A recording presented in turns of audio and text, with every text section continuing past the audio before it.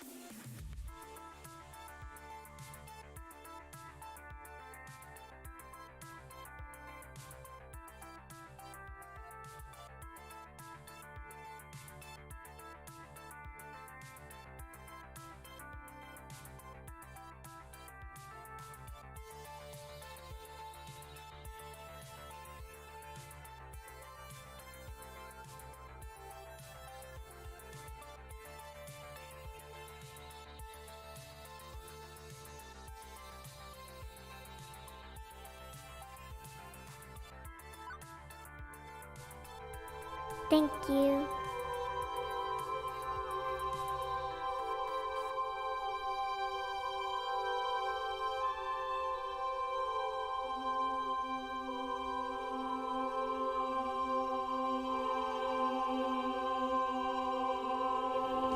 you. Thank you.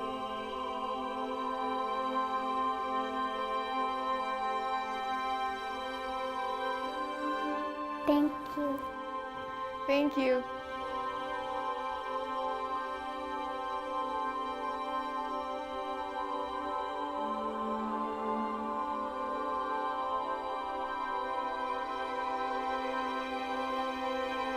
Thank you. Thank you.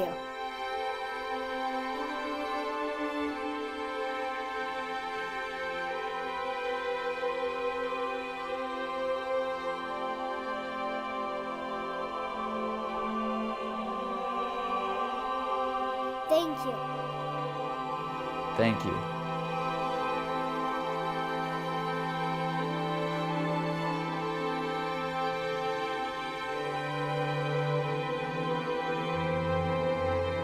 Thank you.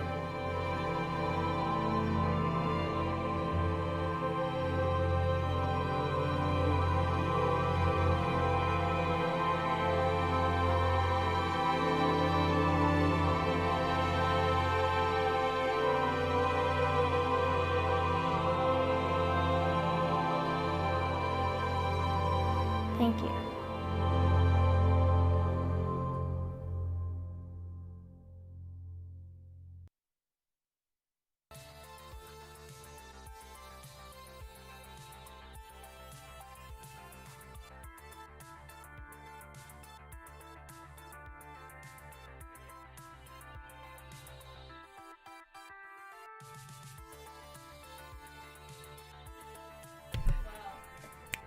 I am never going to start an Arcade Spirits stream properly for my damn life. I had to push a button, and I didn't push the button. Last time I did it, I just fumbled the button. This time I actually didn't push the button. Fuck my life. Let's start again. Good morning, everybody! Welcome to the Daring Player Squad. My name is James. We're playing Arcade Spirits. This is the second time I'm playing this game, but I'm playing it on PC this time because we got a new game coming out real soon.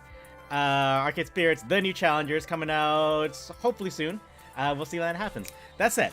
Hello, everybody. Welcome to the start of our 25-hour Extra Life Marathon for the Children's Miracle Network Hospitals. For us specifically, the BC Children's Hospital, whatevers. We might have a bit of a late start because, as it turns out, our building has a fire department inspection right now, and that's funny. So it's coming out hopefully next year, but if with COVID we can't make promises. Thank you very much to Flower. You might need to pause your screen.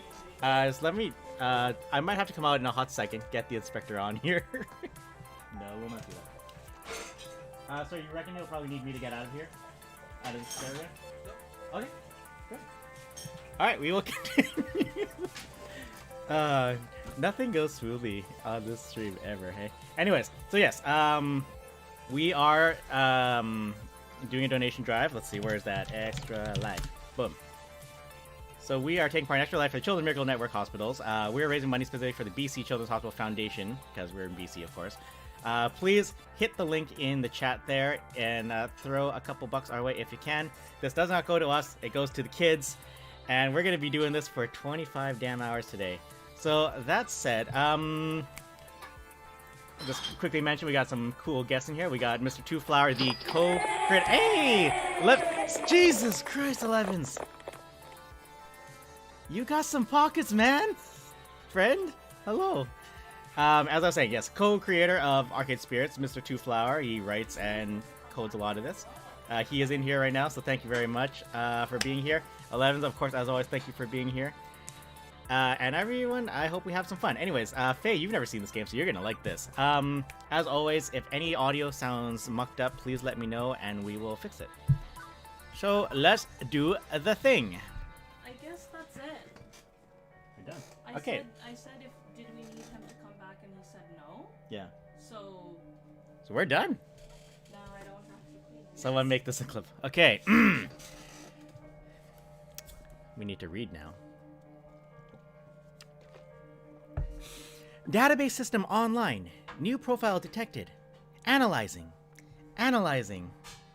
New profile number 237771. Economic bracket. Lower middle. Employment category. Bleak. Current emotional health rating.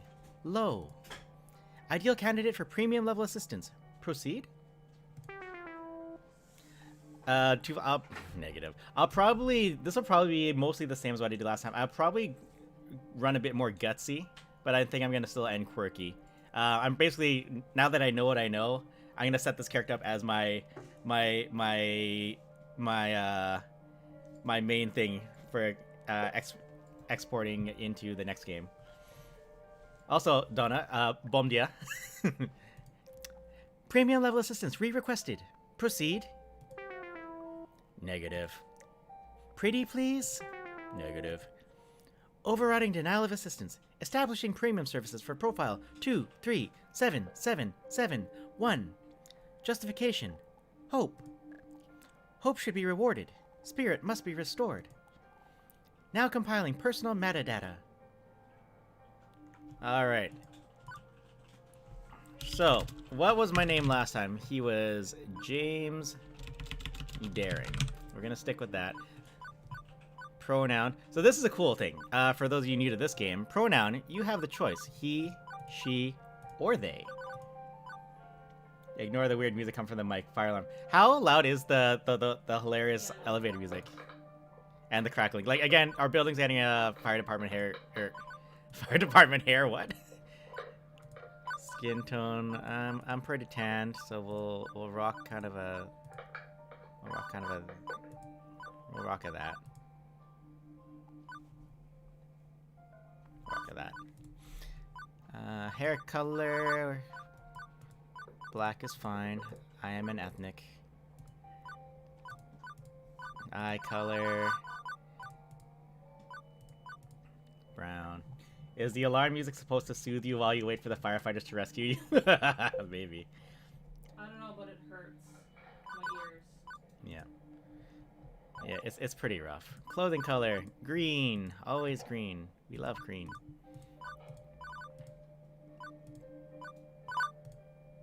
Alright. Now that's the music of the fireplace, so you get all complacent. So, right, I'm just quickly pointing out, the ticker at the top, that is the team ticker. So we have a team goal of all 5 of us, a team goal of about $1,000. I suspect we're going to increase that as we go because we are making some headway really fast. The heater rooted out. So I have a personal goal of $350. I'm going to quickly pull that up actually on my shits. Participant 441462. So I have a goal. Fuck my life. Okay, so I have a goal of 350. I had a milestone of $100. I will write a story for you guys, and we will all do this together, and it'll be hilarious and fun. Clearly, that has already happened. So the next goal is $200. I will do an egg fried rice cooking stream later this month.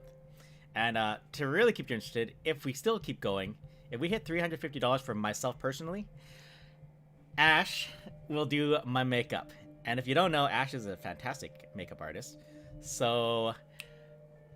that could happen, potentially, if we get the monies. But everyone's got some pretty funny plans for that. Like, I know, Joyce immediately got $350 because she said if she hit her mark, she would, pilot a Phasmophobia stream. Should that be fun? Anyways, let's go play the game, hey? We gotta play the game for the kids. For the kids. Name, James Daring. Pronoun, he. Is this correct? Yes, that's correct. Premium level assistance for profile 237771. James Daring has been activated. It will turn the gain down. For the sake of his hopes and dreams. You never had her do your makeup before? Only a little bit, like just like brows and eyeliner once. Following is work of fiction. All reference to trademark classic arcade games used under nominative fair use, etc. Here we go, guys. I have meant to get back into this game for a while, and here we are. That said, Fiction Factory Games and Arcade Spirits, fantastic game. Strongly recommend. Stefan Gagny, Anna Schumann. Anna actually is also a streamer on Twitch. She fucking hilarious. She plays a lot of Crusader Kings, and just her sons started fucking. It happened. We need drag level makeup. I think that was their plan. Drag level makeup. I meant to clip that when it happened to Anna. She's like, oh, my sons are fucking. It is the future year 20-something something. A dark era in which mankind is pushed to the brink of catastrophe. Yeah, punk rock show. Woe be to the human race, plagued by evil, terrifying, utterly sinister. I don't know. Robots, maybe? Evil robots? How's that work? I'm painting while watching. Good. Yeah, no, sorry. The future year 20s is pretty much what you'd expect it to be. Non-flying cars, smartphones, pro-gamer celebs, internet trolls, personal assistant AI, cheese-flavored snack foods. But even with such wonders as 20 holds, to date, I've had no part in any of them. I've worked as a dishwasher, a shoe salesperson, and lifeguard for the local community pool. I don't care what era of human history you live in. Kitties peeing in this pool is pretty much a constant thing. Trust me on this. As for the bustling metropolis of 24-hour neon utopia you see here, my little corner of it isn't nearly as shiny and cool. Let me show you. Makeup plus outfit and wig. Fuck my life. I think that My Chemical Romance James could work. Behold, my quaint little apartment. Can't complain, really. It's paradise in a relative sense. Only pay half the rent. Neighborhood stabbings have been down this year. Also, my roomie picks up any stray socks or shirts I leave lying around. In fact, as things go, I'm living large compared to most of my family tree. Or at least I was, before today. You got fired from another job? Seriously? Seriously? That's 3 jobs since we left the suburbs. The horrified-looking young woman there would be my roommate and childhood friend, Juniper. Juniper's the only one who spearheaded this effort to co-rent an apartment. She's also the one who encourages me whenever I lose a job. Like, you know, today. I don't get why you aren't more upset about this. I'm upset. I'm upset on your behalf. Come on, share the load a little, okay? Penguin. Pool's closed, Juniper. Not much I can do about that. Why get upset? Because you actually enjoyed that job. More than you enjoyed dishwashing soap and smelly socks, at the very least. I'm not the one complaining sort. I'm not the complaining sort. These things just happen. Things fall apart. The center does not hold. That's a bit morbidly poetic, isn't it?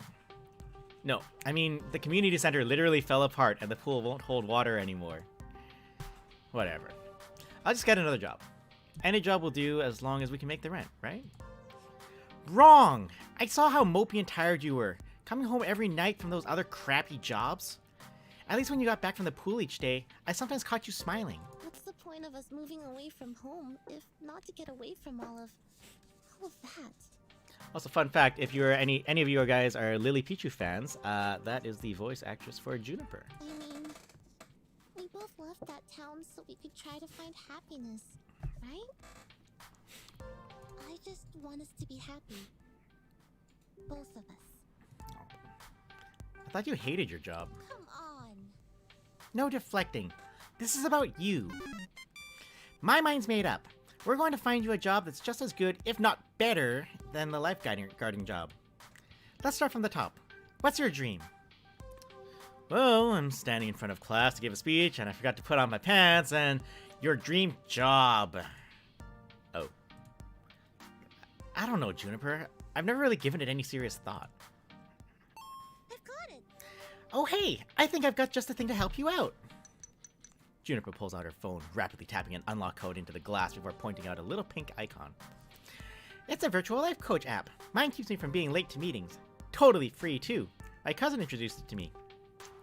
Wasn't he the guy who ended up in the ER after making a homemade flamethrower? It would have worked if you got the fuel mixture in his water gun right. Anyway, I'm sending a copy to you now. I got a pop-up an hour ago offering me 500 points just for recommending it to a friend. Great timing, huh? Well, as long as you're earning points, I guess. At least give it a try, okay?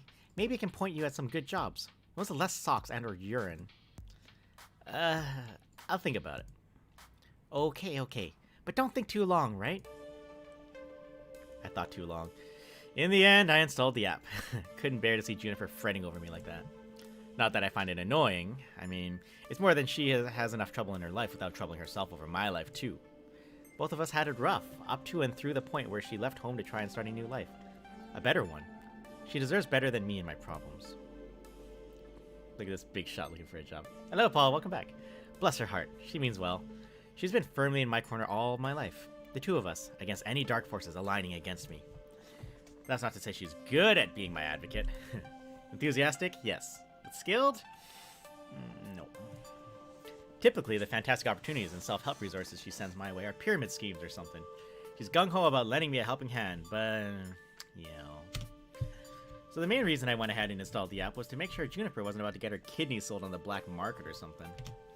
Still, no sense messing around with it now. A good night's rest would act as a neat little emotional reset button, right? Right. The click is less annoying than the spacebar.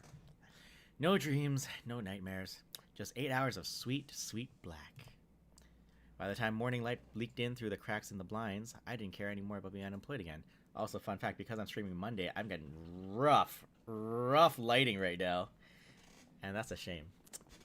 Well, it's just, no, it's, you can turn this off. Like, yeah, you just need, because that's natural lighting. Yeah. It is natural, it's just a lot. Fine. Yeah, it doesn't look fine. I feel like I'm really blown out. Well, it's bright, natural lighting, but once I turn the kitchen light, maybe it won't be bad. Okay. Maybe it's not as bad as I think. I'm just It's being not, it pessimistic. really Alright. Fair enough.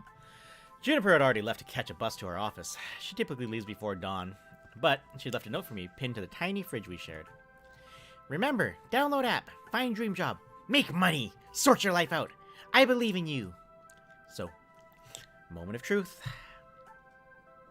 That pick is me trying to fall asleep. If James goes the Ashley ridden level 3, there's a good cosplay there he can do on stream. Dude, I only pretend like I'm good at sewing. Ashley is actually good. Hello, I am Mr. Word. Mr. Word. Hello, Mr. Word. Welcome to the channel. And welcome to our extra life run. Where am I? Do I trust in Juniper's weird little app? Or just go find some job that pays well enough to cover the bills? I will give the weird little app a shot, otherwise the game ends. Though I do need that, I do need that, you know what, hold on a second. Chotto. I'm gonna sell it for whatever I can find. True, I can just call up the classifieds on my phone, look for something nice and safe. My family's had bad luck chasing down dreams. I know better than to do the same. Although, that little pink icon is tempting. What do I do? Do you like quotes? I like quotes. I love quotes. Believe in hope and take a rest. No, do the sensible thing. Quit playing games. This world doesn't reward people who follow their dreams. I've had that beaten into my head time and time again. Meanwhile, I've got bills to pay and no job to pay them with. At this point, I'll take whatever looks like a good, safe bet. After deleting Juniper's app from my phone, I start looking at the app help wanted listings.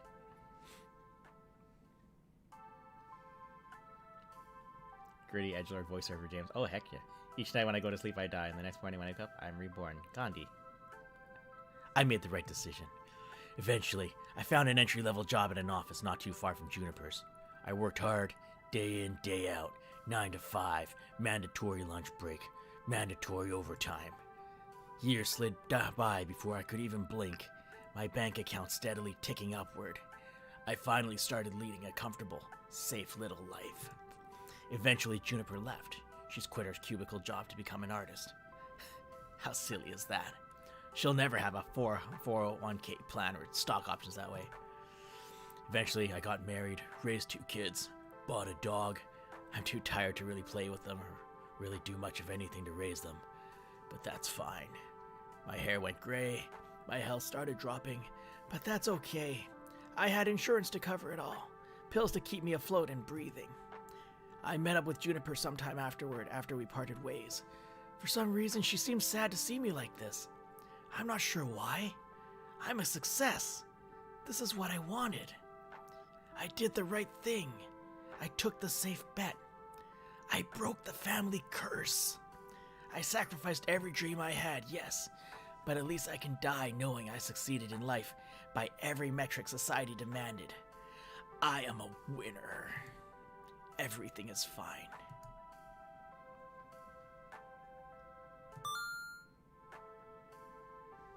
We did it, guys! We finished the game! Yeah! Wait, what? 80% speedrun complete. See, 11th, you say you're a winner now? You say you're a winner now? Let me show you something real funny here. You know what you unlock?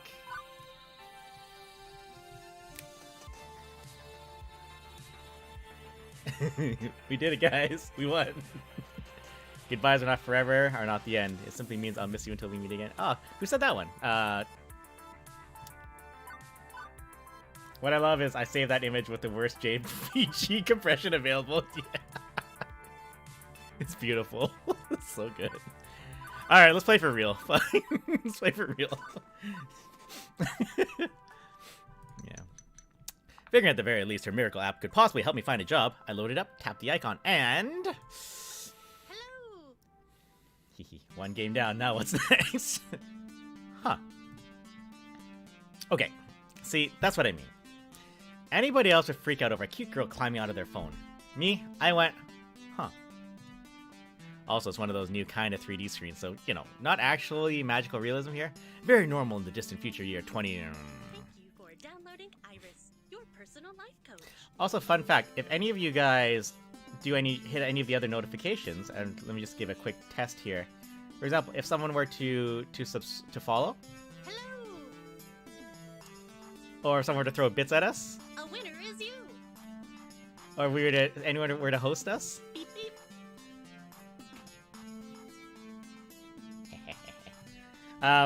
Iris voices also available for your phone.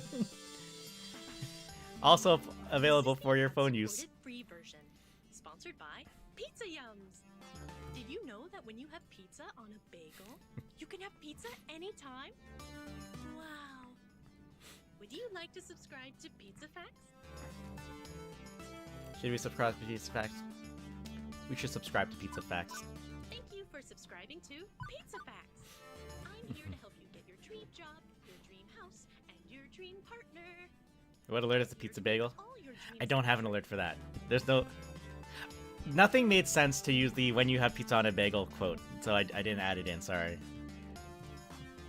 Pretty tall order for an app to do. Or are you some sort of wish-granting genie?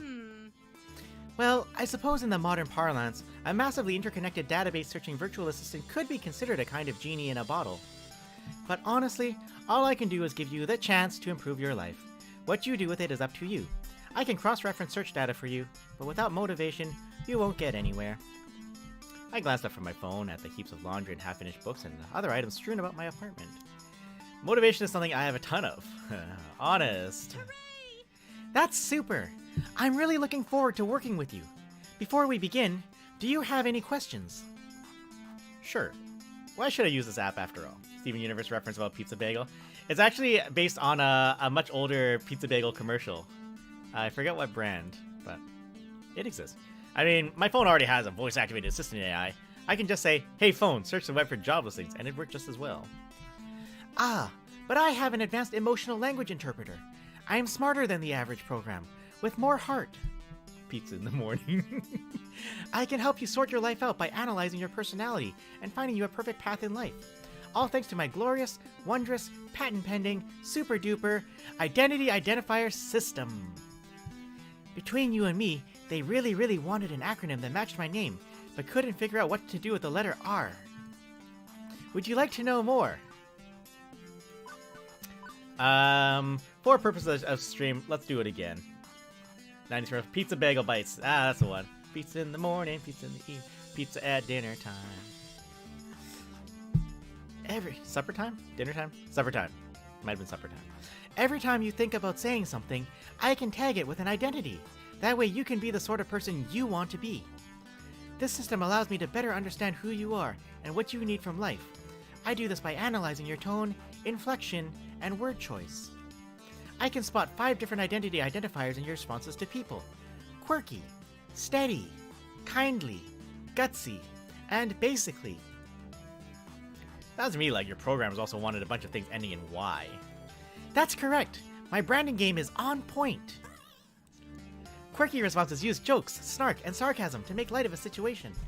Just a thing for... I'm knocking over everything on my desk.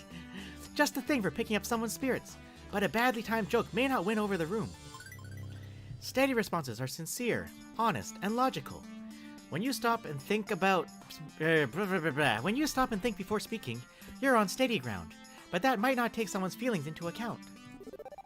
Kindly responses are compassionate and empathetic and gentle in nature. They're careful with the feelings of others, but they're sometimes a bit wishy-washy as a result. Gutsy responses go with your gut. When you're brash, bold, risk-taking, and instinctive, you're gutsy. But it also means being blunt, confrontational, and aggressive, so be careful. Lastly, you can always take a basically option. It's a balanced, neutral response. I lost my place, safely moving the conversation along while learning more and digging deeper. Over time, I'll build up a personality profile for you based on the identity identifiers detected in your speech. Maybe you'll be predominantly quirky, genuinely steady, a mix of both. Who knows? It's up to you. So, what you're saying is I should always try to crack jokes or be super gutsy? Oh, and never speak basically. I mean, being basic's bad, right? It sounds bad. Nope. Heck no, they're all useful in the right context. There are no bad choices. Consider what you could say, and go with what feels right in the moment. Don't limit yourself. Pumpkin spice mode. Sure, you could gamify your personality, but it's more fun to let it happen naturally, you know? Just be you. This app gives you a new personality. No. It's just data. It just tracks data. The data is you. Now, let's see my patent-pending identity identifier system in action. How do you feel about dad jokes? Hi, jokes. I'm Dad. Seriously. Hey, I never said I was good at dad jokes, just that I could go for them. So now that you've seen the identity indicators in action, do you want to see the indicators like that so you can make an informed decision? If not, I can hide the indicators. Keep it a surprise. That way, it doesn't influence your decision making. It's up to you. It doesn't really matter to me. Although I suppose I am tailoring a little bit right now. So you know what? Let's just use them. We'll just use them. Okay, you'll see indicators in all their glorious color.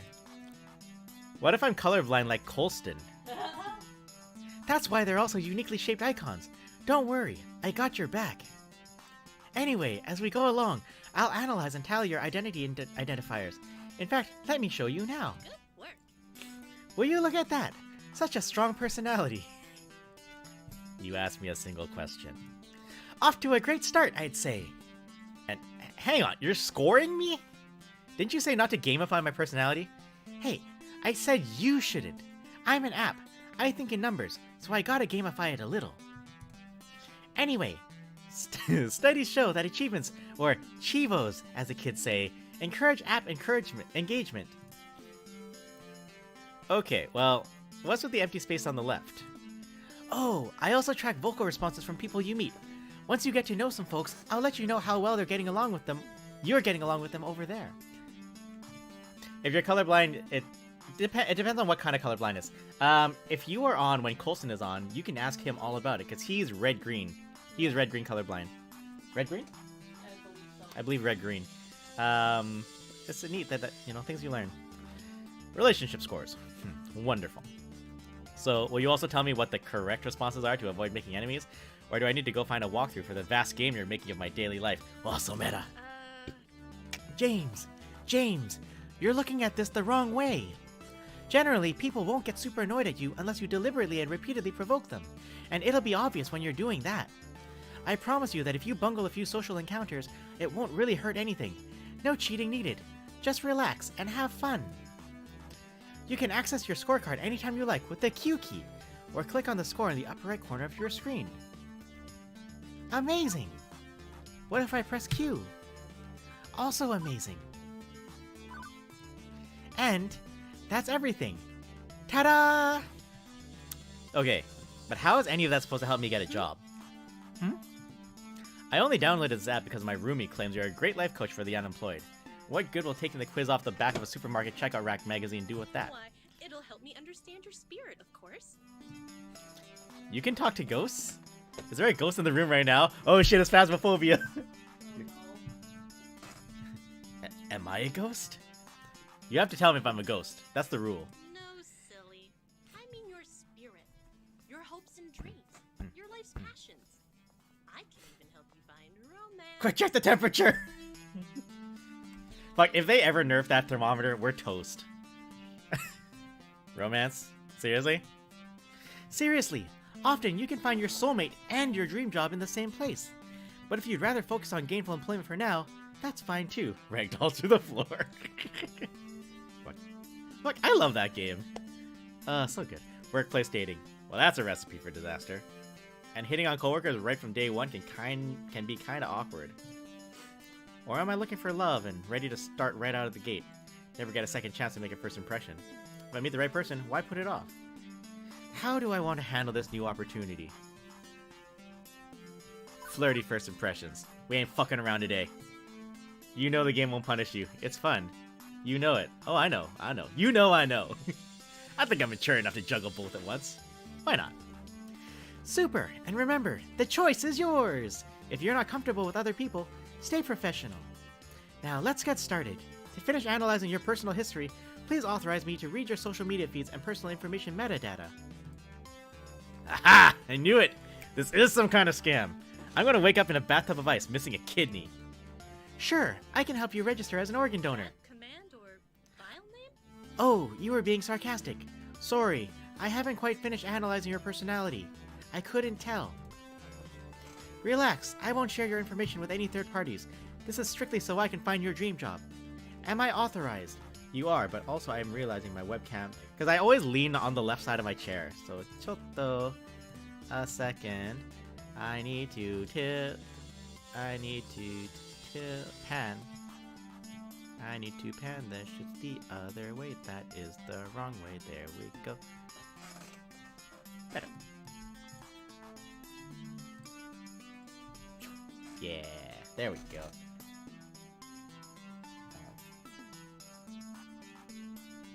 James, how do we cancel orders again?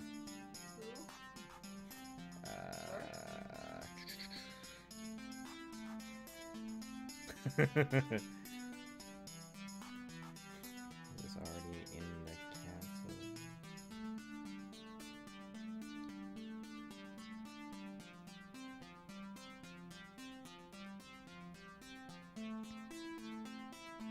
And then just called Parker answered. She got like 2 minutes of toddler talk. Alright. Time to focus. Whoop whoop. Hey, Friend Geek! Hello! Good morning. Am I authorized? Another wonderful Juniper recommendation here. Just like the 17 self-help books on my shelf. Still, 18th time's a charm, right? 25 hours. I only have to do 5, luckily, but yeah. Yeah, go ahead. Please enjoy this recorded music. Analyzing. Please enjoy this recorded music. This is actually a running gag that like cracks me up. Once I started going through the game a lot faster, I realized this was a running gag, and I love it. So funny. So, do I just stand here, or... Thank you.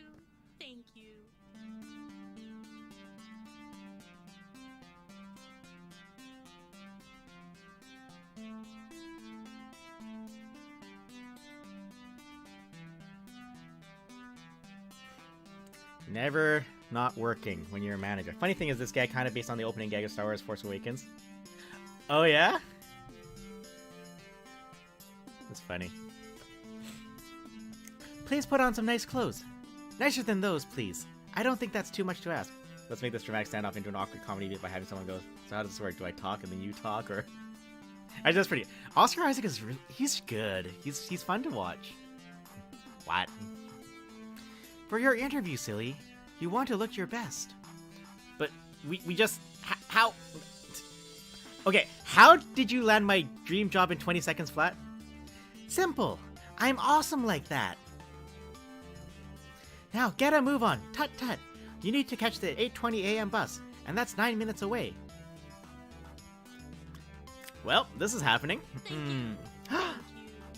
Hey, Brendan! 4-month subscription. Thank you. Hello, Brendan. How you do? But I do have a chance to get off this runaway train. But I do have to... Nobody says I have to obey my new digital fairy godmother. I could delete the app and go find a real job. That'd be the safest option. I could... Stop this before it's too late. No. We already played that game. Hello! A normal person, someone with high standards, would have deleted the app right there rather than hop a bus to meet up with what were very likely men with sharp knives and a taste for kidneys. But me, I was already getting dressed before she'd finished that sentence. It's not that I believe the silly app's claim that serving my hopes and dreams on a silver platter. Honestly, I expected another shoe salesman job at best. But, well... This is gonna be just like our stream. Am I ready to do this? No, but I'll do it anyway. Papa say good luck with the stream. Thanks, Brennan. As I said, we're gonna be on for another 24 and a half hours, so feel free to pop by anytime. We got everyone. Everyone is streaming today and tomorrow. It's gonna be a long 2 days. Juniper's right. I need to get my life in gear. So what's the harm in diving into something this wacky? Okay, there could be a lot of harm, granted, but the alternative is to mope around our apartment for weeks, then... Gads! Go get a job anyway. So I thought, screw it. I'm in on this runaway train. Let's see how far this goes. It goes. The word is it. Also, I'm gonna put the other chat closer, so I don't have to look so far away to read the chat. Yes. Yay, chat. And as I came to realize weeks later, turns out that was the best impulsive decision I've ever made. Best impulsive decision ever made. The bus drops me off, oddly enough, not very far from Juniper's office building. Although... I'm distracted because I'm setting up some other stuff quickly. Although my destination isn't nearly as upscale as that. Just typing in a chat comment for Restream. Because Restream streams to everyone. Because it's Restream. Funny that. This is, well, it's a strip mall. Strip malls are relics of 19 places where a random assortment of weird little businesses jam as many of themselves into as tight a space as possible. For instance, I'm seeing a dentist, a used bookstore called The Whole Story, an arcade, a fast food joint, and a boarded up health spa once called Lattes and Enemas, which sounds... Hey, listen. What do you think? I think that's two things no human being should ever combine. No, I mean your future place of work. I'm desperately hoping we're not talking about the same thing. Which one of these businesses exactly am I working at? I don't know anything about oral hygiene or old books, and I'd rather not be a fry cook. The one in the middle, silly. What, behind the arcade? It is the arcade! Huh. Trust me on this. I referenced and cross-referenced and cross-referenced your personality details, personal history, and social media connections. This is your dream job. My dream job? Really? 99.97%. Yes. I should probably explain my confusion. Alright, history lesson. Arcades are big business in the entertainment sector. Pro gamers are celebs, 5-star arcades are social hotspots. It's always been popular with the mainstream. But, well, restaurants are popular too, right? And for everybody who opens up one hoping to be the next Iron Chef, trademark, a dozen more shut down in failure. Arcade competition is fierce. Paydays range from peanuts to gold, and sure, those who make it can secure fame and fortune. But those who don't, well, no wonder Iris sees this as a dream job. Video games weren't always this popular, though. I read an interesting article about it once. Back in the year 1980, we narrowly avoided serious industry crash, which would have left video games as a kid's toy fad, like hula hoops. No mainstream acceptance. For instance, one of the factors could have been a terrible game based on a kid's movie about a cute alien visitor who wanted to phone home. If this game was complete poop butts, like poop from a butt, and massively overproduced, it ruined video games for years. Fortunately, cooler heads prevailed. That game was delayed until it could be developed properly, and the crash was averted. The crisis only exists in theory now, in an alternate dimension, in the darkest timeline in which we inhabit. Shit. Sometimes I wonder what it'd be like for people in the darkest timeline where everything went wrong. Are gamers considered nerds and outcasts? Are arcades vanishing points of nostalgia? The mind boggles. Meta. But make no mistake, as popular as they were, the arcade industry is a dodgy, risky prospect for a job. Plenty make a run at it, only to come up short. Considering Iris was tasked with getting me a job I'd enjoy, and could keep for more than a few months, this left me a bit confused. Coffee. Iris, this isn't me saying no. It's an interesting prospect, but 2020 is bad if it's in the game. I mean, are you sure about this? You say you're 99% sure. 99.97% sure. Won't this be like my lifeguard job, though? Satisfying but short-lived? This arcade doesn't exactly look like a 5-star. It's no Deco's Palace, that's for sure. And to be perfectly honest, I haven't set foot inside an arcade in, Hello, friend! Hey, Wayward! Hello, hello. It's funny, someone came in earlier named Mr. Word. I was like, Wayward? No, that's not right. Yes, hello, Wayward! How you doing?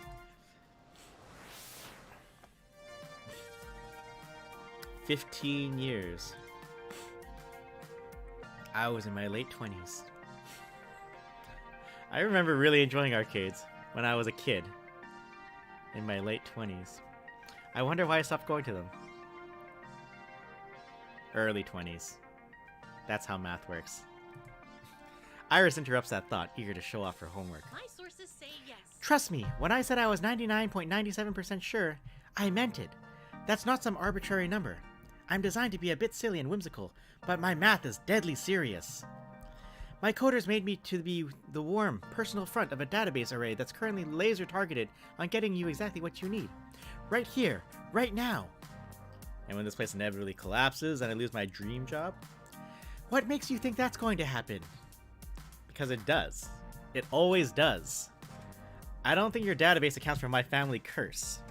We've always had to, I don't know, compromise, settle, because things rarely work out.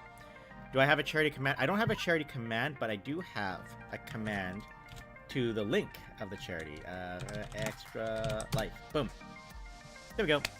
And then you get to choose who you wanna donate on behalf of. Currently, Joyce is maddeningly in the lead because Phasmophobia fears. But no, all the money goes to the same place. It's okay. It's not a competition.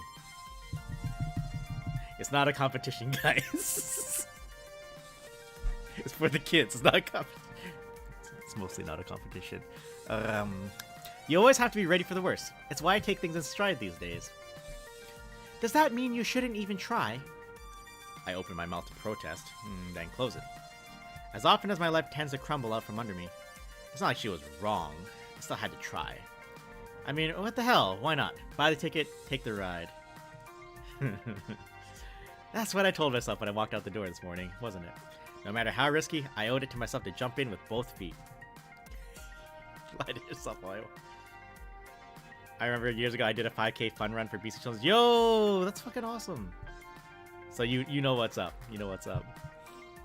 It's like, it wasn't a race, but it was a race.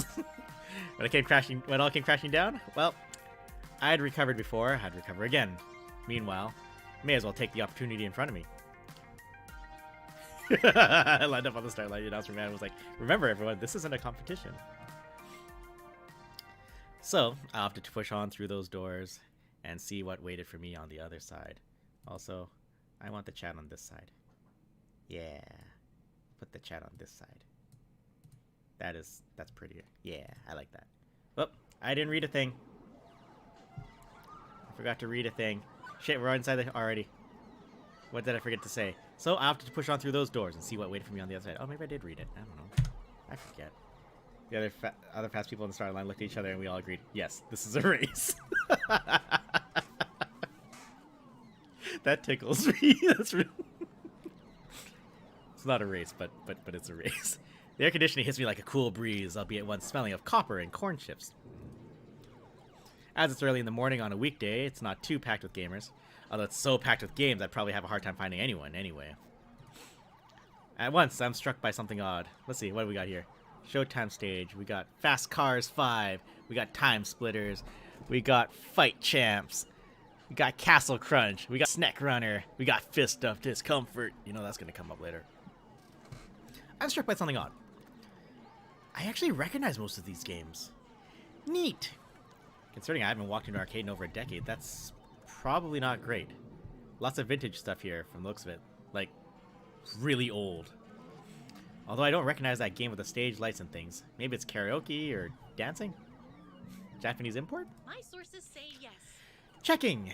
That would be Showtime Stage, a collaboration of Nihana Heavy Industry Concern and Hubris Records in Germany.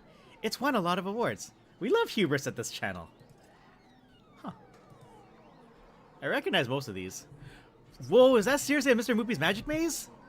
But the one in the middle with the split screens is new to me. Fist of Discomfort, a hybrid real-time strategy and brawler beat-em-up. It's actually not that new. It's been a staple of the esports scene for the last 8 years. 2 genres I was utterly lousy at last time I checked. And over here is an old lady. Sorry, ma'am, I was just talking to myself and had an overwhelming urge to complete my sentences. Thankfully, I don't think she even registered me calling her old. She looks up from her knitting, seated behind a ticket prize redemption desk, and offers a wrinkly smile. Be careful not to show your hubris, James. No, we must always show the hubris. Because comedy. Well, hello there. Always nice to meet someone new in the Funplex. Right, I need to do her voice now. The what? Francine's Arcade Funplex. Didn't you see the sign out front, dear? Well, I chose to knock off the first 2 words when they got knocked off the building during the storm of 1980. Now it's just the Funplex, I suppose. So, how can I help you, dear? Funplex? Is that when you suplex a clown? That's so funny. I'm cheating my phone. A funplex? Is that when you suplex a... Yes, I've heard that one before, dear. Considering we've been open since 1970, I've heard them all. But it's still nice to see young people with a good sense of humor. And it's nice of you to try and cheer an old lady up. 97 FNAF. But it's still nice to see young people with a good sense of humor. And it's nice of you to try and cheer an old lady up. Yes, I heard you call me an old lady. Well, it is a factual statement, isn't it? No insult taken, dear. Please, call me Francine. As in, Francine's Arcade Funplex. Get it? Actually, thinking about it, I suppose we were originally Frederick's Arcade Funplex, named after my dear departed husband. Sadly, he died peacefully in bed some years ago. I'm sorry to hear that. Oh, don't be. He died doing what he loved. Having intensely physical relations with me. That's information I needed to know. Yes. And you are? James Daring, ma'am. I came here looking for a job. I understand my interview was, pre-arranged? Ah, yes. The computer did send me a mail about that. I had almost forgotten. So, shall we retire to the office to conduct your interview? I carry on out here, but it's rather noisy, isn't it? Yeah, about that. How do you deal with the constant noise, anyway? Oh, eventually you just sort of learn to filter out all the beeps and the boops. It can take weeks to become acclimated, I found. But in the end, done.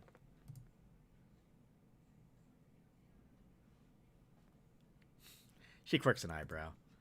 Well now, that's faster than the others. Not bad. I actually turned my volume down because there was so much noise. So, shall we see what you're made of? This way, please. I guess I can turn the volume back up. Francine leads me down a back hallway past public restrooms and into a door marked Employees Only. It takes all of my restraint not to point out the extraneous apostrophe. Whoa! Who dat? Adrian! 844. James says this wasn't a competition, but it's a competition now. Yes! It works! The thing does the thing! Thank you, Wayward.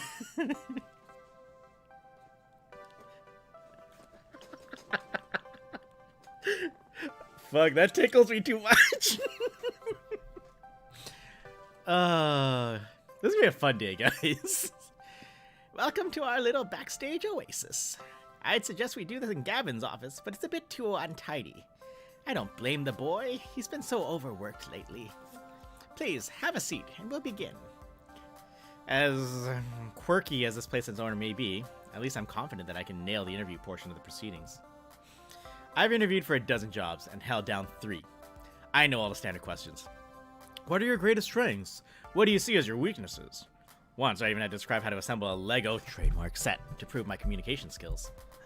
Considering I ended up washing dishes, I'm not sure why, but point is, I'm confident, prepared, ready. If you were a dinosaur, what dinosaur would you be? What? If you were a dinosaur, what dinosaur would you be? That little, what dinosaur would you be? That's funny. Right. Okay. Maybe this wouldn't be a typical job interview after all. No problem. Go with the flow. Let's do this. That one. I've always wanted to be a bird, so... Wait, no. All dinosaurs are basically birds. Let me rephrase. I've always wanted to be a flying bird. So, pterodactyl. Swooping around, catching updrafts, staying way away from meat eaters. Really? How exciting! Even if, technically speaking, pterodactyls aren't dinosaurs. What's your favorite snack? Competition sweet, I'm a loser with the 2, but I like being a loser. Aw, Faye, you silly. You alright. You're doing alright, kid. Snack, if this was easy favorite food question, I'd have this down easy. It's tacos. Always tacos. But snacks? When you have pizza on a bagel. Pizza bagels. Say pizza bagels. When pizza's on a bagel, you can have... Shush you. Come now, dear. I don't have all day. That's a choke. After giving it a good thought, well, how could I forget my favorite snack? Tacos. Apple with almond butter. Huh. Tacos.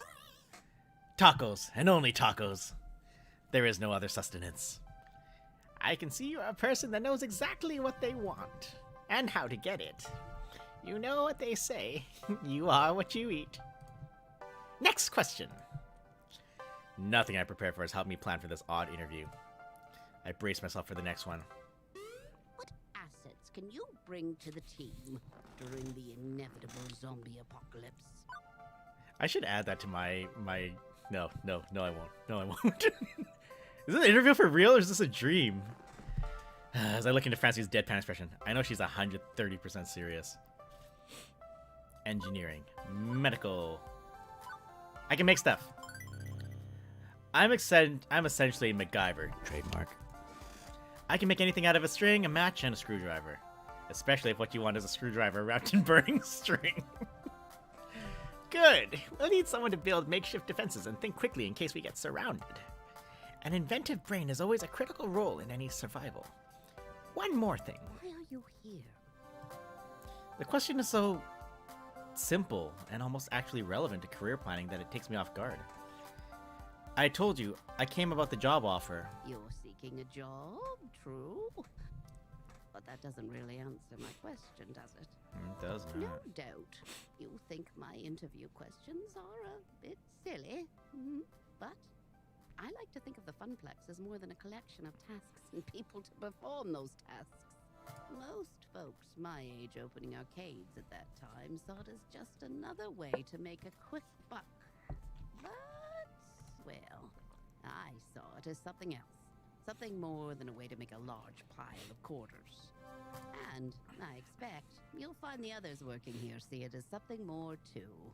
Everyone has a dream they're chasing, dearie. And for my friends, it lies within the Funplex. Now, if all you want is a paycheck, I can provide that. But the last fellow in your position, that's all he wanted. And he didn't last long. So I ask you again, why are you here? To be honest, I didn't have a better answer than why not. Buy the ticket, take the ride. That's what I told myself. But that wouldn't cut it here. I needed to actually think this through. I like fun. I'm looking for hope. If I don't dare to take risks, I'll be stuck. I feel like my life's been in a rut for over a decade now. I didn't mind, not really. I can go with the flow. But another decade of that? 2? No. I need to take a risk and try something totally new. Everybody's been pushing me to find a job that's more than a job, just like you're saying. Is this job my dream? I don't know. But I have to try. I have to take the gamble, or I'll never get anywhere. Not to say I'm overly impulsive. I worked as a lifeguard recently. You have to be sharp and ready to act, but with a cool head. I can do that for your Funplex, too. That perks her attention. Oh my, a rather serious occupation, that. And an unusual step from such troubled waters to a land of make-believe. You enjoy this role as a lifeguard, I take it? Yes, ma'am. My roommate says she often noticed me smiling after coming home from work. Which makes Francine smile in turn. I can't say I offer a role with such high stakes, but you'd be surprised at the many ways one can save a life, even here.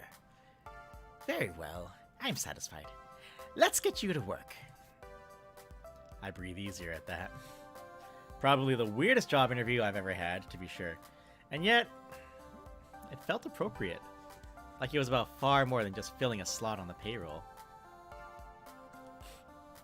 Francine leads me back to the arcade floor to introduce me to my duties.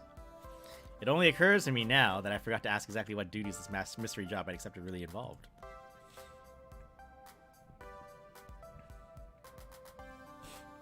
Francine gestures to the seat she was occupying previously, a stool behind the prize desk. Oh, how marvelous. Welcome to your new position, James. Sitting here, you mean? Sitting here and helping players redeem tickets for valuable prizes. I glance at the wide array of pencil toppers, rubber spiders, and tiny plastic toy cars on display. Well, for prizes, at any rate. It's such a relief. I'd really been stretching myself thin lately, trying to fill in since the position was vacated. If you don't mind me asking, ma'am, why did the last guy who sat here end up quitting? Something about being so bored out of his mind that he felt like jamming one of those 500-ticket plush dolls down someone's throat. Oh, such a shame. Poor dear, he just wasn't cut out for this line of work. Grandson or no, I have no patience for such nonsense. I'm sorry, the last person to work this desk was your grandson? Anyway, Gavin should be here soon. He'll handle the paperwork and all that administrative nonsense. Now, if you don't mind, all this talking's tired me out. I'll be back in the office if you need. Gotta get going. Best of luck with the Extra Life run. Thank you very much, Two Flower. Everybody say thank you and goodbye to Mr. Two Flower, the co-creator of the game we are playing at this moment. You have a good day, and well, you know where to find us. We're here for the next 24 hours. We're not going anywhere. But yeah, you have a good day, man. And take care of yourself, man. You're stressing out a little, I know. But you're doing good. You're doing good, friend. Okay, then. I adjusted my seating on the semi-comfortable stool, leaning against the desk. Beneath me, a wide array of cheap junk awaited my attention. I could have lost hope then and there that this job would be slightly more engaging than being a diner dishwasher, but chose to look on the positive side. I'd be helping kids obtain toys that would become nostalgic memories for years to come. Right? Oh my god, Joyce is awake already. Holy crap, Joyce. You a beast. Any minute now.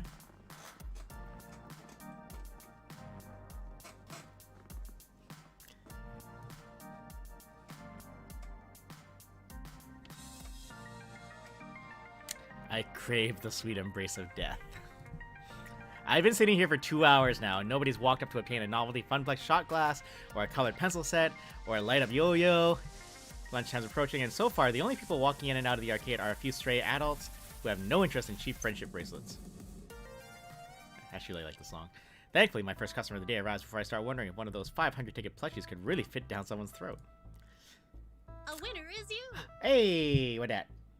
Joyce cheering 5 bits. Hey, get the party started. Yeah, we're gonna do this. We're gonna do this. Gotta get. What do we got? Or maybe not. Nope. Just walking right on by me, his head buried in reading some sort of spreadsheet off his tablet. Was he here to play? Doesn't seem like a typical businessman on a break or unwashed and unemployed game aficionado. In fact, Snap the Dresser. Seems a cool dude. Damn, he's hot. That's my kind of guy. You know, he alright. He alright. Gotta eat breakfast and get some homework done before 1 a.m. Fuck. Good luck, Joyce. Joyce, Miss Agate's link there. She will be streaming on this channel at 1 a.m. tomorrow. So, come on back in like 12 hours for that. 12 hours? That was a very arbitrary number. 10 hours? 10 hours. 9 and a bit hours. 9 and a bit hours. Whatever. Most guys I know are content to toss on a t-shirt and jeans. Not this guy. Even in an arcade, he's sharp like a linoleum knife.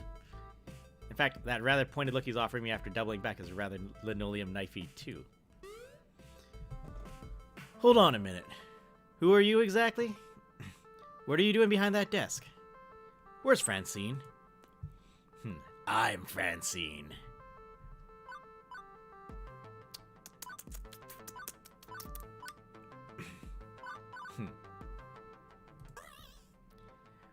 Why, I am Francine, dear. The wonders of plastic surgery. I think not. Out. Now. Kidding. I'm James. She hired me to work the desk. I'm her grandson's replacement. He doesn't look pleased with me jerking him around like that, but nods in satisfaction anyway. Good to hear. No, it's fine. Look down here. Look at that. He got ripped jeans. He cool. It's aesthetic. It's about time. I was wondering how long she'd have to work the desk. She's got gusto for an octogenarian and loves working the floor, but sitting here all day, handing out toys and dealing with problems wears her down. So she explained the job to you? Gave you the papers to sign? And I come with a better Gavin voice, otherwise it's just gonna sound like me. She said Gavin would handle that stuff. With a sigh, he rubs his forehead, feeling a headache coming on. That would be me. I'm Gavin Cooper. I'm the business manager here at the Funplex. I make sure we manage to keep having a business, rather than a pile of rapidly collapsing fiscal mistakes. Right. So, as you've no doubt guessed, you'll be exchanging tickets for prizes. But that's the least part of your job. There's more to it than that. You're the floor attendant. You attend the floor. What? The carpets? Seriously? The floor. The arcade. The games. The patrons. You're the one running around putting out fires and sorting out problems. Technically, you're a second floor attendant. Ashley will be in later. But we need two. One to roam, one to operate the desk. I do it myself, but I'm typically busy in the back office, making sure the whole thing doesn't fall to bankruptcy. That's why Francine loved filling in. She's a people person. She loves helping out in a pinch. I am not a people person, as you've likely gathered. That's not to say you're alone out here. I'm in your corner, at least. If things go south, you tap me for advice on what to do. You got a phone? Of course. Gavin quickly passes me his business card. He apparently had a stack of them at the ready in his pocket. Go figure. His phone number is listed at the bottom. You ever worked a high-pressure customer service job before? Shoe sales. Smelly socks? You have no idea. Right. Well, you know how to keep your head when a customer doesn't, I hope. When anything goes sideways, you text me. I'm not around, you text Ashley or Naomi. In that order. Who and who? You'll meet them soon enough. I think not. Above all, do not bug Francine. She's practically retired. Let her enjoy that retirement in peace. Comprendo?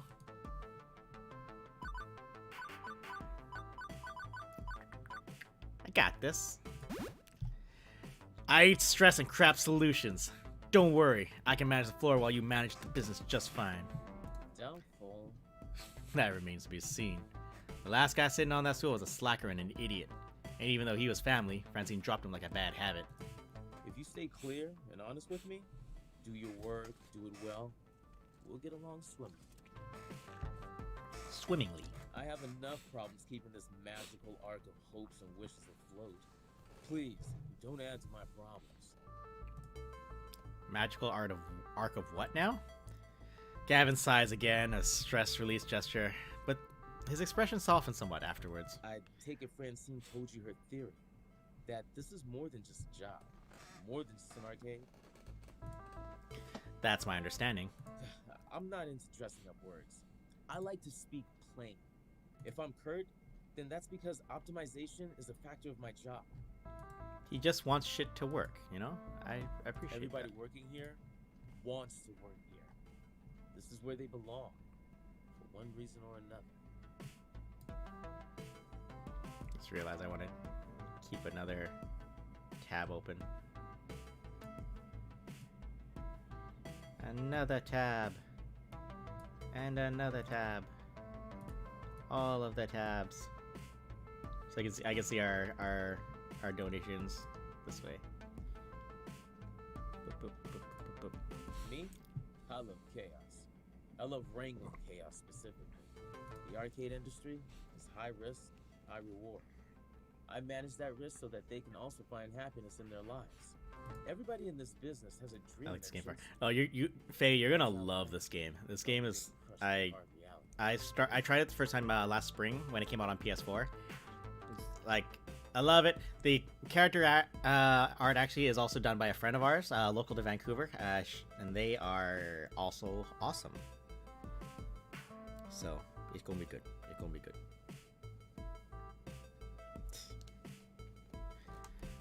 My job is to see to it that never happens.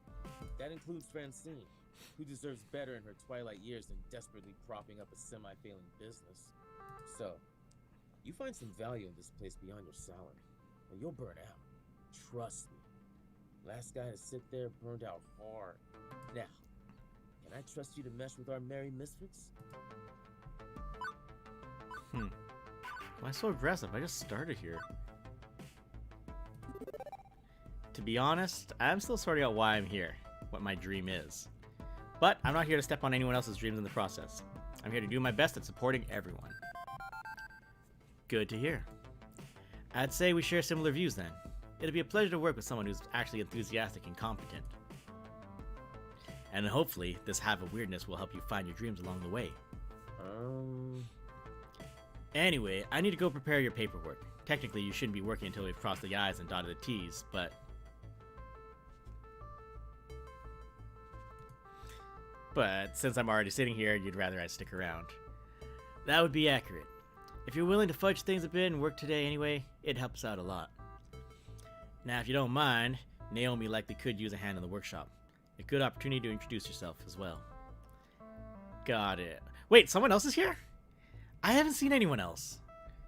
Yeah, that sounds like Naomi. Her workshop's through that door there, the one next to the UFO catcher. The crane game, to use layman's terms. Satisfied for now, Gavin heads in the back, presumably to the office to go crunch some numbers. If Francine's really taking a nap back there, hopefully he's going to crunch quietly. Her first coworker ended up slightly less cool of a guy than I thought he'd be. But he's not a jerk, definitely. I get where he's coming from. Plus, I've known really blunt people before. It's easy to mistake them for jerks, especially at first glance. I figure I can give this guy an honest chance. Anyway, I should go meet my next coworker, this Naomi that he mentioned. Although I could swear Francine and I were the only ones here until now. A double door, also marked employees only, also with an apostrophe, leads from the arcade floor to what feels like an industrial area of some sort. I turn the handle and step inside.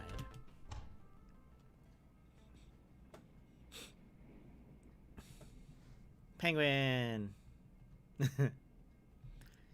In a little room tucked away behind the back offices in the Funplex front, I find what is very likely this Naomi, spoken of only in myth and legend.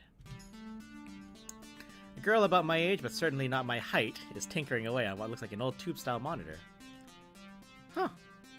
I didn't realize I had so many circuits. She doesn't notice me when I come in, too busy soldering a capacitor into place. The lingering smell of melting metals fills the air of the poorly ventilated workshop. Excuse me? For lack of a better way to interrupt her. I was worried no matter what I did, she might, I don't know, burn her fingers or jump so high she hit the ceiling or something. Fortunately, the shock's not quite that intense.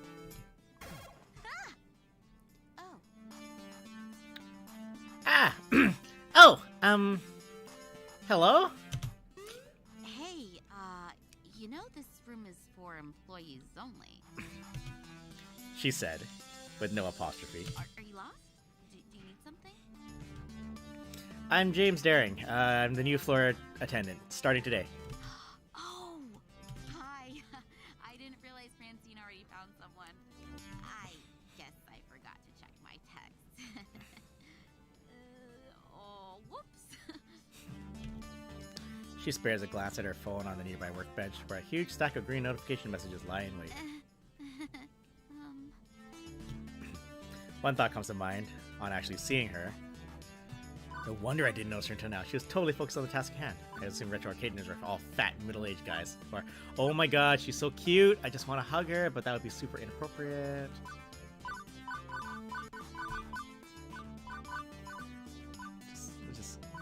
She fun. I am but a weak-willed human being, one who grew up feeling mighty funny whenever I saw Velma from Scooby-Doo. Trademark. Nerds need love too, you know.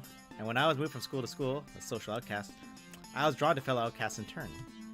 Still, beyond my weird libido, mostly I notice how much she's smiling as she welds that little thing onto the bigger thing.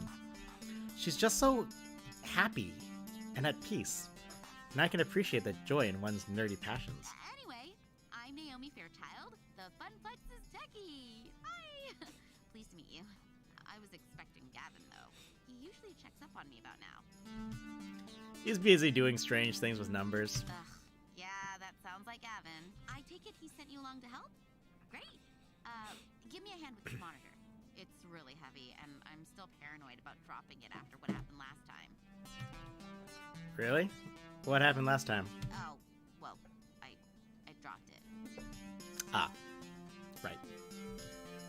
She helps me lift the large cathode ray tube, slotting the heavy metal framework into place with the exposed guts of the nearby arcade cabinet. Once done, she starts hooking wires back up to the other wires. There's a surprising number of green circuit boards in that largely hollow wooden shell. This is the first time I've seen inside one of these things. It's weird. Lots of empty space, a couple large slabs of circuits, and that beefy monitor.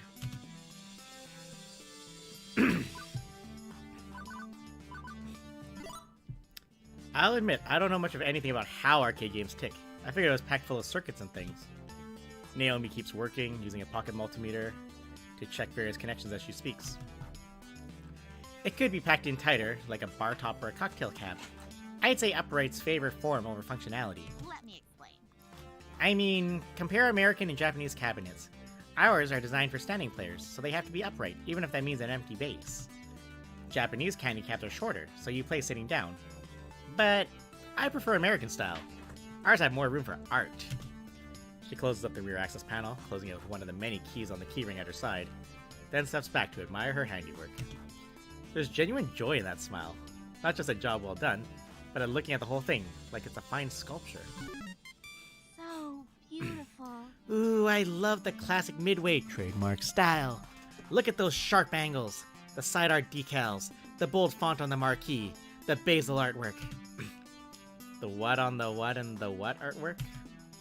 The side, Naomi points out key features to me. The strip across the top with the game title. That's the marquee. The artwork that wraps around the monitor, that's the basil. I mean, you see it too, right? How beautiful and cohesive it all is, working in harmony to give this game its own unique feel, its own experience. As for me, well...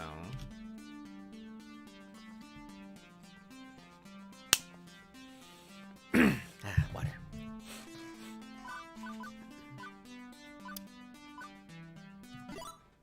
I'll admit, despite playing games when I was a kid, I never really thought about what went into them. I've always thought of games as, well, just games. Ones and zeros on a chip, right? Not works of art. Artworks? Plural?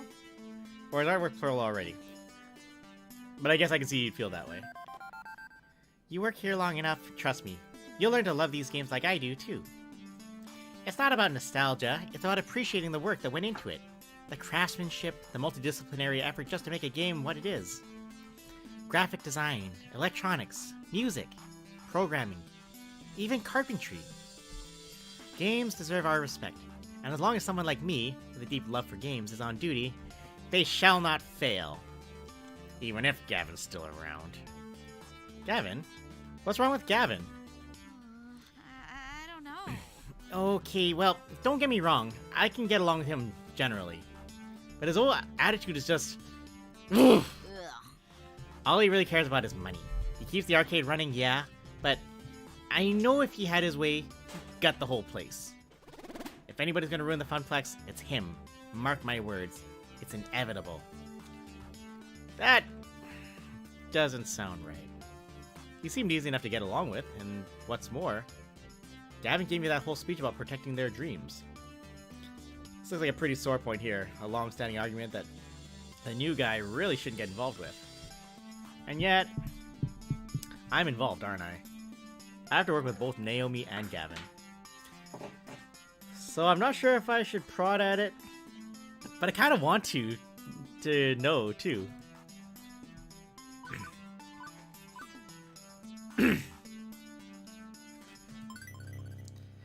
I get this is touchy, but if I'm going to work here, I think we should all be honest with each other. No gossiping. So I gotta know. Why do you think Gavin wants to destroy the arcade? He buys into Francine's idea that this is a place for dreams.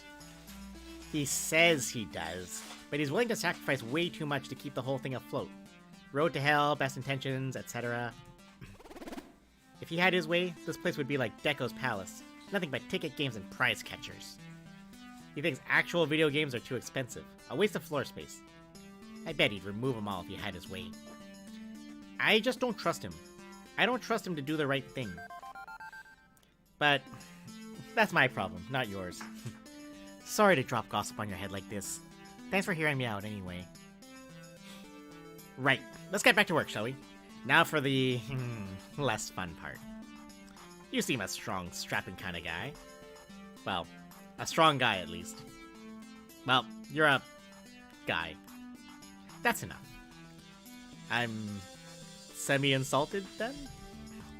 Okay, let's get to it. Right, a little to the left. Now. My left! Your right. Careful.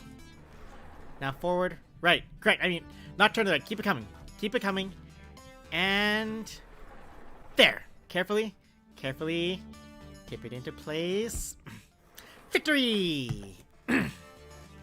I gently ease the rolling dolly forward, the giant wooden box slotting into place alongside its neighbors. The two-wheel dolly makes it easier, but hardly easy, especially with Naomi fretting over her baby getting scratched, or worse, falling over. But with the work done, she's all smiles again. Yeah. Okay, glad to be done with that one. I swear, I've been working on that monitor for ages. Those tubes are finicky as heck, and I'm still not totally satisfied with the flyback. But thanks for helping me out, James. I think you're gonna do just great here. Happy to... Right. Stomach growling. Food required. Except... I wasn't expecting to actually be working today. I forgot to pack a lunch. When you have pizza on a bagel... Now, I'm just talking here, but if you had pizza on a bagel... Shh! Hey, so, any good restaurants in walking distance? I think that bookstore next door sells donuts and stuff, but... Oh, no. Not really, unfortunately. I mean, there's a cheapo wub sub sandwich place, but even that, if that stuff is super tasty, you don't want to go there. You need to eat healthy. Hey, I know. Wait right here. And she's off, scurrying back to her hidey hole. And she's back, scurrying from her hidey hole. Lunchtime! Here you go. She presses a box lunch into my hands. It's a bento box. I learned how to make them from my mom, who learned from her mom back when they lived in Japan. Rice and pickles and all sorts of good, healthy things. Wait, you're giving me your lunch? Sure, why not? And yet, when I first walked in as a stranger, she looked super uncomfortable with me. That escalated quickly. What'll you have for lunch then? Oh, I can just get some nachos from the vending machine or go hit the whole store next door. I've got a book delivered to pick up anyway. But you said eating healthy was important? See you after lunch! I can't help but think she was just looking for an excuse to go get some junk food instead. Naomi definitely reminds me of some of the friends I made back in school. A little weird, a little obsessive about things, but charmingly so. We seem to think alike in a lot of ways. I think we'll get along just fine.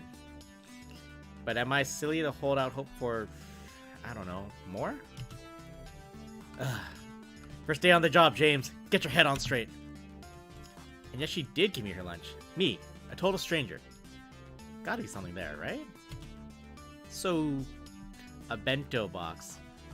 I've only seen these in anime. It's cute. And hopefully it has plenty of calories, too.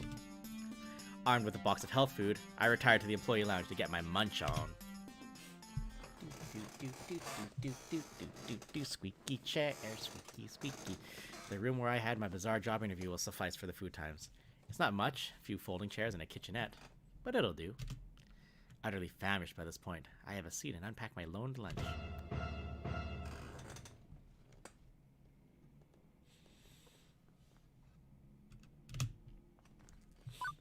Incoherent screaming, coherent screaming.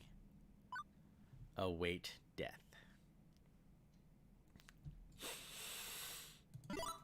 Well, it was a good run. Death by floofy monster was definitely not something I considered in the thousands of ways I pictured my own death. Honestly, I thought I'd pass doing something I loved. Alas, may the Reaper take me swiftly and painlessly. Rude. This floofy monster has feelings too. Wait, you aren't my doom? Oh hey, you're human! That's an improvement, I think. Hey, so I'm sorry if I traumatized you. Death incarnate? Really? Can we start over, maybe? I nod my head slowly, although that could just be a muscle spasm from being in shock. I'm Ashley.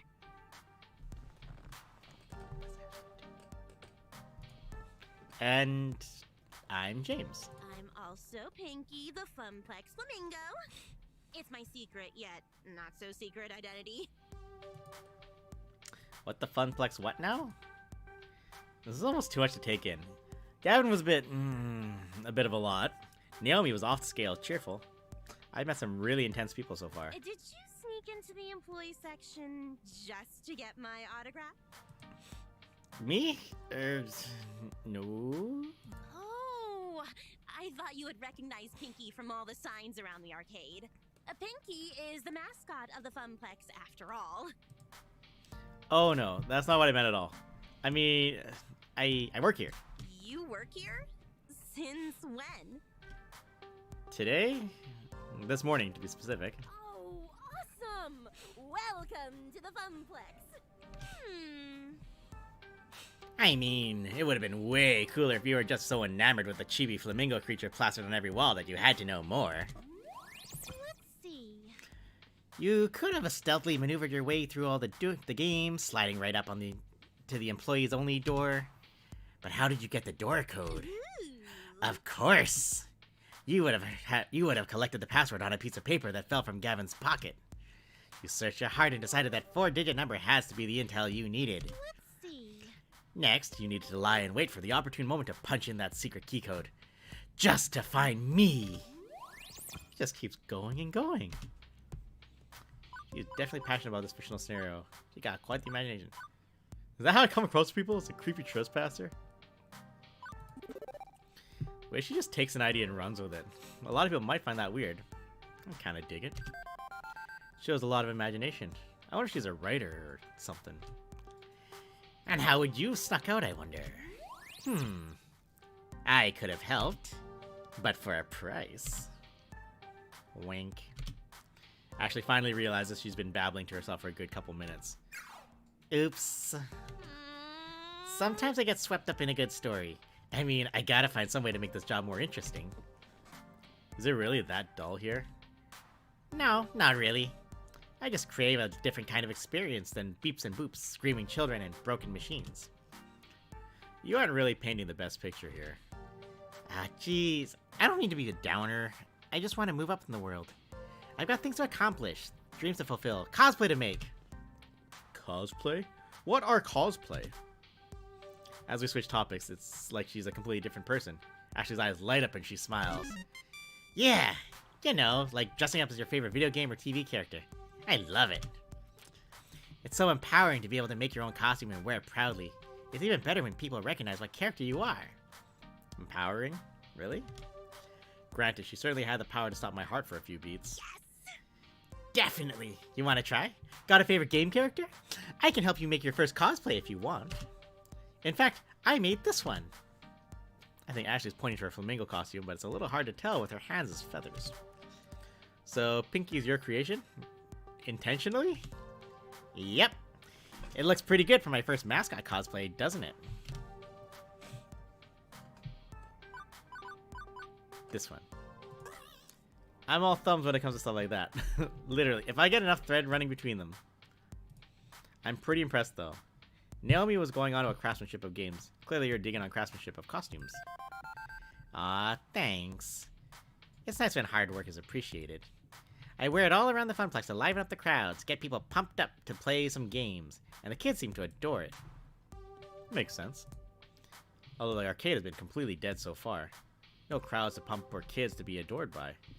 Hey, secret between you and me? Ashley motions for me to come closer. She leans in, glances around the room once, and talks in a hushed tone. I did some repairs on Pinky overnight. I had to restitch the left arm, and I was giving her an old test drive to make sure it doesn't fall off. Huh. Limbs falling off seems bad. Oh, it was. Yesterday, I was dancing with a little girl. Must have been like 5-6 years max. Anyway, we were next to Showtime stage when she tugged on my arm and... whoosh! Off came the arm. The girl instantly started bawling. Well, at least you're consistently scaring people, and it's not just me. Nope. Hey, now. I don't want that to happen again. I felt so bad. But enough about me. What about you? So you're Carl's replacement. I guess so. I'm the new floor attendant. I attend the floor. The floor is the thing I am attending to when I'm not going into cardiac arrest. Whoa, shit. My manager watched me for a bit. I'll say ye. I will say ye. At least you're funnier than Carl, that's for sure. I can't wait to go home and tell Juniper I do have a sense of humor. She'll be so proud. The only thing I cosplay is Lucy from Fairy Tail. Hey! Faye, that's funny because actually, many years ago, I actually cosplayed Natsu from Fairy Tail. I like worked out so hard for like 4 or 5 months straight trying to get abs. I only sort of got there, but I tried. That's funny. I assume you've already met Francine, but have you had a chance to meet Gavin and Naomi yet? Yeah, I met them already. Although it seems like they aren't too keen on each other. Right? Ashley rolls her eyes and lets out a sigh. I wish they would hurry up and make out already. Yeah. Wait. It was cheap, I got shit from Goodwill and blue duct tape? Nice. Duct tape cosplay is the best. Like, it works better than it ought to sometimes. Wait, what? Seriously? So, are they going out? Nope.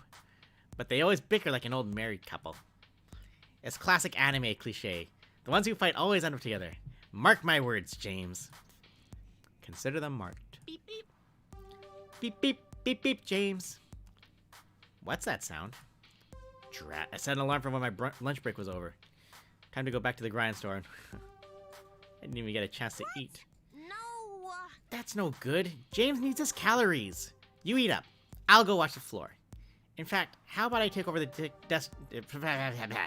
How about I take over the ticket desk for the next shift? You can do my job and wander the floor a bit.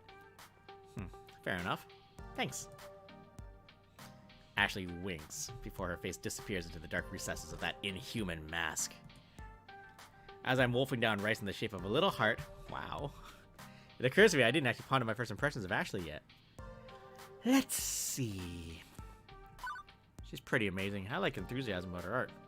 Ashley's got a lot going on in that head of hers. I just don't understand it at all. Ashley's a total cutie. I'm all aboard the Pinky train. Choo choo. Sick. But we're gonna pick it. I'm a little shocked at how creative and fun Ashley is. I've never met anyone like her that has so much gusto in life. I hope if I spend more time with her, a little of that passion will rub off me too. Anyway, with lunch in my belly and break time complete, the second half of my work day began. Rolling into the afternoon, the crowd starts to fill out. School's done, and late rising pros are heading out to their arcades of choice. With Ashley covering the desk, my job is to wander the floor, looking for problems. Or potential problems, or just making sure everything's A-okay. But for starters, it's a good moment to collect my thoughts. I think I'm off to a decent start with my coworkers.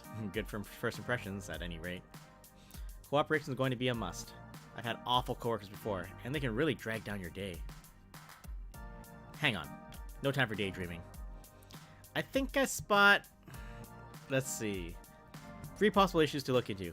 I should have time to get to all of them. But which do I tackle first? Irate customer near Mr. Moopy's Magic Maze? Someone cursing at the storm at Fist of Discomfort? Or a loud crowd around Showtime stage? Let's do... Showtime stage. In the distance, I see a number of people gathering, which is surprising since the first half of my shift was complete in utter solitude. Don't get me wrong, I'm happy to see that people do come to the arcade, but that's quite the crowd that's assembling. This has to be against some fire code or safety protocol or something, right? Speaking as a citizen that enjoys living, having an escape route in the case of emergency is necessary. Time to clear the way and pave my own path of safety. As I approach, I see flashing neon lights accompanied by upbeat Europop drifts. It's an auditory flashback right to 1980s. I can't help but nod my head to the beat. A pulsating mass of people surrounded Showtime stage, cheering on the current player. The game itself takes up a whole corner of the arcade, requiring a fair amount of space to actually play. 5:30 a.m. here, I need sleep. Holy shit, Paul. Yeah, you go to sleep. Maybe we'll see you later today. You take it easy, man. Thanks for coming by, as always.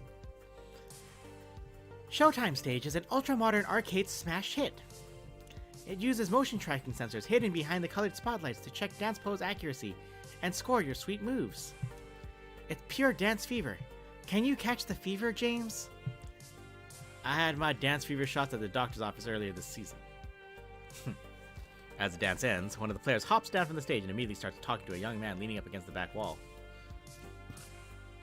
Did you see that, Teo? I got my first AA on Stop the Beat. Hell yeah. Yeah, I did. You're doing great. Remember last month you couldn't even pass that song. Totes impressive. I'm gonna keep practicing, and one day, maybe even surpass you. Hey, I hope you do. And when you do, you can be the one who brings in new dancers and teaches them how to play. As the next song starts, my eyes shift from their conversation to observe the gyrations and intricate limb movements coming from Showtime stage. I feel my head bobbing and my foot tapping. Hey, it's a really catchy song. Can you blame me?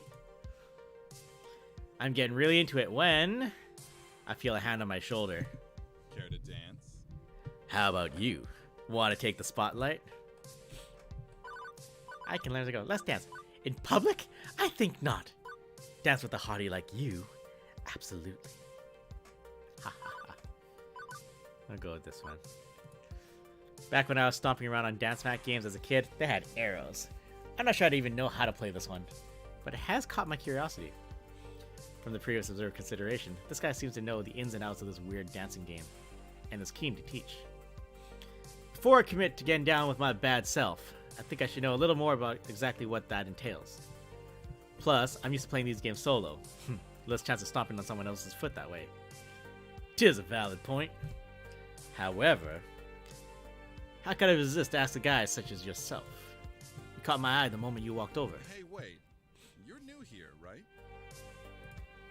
Yes, very. Name's Mateo, but everyone here just calls me Teo. Teo. Teo's the best! Greatest guy here!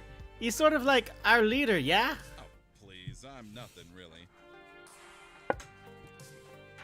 He looks directly into my eyes. Nothing as special as you. I just like to show newbies the ropes and teach them how to play. Our community is small, but we're all super close. The coffee's super cold now. I think you'd be a perfect addition to our gang. So, what do you say? Play our silly dancing game? Teo outstretches his arm to me, waiting for my hand to grab his. Go for it. Politely decline. Shake your head no. I'm working, but fuck it. I couldn't care less for that I'm supposed to be working.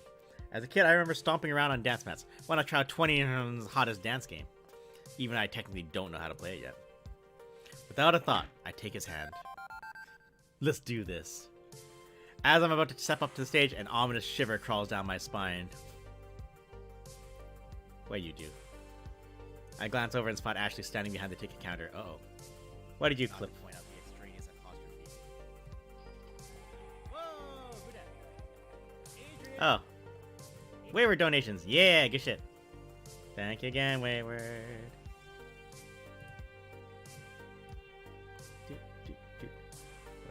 Where did my chat go? I remember I was in the top K-pop cover band. The leader is bossy and sassy. She kept changing the music we were to dance to. Dance was supposed to be dance in front of the closed school. Then COVID came and we never danced our first show. Oh, sad. That's too bad. So you do the K-pop covers. No wonder you follow Seb and all of those humans. Ah, it all makes sense now. Take a counter. I know I can't see your face behind the mask, but I can totally sense she's glaring daggers my way. It's creeping me out. On second thought, I'm actually supposed to be working right now. I'm the new floor attendant, James. Really? But I haven't seen you around here at all. What happened to the other guy? He was actually pretty good at Showtime stage, now that I think about it. He's out. I'm in. It's currently year 0 of the floor attendant James regime.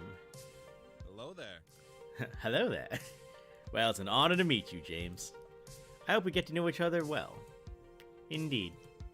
For someone that loves Showtime stage as much as you do, I haven't actually seen you play yet. True, most of the time during these meetups, I tend to let everyone else play. I go around and make sure everyone is happy and having a blast. What about you and your feelings? Teo shrugs. My happiness comes from making other people happy. That's all I need in life. Which is all well and good, but I still need to deal with this crowd. How best to handle it?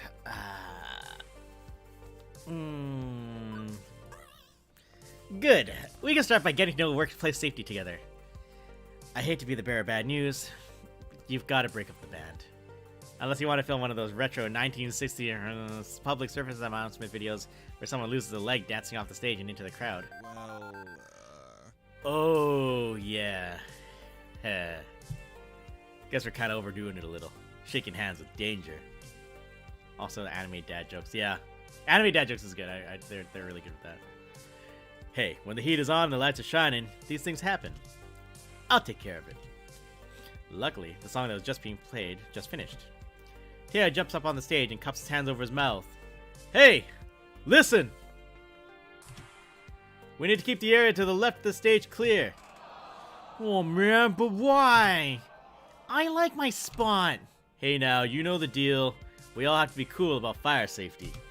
It's James' first day, so let's show him some respect. I see everyone turn around and glare at me. Great. Now I'm going to be known as the party pooper. I guess I've had worse reputations in my lifetime. Like that one time, I had to close the pool because of that dirty bandage floating in the water. No one would talk to me for like a week. Hey, don't disappoint me, crew. James is just doing his job. Reluctantly, the crowd reshuffles itself in a semi-orderly fashion. As everyone settles into a safer way of watching the game, Teo jumps down and comes back to me. Better? I nod, genuinely impressed with how Teo can capture his community's attention. They listen to him and have the utmost respect for him. Yeah, actually, much better. Didn't mean to cause any trouble. Sometimes we just get so caught up in the game, you know? Of course you know. Oh, you know I know. Hey, you should still join us later. Maybe when your shift's over. We'll all be here dancing until closing time. As long as that dancing is within law, carry on. Officer James has spoken. I start to walk away, ready for my next venture, when I remember something I should do. I turn back to Teo. Hey. Thanks. No problem. I just want to say... thanks. Friend. Buddy. I feel nice and accomplished. I was able to uphold the safety of the arcade and make a new friend. I'd say that's pretty good for my first day. Even Gavin's got to be impressed, right? With that business sorted out, it's time to leave Showtime stage. Let's see what to handle next. We are going to leave the best for last. We're going to go here first. Although, this is also a crowd favorite over here. My mutant floor attendant senses detect danger from the left-hand side of the arcade. I quickly rush all of 30 feet to the scene of the crime, already in progress. Angry Rando. Come on! Hurry the fuck up and finish your game! Do you work here? I saw you behind the desk earlier. Note to self, ask Gavin for a name tag or something. Yes, I'm James, floor attendant. Well, stop attending to the carpets and attend to me! I'm important. I want this fucker to wrap up his damn game so I can play. Ash's face is obscured beneath her costume's mask, but I can feel her wince as the man curses up a blue streak. Sir, there are children present. Please keep the swearing down to a minimum. You kick this fat piece of shit off this game and I'll sing Mary Had a Little Lamb all you want. Figuring out how to hear the fat piece of shit side of the story before rushing to judgment, I tap the player on the shoulder. And he doesn't even notice my tapping. So I tap again. Twice. Sir, there are other players waiting to give Mr. Moopy's Magic Maze a spin. Curiously, the player looks up at the game's marquee. Thank you, Naomi. Which simply reads, Moopy. You know the game's full name? I'm cheating, I already know what his voice sounds like. Sure, I played a lot when I was a kid. It's actually called Mr. Moopy's Magic Maze, right? Wizards and pellets and monsters and stuff. Yeah. A bit terse as he's laser focused on the game. And I can see why. He's currently sitting on 714,900 points. Holy crap, that's a heck of a high score. Or as the other guy would put it, holy shit, that's a shitload of a high score. Excuse me? Right. Sir, can you please wrap up your game? Nope. I'm keeping good pace here. Plenty of lives stocked. On par for getting close to the world record before the kill screen. Somehow, the thick arcade jargon sounds classier when draped in his British accent. Like I'm watching some documentary program on the BBC. Yeah, but this is a public arcade. Other folks want to play the games too. He finishes clearing the current board while pondering the predicament. Okay. At first, I think he's stepping away to end his game. But he's letting his stock of 50 extra dues slowly deplete as he pulls out his wallet. Without pause, he pulls out $3,000 in cash and holds it out. Will this cover it? For a moment, I flash back to that movie where some dude pays another dude to sleep with his wife and they roll around in bed covered in money and, cover what exactly? The cost of the game. The game itself. I have never seen this much raw cash in one place at any given time. It's not even in 20s. Dude's rolling in Benjamins. One moment, please. The leader seemed not know what she was doing because we were in random groups and dancing different songs, K-pop clubs, small bands. Trainee wasn't a good experience. It was like a shitty company, like the ones that abuse the system. Oh, yeah.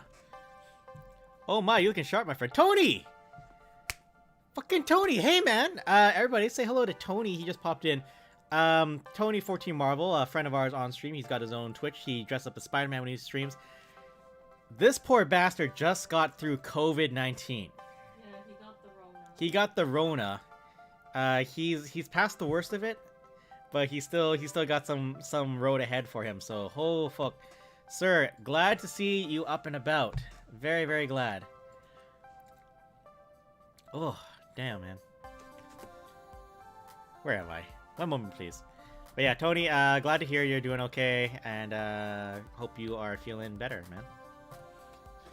On it. Fortunately, Iris already has my messenger app open for me, with Gavin's contact info preloaded. With trembling fingers, I key in. Customer wants to buy Moopy for 3K. What do? In less than a minute, I have my response. Considering we paid $200 for it, plus parts, yes. Absolutely yes. Sell that relic immediately. Don't even worry about it, man. You've got a pretty good reason. I'm just glad you're still okay, man. Well, okay then. Although, how's Naomi gonna react to this? Offloading one of her darlings just because Gavin wants to make a 15-fold profit? It also feels kind of weird to be taking advantage of this guy's lack of a grasp of the real cost of an old arcade machine. I knew all this workplace drama was going to catch up to me at some point, but with this rando breathing down my neck, I gotta make a decision. Feeling better, just still can't go to work yet, but whatever. Okay. Hopefully I've got something in store for you in the meantimes. I'm not sure. Sell 3,000 sounds about right. It's yours. See, I'm gonna be bold, but not a-hole-ish. Excuse me. It's an older game. It actually only costs about $200, but it's part of the arcade, sir. I guess.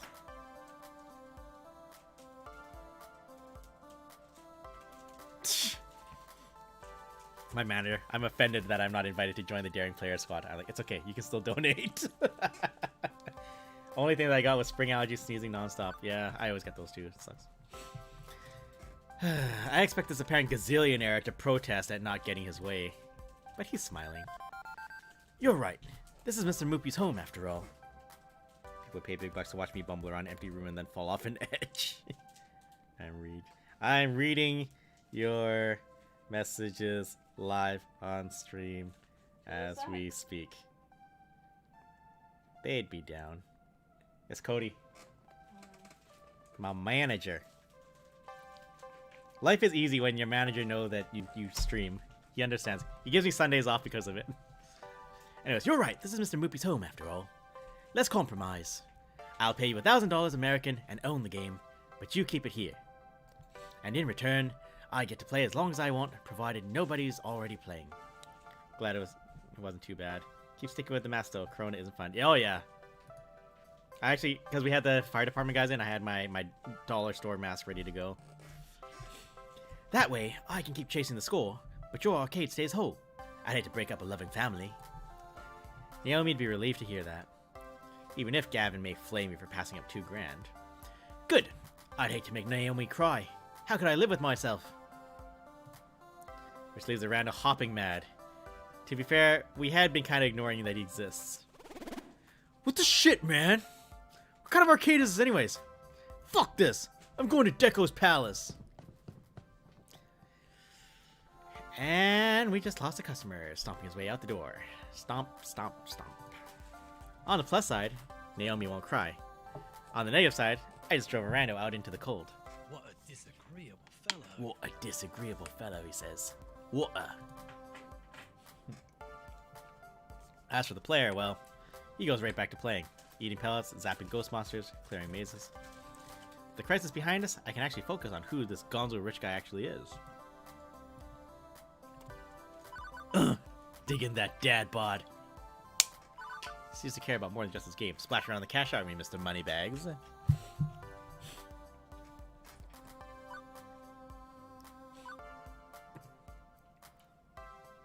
I'll be mostly nice this run. Only thing I dislike about the master draws attention to my constantly red and irritated eyes. That's okay. As you know, my eyes like to do the blinky blink. So when that's all I have, it also kind of sucks. It is what it is. Take it from someone wallowing around in lower tax brackets. The rich can do whatever they want, whenever they want. Ooh, that's timely. And yet, that's not what this guy did. He could have, but he let us keep the game. He just wanted to play. That's all. Not bad wearing masks. Just can't wait till I enter store and they tell me. And why? Because of Naomi. Because of the Funplex. It's a home and a family. For the games. And for us. Maybe it's for the best I sent that rando out the door in favor of this guy. So you know Naomi? He's happy to talk even while playing. Of course. I'm a Funplex regular. My name's Percy. Percy. I'd hazard you're our new floor attendant? I was here when Francine seated you behind the desk earlier. That's me. James Daring, Arcade Wrangler. Well then, it's a pleasure to make your acquaintance. Mike. And I look forward to getting to know you better. So, you've seriously just been playing Moopy all day, huh? What can I say? It's my calling. Wow. I actually owned a Moopy cabinet once. Had it in my flat. But playing it by myself, all alone in the dark, it's not the same. I need the atmosphere. The beeps and boops? No, those you eventually learn to filter out. I mean, everything. The games, the lights, the kids, the feeling of being in an arcade. I score my best when I'm in real-world conditions. It's all about the emotions. The laughter and the tears, the excitement of competition. Yeah. Face shields are getting more popular, I feel like. I'm seeing a lot more people with face shields instead of the masks. In terms of what it needs to do, just as good, and you don't block your beautiful face. No, as in the face shields. I need that swirling chaos of human emotions around me to play at my finest.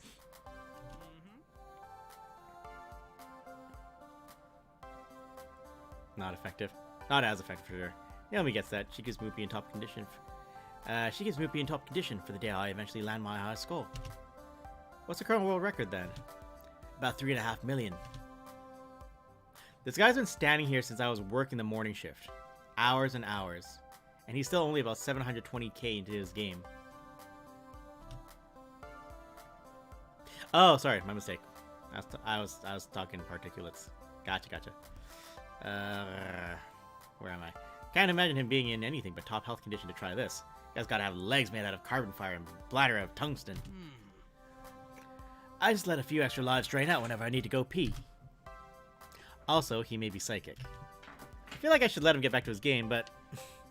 burning questions. They burn. Like fire. You must have a solid job, good income. You gotta get your moopy dipped in gold. If it was me tossing around green like that, I have my game coated in solid gold and encrusted with diamonds. Gold's heavy. It'd break through the floor. I'm mentioning money, he loses interest. Not that he's annoyed, he's just far more focused on his maze than any other financial tips. But, you know, it'd be shiny, right? Right? Ah. Don't think so. I don't throw around money to impress people. Money removes obstacles. Nothing more, nothing less. It's a tool like any other. I do day trading, stocks and bonds. But I'm here for Moopy, not to offer fiscal advice. Fuck auto for my shit grammar.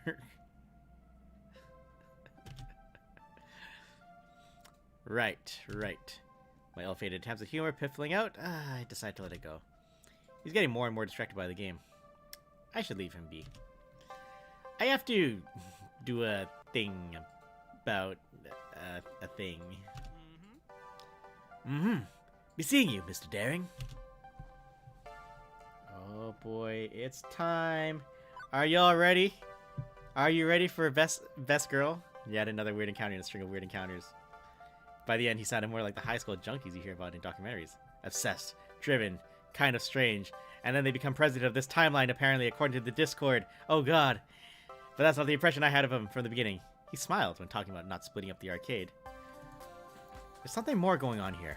But, well, he's a Funplex regular. There'll be plenty of time to learn more later. I've got work to do. Let's see what to handle next. Alright, you guys, are you ready? Are you ready? You know who's coming up? Stonks. You know what's ready? You don't know what's ready. I know what's ready. Anna knows what's ready. Hi, Anna. I see you. There's a lot of shouting coming down from the... SPUI puts... There's a lot of shouting coming from the center of the arcade where Fist of Discomfort's being played. I remember Iris telling me about it earlier today. TSLX played at 42069. I remember Arash telling me about it earlier today while I was bored to death at the ticket off desk. Fist of Discomfort, or FOD, is one of the most popular games in the esports circuit. It's been a staple of the scene for over 6 years. One year, Tim Wicked Prodigies took on the Unreal, and came back to win the dying seconds of a tiebreaker match to take home a record $5 million prize pot. That's a lot of moolah. And how? Okay, so how does it work? Drive my electric car on Mars. It's a hybrid of real-time strategy and button mash brawling. Fight your way down the top and bottom lanes, clearing waves of ninjas to finally topple the enemy dojo. But that's the action part. The strategy part involves using special abilities, purchased items, and ninja summons. That was a burp. FOD is sheer elegance in its simplicity, the way the different game systems interweave to form one masterpiece of esports perfection. So, summon good ninjas, punch bad ninjas, smash dojo.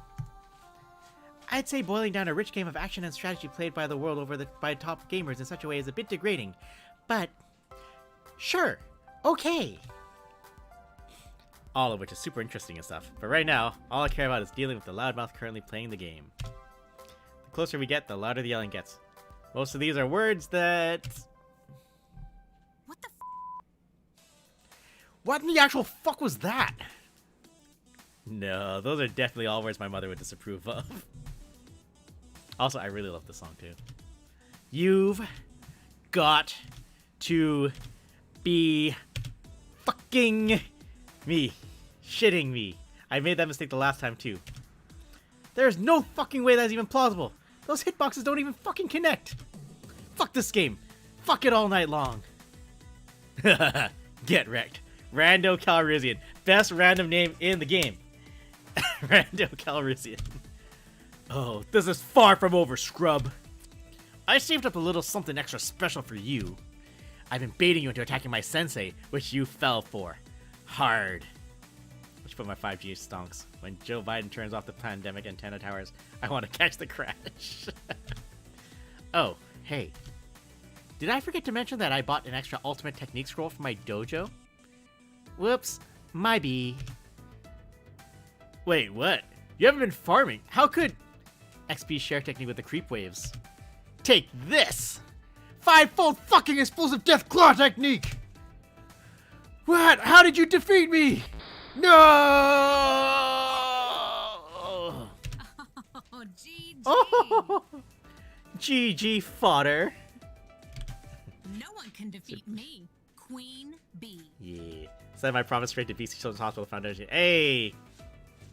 You the real hero, sir.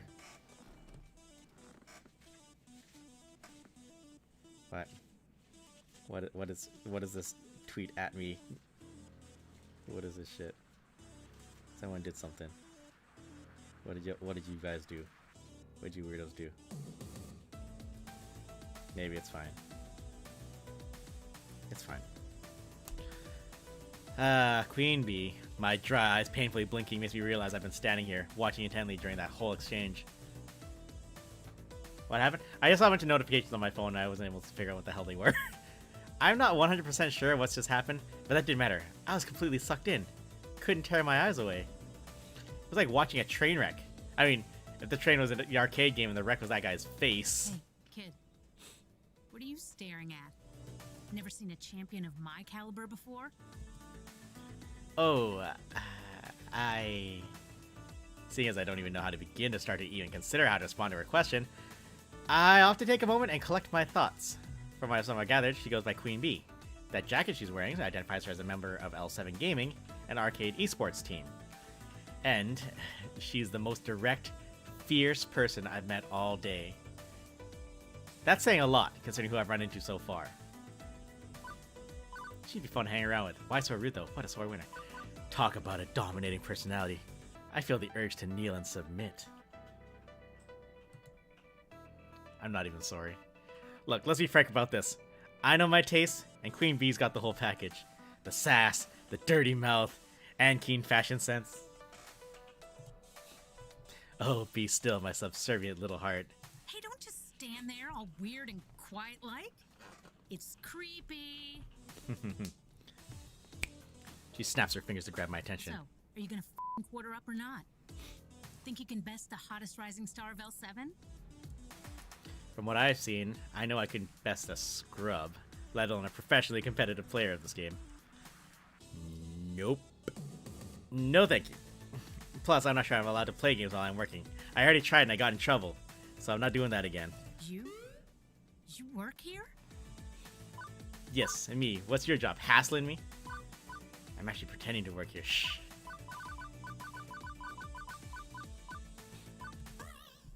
Oh, it's all just a front. I wander around the floor to, you know, pick up drop tickets in hope of getting one of those giant stuffed flamingos behind the prize counter. Huh, I know, right? If I was as good as those ticket games as I am at FOD, I'd have like a flock of giant pink flamingos. Maybe I'd even give you one. Maybe. Hey, they haven't given you a name tag yet. How am I supposed to know who you are? I think that was actually a weird tactic to have me introduce myself to her. I'm James. I did technically just start working here 6 hours ago. It might take them time to issue me a name tag. Maybe they need to send a carrier pigeon to an ancient monastery where the name tags are forged in a vast clay oven. Nah, Gavin's just slacking big time. I'll talk to that silly boy for you. Make sure you get some proper respect. Thanks? No problem. We gamers gotta stick together. I'm Queen Bee, by the way. Aggro-style FOD lane pusher specialist for L7 Gaming. I figured that when you put your arms over your head, cheered and shouted, "No one can defeat me, Queen Bee!" Hey, I do not sound like that. Well, maybe a little. Anyway, I'm one of the regulars around here, besides Pear and Tail. So you'll be seeing a lot of me in the future. Let's hope you last longer than that guy. They're the last guy.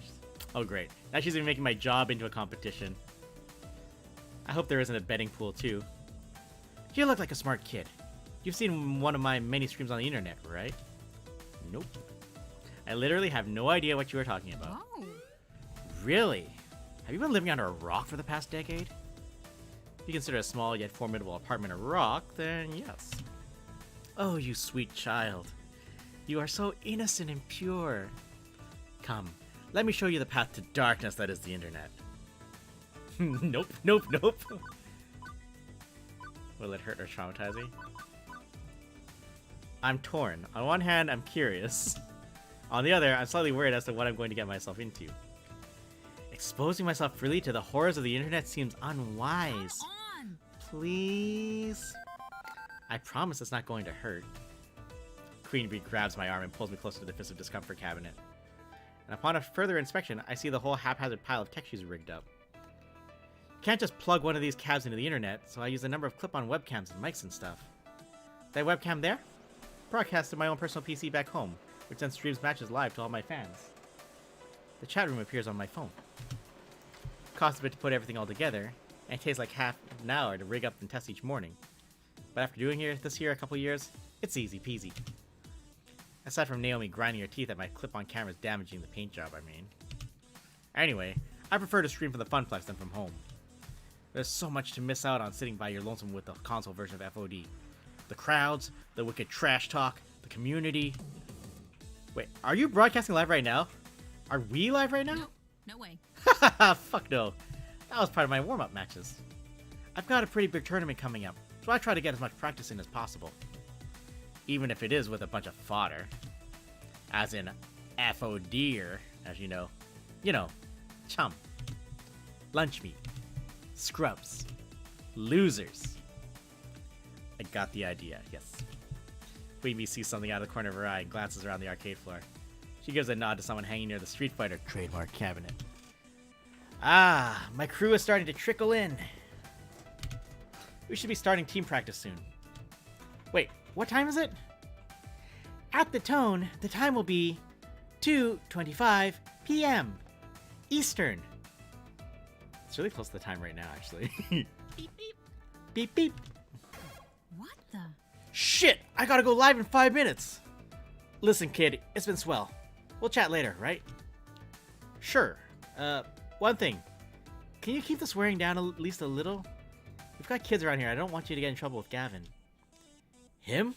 Meh. But, for you, I'll keep it to a PG-13 rating. Now, if you'll excuse me, there are some butts out there that I need to kick. Later. Later. Later. And with a wave and a twirl, she completely abandons me and returns to her Fist of Discomfort game. Queen Bee fires up her broadcast rig, and the shouting and milder swearing starts up again. I should probably get out of here before I accidentally end up on the stream. Is it wrong of me to crave being stepped on by her? Hey, you gotta be me. We've got good chemistry so far.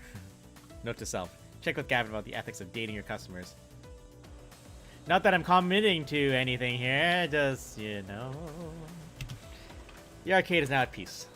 My work here is done. Well, actually we're a few hours from closing time, so my work here isn't quite done. But, you know. I'm so at peace, in fact, that I don't even notice the underboss of the arcade sliding up behind me. Also, hey, look at us with our relationship levels and shit. Good times. Wait, no. Good day. Not a bad first day so far. I've been keeping tabs on you. Well, others have been, and they've been texting me. You know, you should consider getting a proper group chat app going. I've got a crappy phone plan. My texts aren't free. A valid point. I'll look into that. Impressive. I'm impressed with how you handle yourself. I think you're going to work out just fine. Anyway, I prepared your paperwork. If you'd like to go sign it and make this working relationship a bit more above board. Yeah. So you're staying? Please tell me you're staying. I mean, I fed you and everything. Francine hasn't fired him yet, right? An adorable nightmare joins the impromptu staff gathering. Ooh. James is off to a great start. Here's to your first day, followed by many more. Don't you two have jobs to attend to? Just ordered a replacement power supply from Robotron. Trademark. Nothing left to do for the day. Not many kids around for me to entertain. Finally, a quiet moment. My dream job has been going a mile a minute since I got here. Is it my dream job? Taking this job was a risk. The arcade business is a risk. And I knew if I didn't leap into it, well, I'd stay utterly stuck in life. It's been a strange kind of day. Hectic, stressful, surreal at times. But I've been riding that wave, and riding it well. My coworkers aren't just as strange, which is a plus. We're all in this together. I could find some kindred spirits with this crew. So, dream job? Could be. Very well could be. We've only got a few hours till closing in. It's nice and quiet. How about we game a bit? Speak for yourself. I've still got paperwork to handle. Oh, come on. Don't act like you don't game. Irrelevant. I know your dirty little secret. What? Naomi. You sneak in early each morning to play pinball. You're a pinball wizard. Ah. Well, what of it? I bring order to chaos. Pinball is the very expression of that art form. You know what we should do? Impromptu pinball tourney! The girls are giggling and I'm finding myself smiling right alongside them. All in all, not a bad way to end my first day.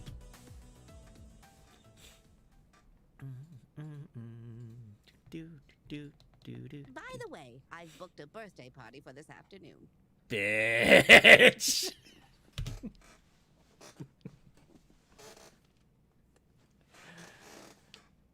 The comedic timing of this game is so on point. The looks of confusion and outright terror in their faces, all after dying off immediately, are vaguely concerning to me. Sorry, I meant to tell you, dears, but I plumb forgot. A birthday party. How old are the kids, may I ask? It's her 5th birthday. Oh, to be young again. 5-year-olds? Naomi starts pulling at her hair, eyes wide and trembling. Throwing skee balls overhand into the glass. Jumping up and down on pinball machines. Putting chewing gum into coin slots. Pulling at my costume. Tearing off pieces of it. Naomi, Ashley, keep it together. We've survived kids' birthday parties before. Doom, the end is nigh. I'd hate to get in the way of all the fun. It's time for my afternoon nap anyway. Have fun, dears. Francine.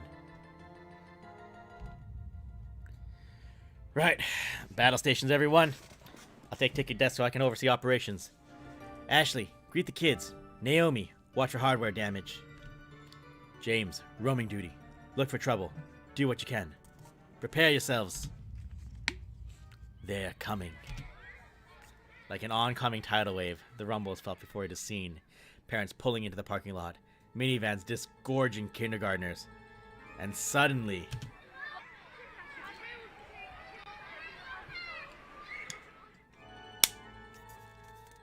death. An explosion of small humans rushes the doors, bursting into the arcade before scattering every which way.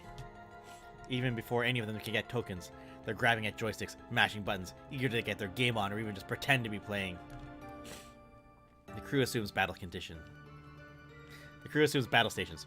Naomi by the fragile pinball machines. Ashley near the door, trying to distract the incoming kids, to greet them.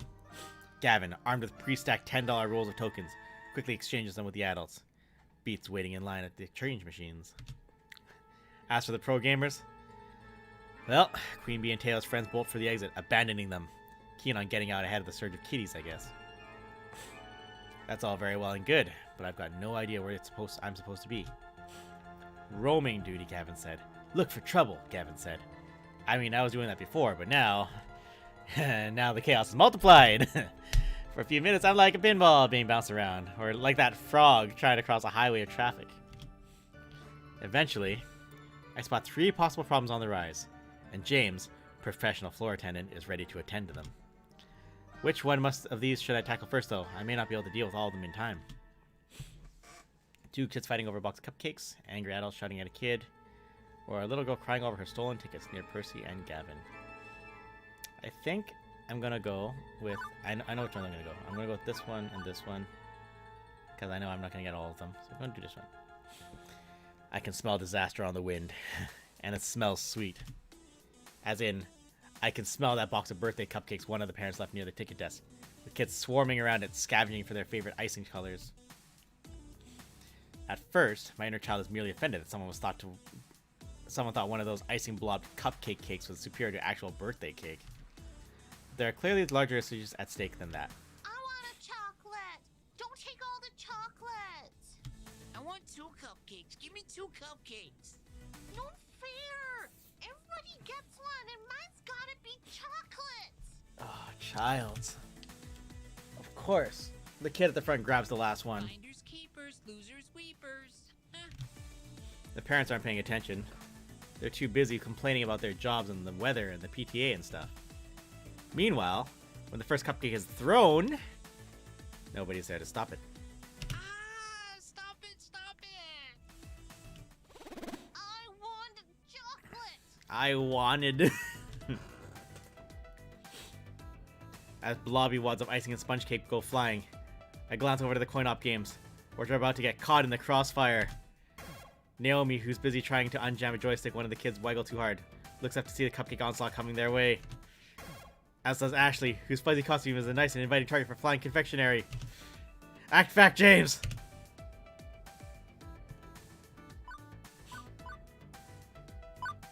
Try to save them both.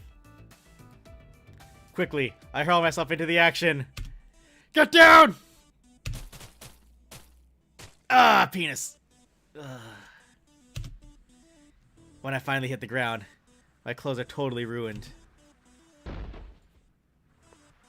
But alas, my noble self-sacrifice could not completely protect them. Pop, pop, pop. Naomi seems to get the idea and shields the game with her body. A few stray cupcakes that missed me hit her, but otherwise, no damage done. Ashley takes a few shots, unfortunately, but it could have been worse.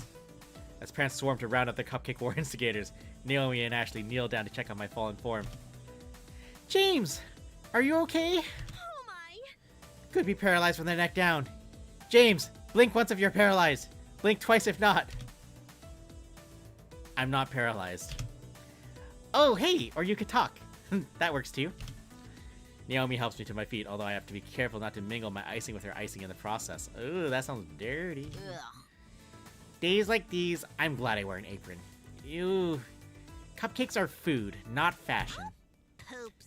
Colored icing is just the worst. I think I can get these two out with some club soda, fortunately. I guess they got all of us, huh? But James, worst of all. You know, that was super selfless of you, trying to save us from the splatter. Speaking as a floor attendant, you score a silver medal. Despite all of us ending up splattered a little, they seem in good spirits. I should try to keep that rolling.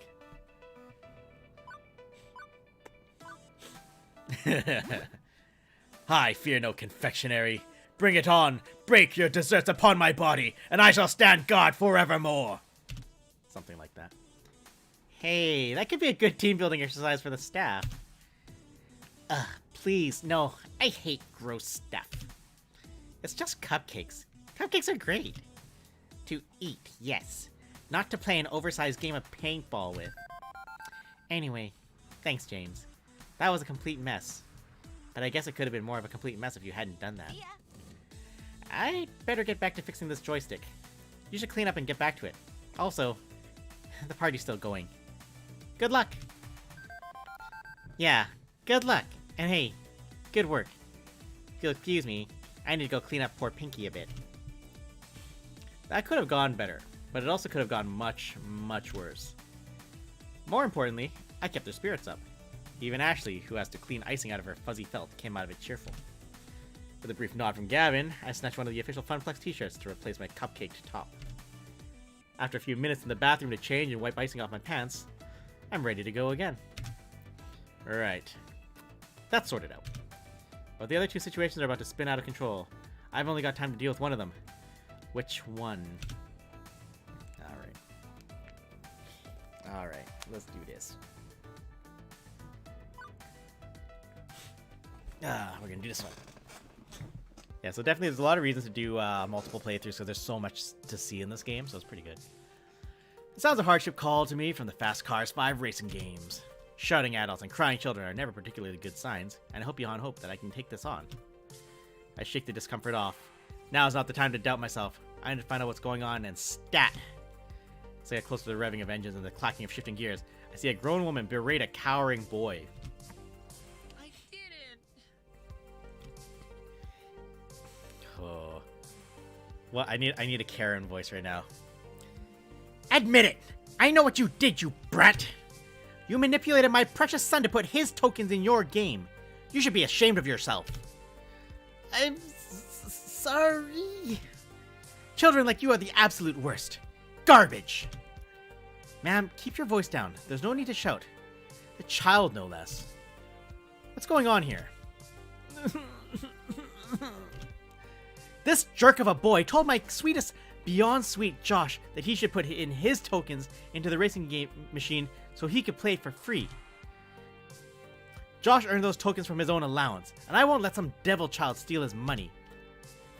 Let's just take a moment to calm down, okay? Before I say anything else, I spot Queen Bee and Teo out of the corner of my eye. Queen Bee looks infuriated, and Teo has buried his face in his hand. Actually, now that I stop and think about it, they might have some insight.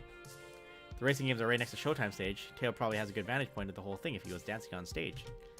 And just by the way Queen Bee's brows are furrowed, I can tell something's not sitting right with her. I could ask one of them for help. Or I could try to solve this one by myself. We're gonna bring in the Bae. Since Queen Bee has been consumed by rage, I bet she knows what's really going on here. I wave her over to join us. I attempt to reach out to her for guidance. Ma'am, I know you're upset right now, but I think that lady's a fucking no good piece of shit. Nope. Not helping. This is in fact the furthest away from helping I could ever envision. The kid runs away to avoid the loud people as I try my best to defuse the situation. That boy did nothing wrong. Nothing. Excuse me? How dare you? There's no way I'm getting a word in between those two. I sigh and resign myself to watching it play out. How dare I? How fucking dare you for yelling at that kid? I don't care if he did what you claim or not. You've got no right to traumatize him over it. He's a thief and he'll grow up to be a no-good criminal. That still doesn't fucking matter. Do you honestly think, take a single fucking second of your life and really think that shouting at a child is an effective way to handle this? You can't tell me how I should act. Who do you think you are? I am the nemesis of evildoers, righter of wrongs, the rising star of L7 Gaming. Queen Bee poses in her trademark pose. No one can defeat me. I am the one and only Queen Bee. Queen Bee. And in the name of the Funplex, I'll punish you. Well, I've never.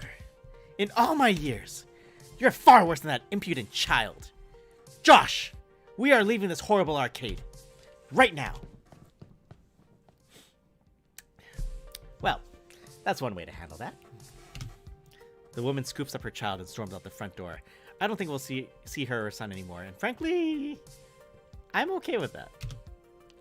Once they're gone, Queen Bee turns her attention back to me. Come on. People like that really piss me off. My blood's still boiling. Hey. Oh, and hey. Thanks for the backup. You're welcome? I really didn't do much of anything. Yeah, well, I knew you had my back, kid. I can sense that you're like me. Can't stand to see people get screamed at. It sucks, you know? Queen Bee's whole aura changed from her normal upbeat snark to being completely down in the dumps. This is a side of her I haven't seen yet. She just looks so sad. You yell at people all the time. I know she looks really upset, but doesn't Queen Bee yell all the time at... What does she call them? Fodder?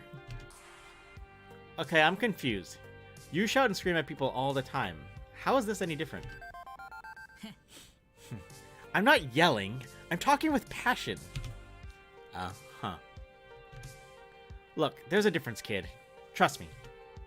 I speak and shout all in good spirits. What that lady was doing was pure malice and vitriol. No one should ever be treated that way. Ever. Okay, show's over. You go check on that boy. The boy. I totally forgot. You're right. I always am. Now, if you excuse me, I need to try to squeeze in a few more matches before quitting time. Later. I'm out, kid. She's the best. Queen Bee takes one more moment to triangulate the safest path back to Fist's discomfort through a sea of children. After poking around a bit, I managed to find the kid, still shaken up from the whole ordeal. Hey, sorry about all that. Are you gonna be okay? I think so. I swear I didn't do anything. The other kid, he just came up out of nowhere and dropped his token in my slot. After I lost, I got the game and offered to him. He just ran away. And then that woman approached you and started yelling. The boy nods, wiping his snotty nose on his shirt. Uh-huh. But if it's any consolation, the bad lady is gone, and I don't think she's ever going to come back. Especially after the way Queen Bee burned her. The boy, cheeks still streaked with tears, lets a smile spread on his face. Thank you. Thank you, and tell the other lady thanks for sticking up for me too. I nod, and the boy scurries off and rejoins some of his other friends. 2 problems in the can! Now deal with that crying kid by the skee ball. Oh, she's gone. Well. Crap. Percy looks up briefly from clearing level 78 of Moopy. Looking for that girl? I think her parents took her home. Party turned sour for her, I suppose. Drat. I wasn't fast enough. You can't be everywhere at once, James. Cheer up, love. You're still doing better than the last guy who stood at your post. Seconded. I saw you deal with that obnoxious parent and with the cupcake war. You did well today. Seeing Gavin actually smiling is weird. But I'm not going to say no to praise from my sub-boss. Things seem to be cooling down. I suggest you take a few minutes in the break room while there's a lull in the action. Ashley and I will handle things for now, and she can swap off when you come back. Mm-hmm. Percy ducks out of the conversation without actually moving anywhere, refocusing on his game. I could use a few minutes, yeah. Thanks, Gavin. I'll be right back. Mm-hmm. I slip away, headed for the employee lounge.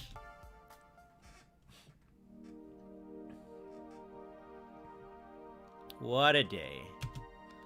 Quirky coworkers, diehard pro gamers, volatile kids getting into volatile situations. I'd say it's a recipe for wackiness or some cliche. But nothing's an easily dismissed cliche when it's happening to you directly. Frankly, I'm exhausted. I drop down into one of the cheap folding metal chairs in the employee break room, groaning and rolling my head back to try and work the kinks out of my sore shoulders. And spot an upside down kid.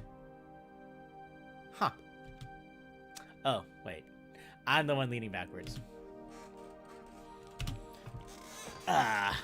Better.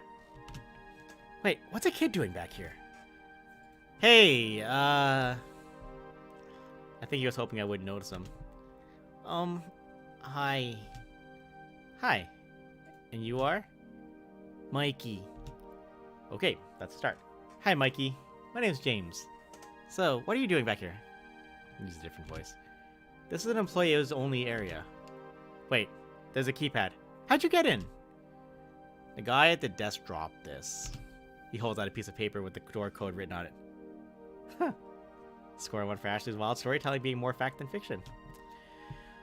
Okay, but you can't stay back here. It's... well... I don't see any knives or stabbing movements left out in the open, so I guess it's technically safe, but... Please don't send me back out there. Well, this is curious. I lean in so we can be the same eye level. Something wrong? You can tell me. I work here. I'm the guy who solves problems. No problems, just don't want to go out there. Don't want you to play with your friends? Don't you want to play with your friends? And he gives me the most cynical, bitter laugh I've ever heard out of a kindergartner. I don't got any friends. I don't know anybody here. My family just moved to the city. And before that, we lived in another city. And one more for that, but I was too little to remember. What? Mom told me to come to the party anyway, and I didn't want to, but she took me anyway. And then she left because she's got to work. New kid in town, huh? He nods mutely. Still, I should have busted him there and then. Brought him back out to the party where the other parents could supervise him. I should have told Gavin. I should have enforced the rules of the arcade. Alright, kid. I won't tell on you. If you want to stay back here for the rest of the party, I'll keep you company. Thanks. You really won't tell my mom? Nope. Why? I thought you'd want to make me go. You're an adult, like Mom. Hey, I wasn't always an adult. I was a kid once. The new kid in town, in fact. You were the new kid? Yeah. Although for me, that started happening back when I was 10. Again and again, moving from town to town, school to school, never really making any friends. Not for years. Mom and Dad kept losing jobs and taking new ones. Worse ones. They'd be working all day long, too tired when they came home to do much of anything. After years and years of this, I stopped hoping things would get better. I decided I'd just take what I could get. I'd go with the flow. What does that mean? It means you don't care. Some things are good, some things are bad, but you don't care. You just do what you have to do without really being sad over it. So I have anxiety and start sometimes kicking parties while I stay with friends. Yeah, no, that's normal. But that sounds so sad. You weren't sad? I was sad. It's sad to never care about anything, right?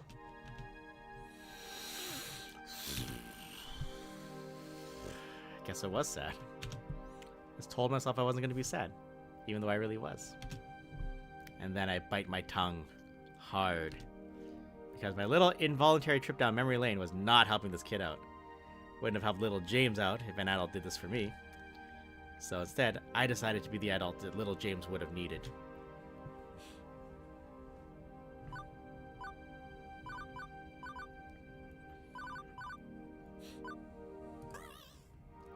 You know, Mikey, things feel bad now. But they could be worse. Invaders from Mars could swoop in and dress everybody in silly hats. What? Just think about it. Everybody wearing really silly hats. They're also embarrassed that they were handed over the Earth to the aliens.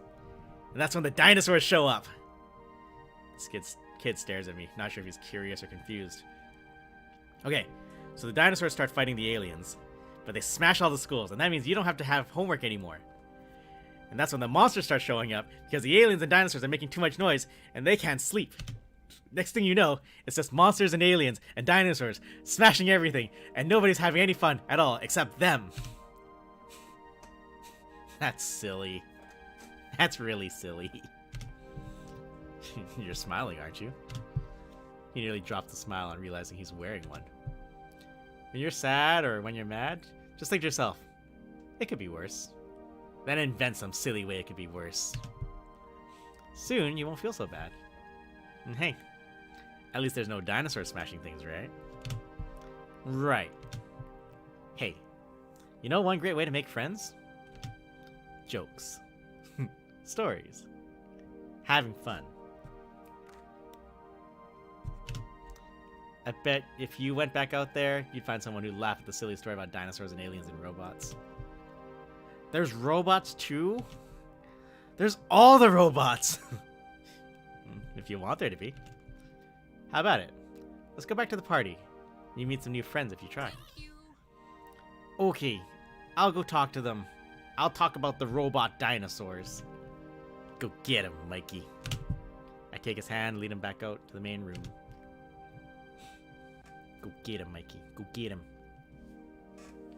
And off he goes. I'm not fooling myself.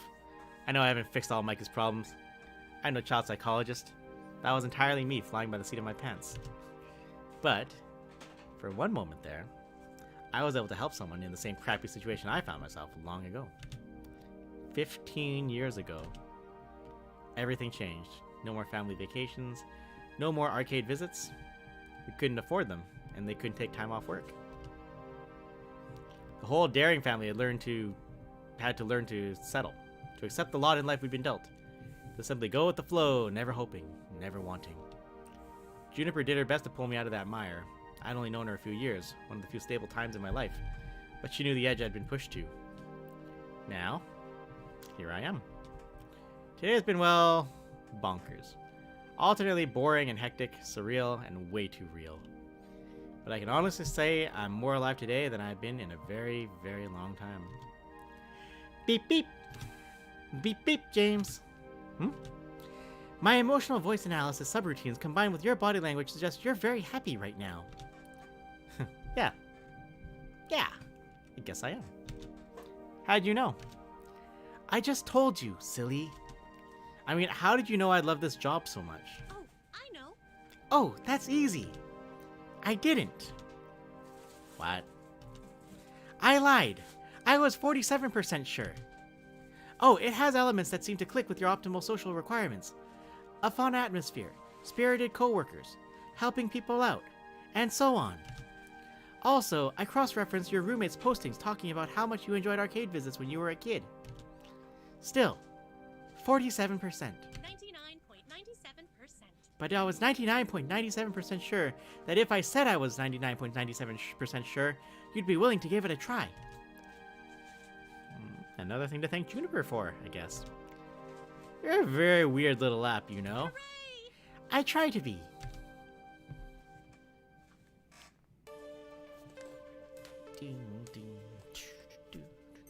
Oh, this game is super wholesome. When the car is pulling up to the parking lot, it looks like the party's over. It's just about closing time for the arcade anyway. Most of the gamers have filed out by now, if they hadn't already fled the tidal wave of kitties. My first impulse is to go bug Gavin about my paperwork, but that can wait. I'd rather go help someone with the tidying up, or maybe see how our VIP gamers are doing. Not enough time to run around checking in with everyone, though. Who do I want to hang out with? Who do we want to hang out with? We could go to the boss. We could see Ashley fixing her shits. Naomi pulling out gum from a coin slot. Queen Bee packing up. Tail cooling down with some Fast Cars 5. Or Percy's finally finished, is ready to go.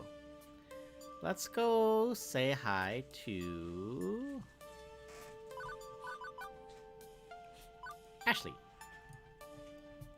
Oh, there's her out of her suit. Ashley's pulled up a chair next to the ticket counter and is sewing fervently. Dang, that was fast. Wait, what part? Halfway through your shift already?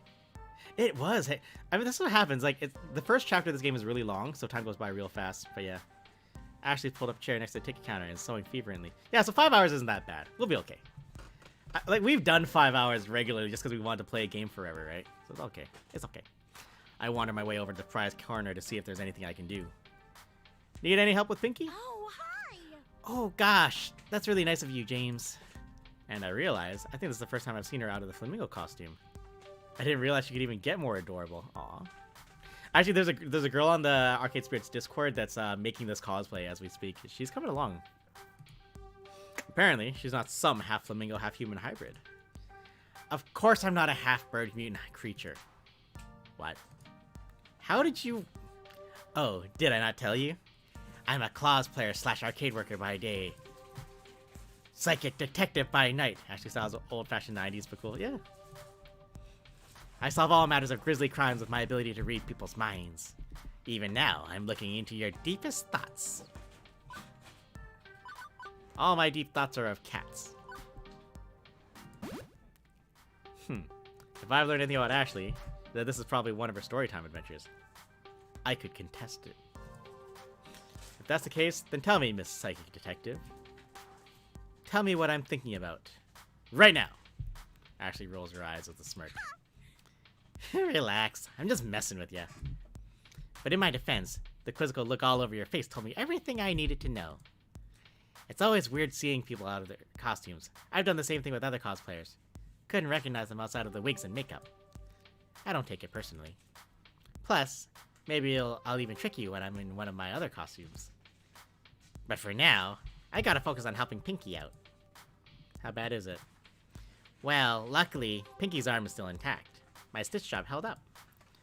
But some kids pulled out a few of my tail feathers. And I've got a bit of icing to remove, even though you blocked most of it. Oh, right. Sorry about that. Hey, you did your best. This kind of stuff happens all the time. It's just more common at these chaotic birthday parties. I've become quite deft at fixing Pinky up after these events. See? Look at that. That was my last stitch. Not bad. It almost looks new. Thankies. Thankies, James. You know, you did really well out there today. You should be proud of yourself, no matter what Gavin says about you. Yeah. Wait, what? Well, I'm pooped. I think I'm gonna go home and take a nice bath and relax. Bye-bye. Bye-bye. No, wait! Come back. Here. Too late. She's gone. Guessing she was just messing with me anyway. Right? The thing's winding down. Ugh, adjust the seat. Ugh, my butt. My butt! Things winding down. There's just one last thing to take care of before I'm out the door. I seek out Gavin to handle the remains of the day. James.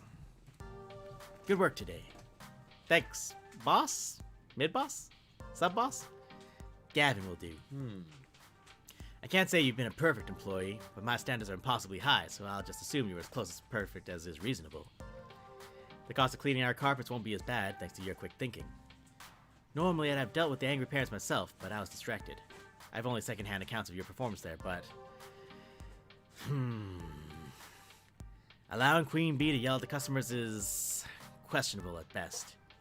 She's volatile. I'd rather you have handled that one on your own, all told. I'm not pleased that you sold our Moopy for only $1,000, not $3,000 as I'd requested. Gavin, we only paid $200 for that game. I'd be ripping off a customer. A customer with exceptionally deep pockets, and one who squats on that game all day, spending only a handful of change in the process. If anything, $3,000 is what we'd need to make up for the lost profit from Percy being so Moopy obsessed. What's more, why it's still here is a good question. Was I not clear that I wanted it gone? Percy didn't want to break up the family. They're machines, not people. He also didn't want Naomi to be sad. Yes, well, Naomi needs to learn to let go, I'd say. Ahem! Are you giving our poor little James a hard time, Gavin, dear? Miss Francine, I thought you were napping. Naomi's dream matters too, as does the dream of Percy, that poor fellow. Poor? Isn't Percy stinking rich? Everyone Gavin, I know you mean well, wanting to keep everyone's dreams afloat. But sacrifice is made... Oh, my chair slipped down. But sacrifice is made in that name which shatter the dreams of others. Well, that's not what the Funplex is all about. James, you understand, yes? The reason why? Why am I here? That's the question she asked me during that interview. Now, I think I understand. I'm here today because I need to take risks. I've been mired in the muck for years now, just taking what I can get out of life, going with the flow. I look around and I see all sorts of risk takers, people chasing hopes and dreams, without compromise, without looking back. Naomi, Percy, Queen Bee, Teo, Ashley. Even you, Gavin. You know we're better than this. We don't settle. We fight. We chase after our hopes and dreams and cower before taking a chance. We don't take the safe option. I see. Apologies. James, Miss Francine, I apologize. It's difficult to balance my idealism against my realism some days, but I know in my heart I need to err on the side of idealism, even if my mind screams in protest. I can assume you're still keen to work here, James. I don't even hesitate before replying. Absolutely. Gavin fetches a nearby short stack of forms. Fill these out tonight. Hand them in to me first thing in the morning. And welcome to the Funplex. Welcome to the family, I'd say. I'm sure you'll fit in just fine, James.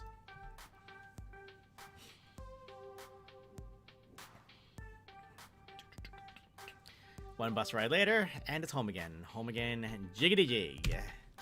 Juniper, already home from work, bounds over eagerly to interrogate me on my day. So, how'd it go?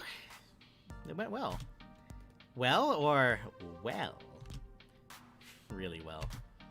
Your little app came through, despite being terrifyingly omniscient and just a little bit unnerving. You forgot to mention adorable. That's wonderful. I'm so glad to hear things worked out. And you even came home with a smile, like when you were a lifeguard. Huh. I guess I am smiling. Interesting. By the way, there's just one teensy-weensy little question I have. Her voice is a for lot you. higher than I give her credit. Why exactly did you order a giant crate full of pizza bagels?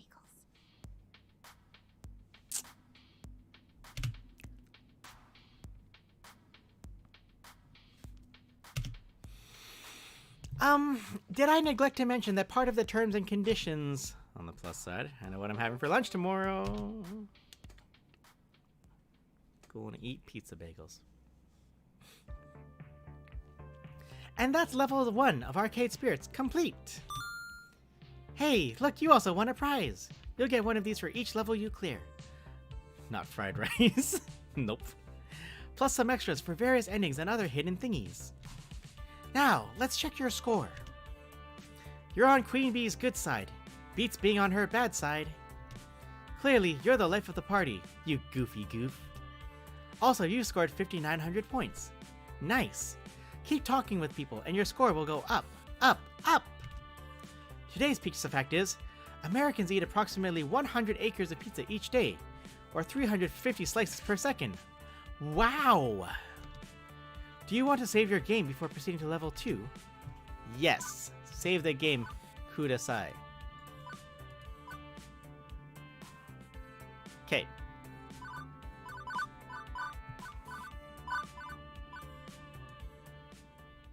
Oh, she does jump right into level 2. Let's jump right into level 2. Okay. I think we'll probably pause on this screen for a hot second. We're gonna pause on this for a hot second. It's been like 2.5 hours. I got a wedgie, like rocking real hard right now. I need to clear that out, and I'm gonna take a quick break. So I'm gonna leave you guys with. See, you laugh. You know it's gonna happen to you too. You know it's gonna happen to you too. So I'm gonna stop shouting for a second, and let's hear a story about who we are trying to help with our Extra Life donation. So let's see. Okay, right now the squad's at 775 out of 1,000, which is amazing, like really super amazing.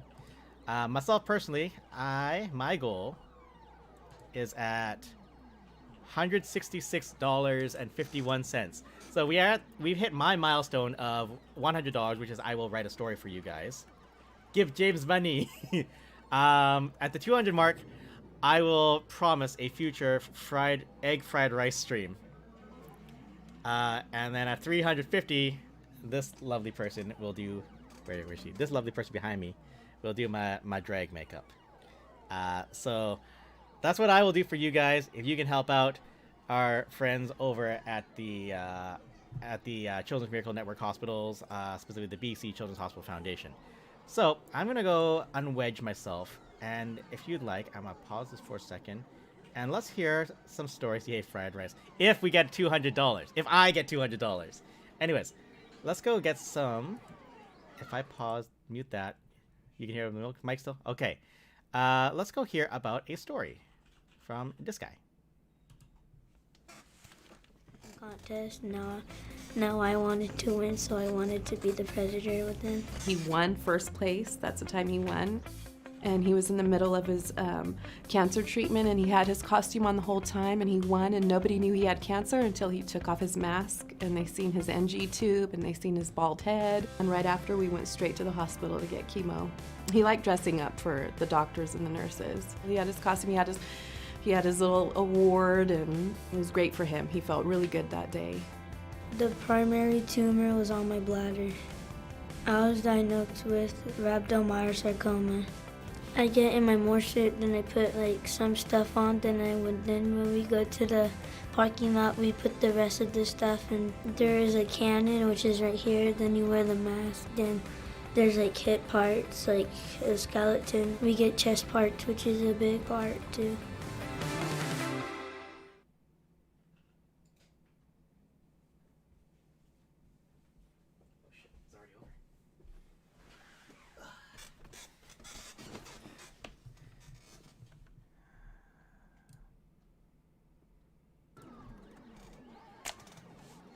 That minute goes by way faster than I expected.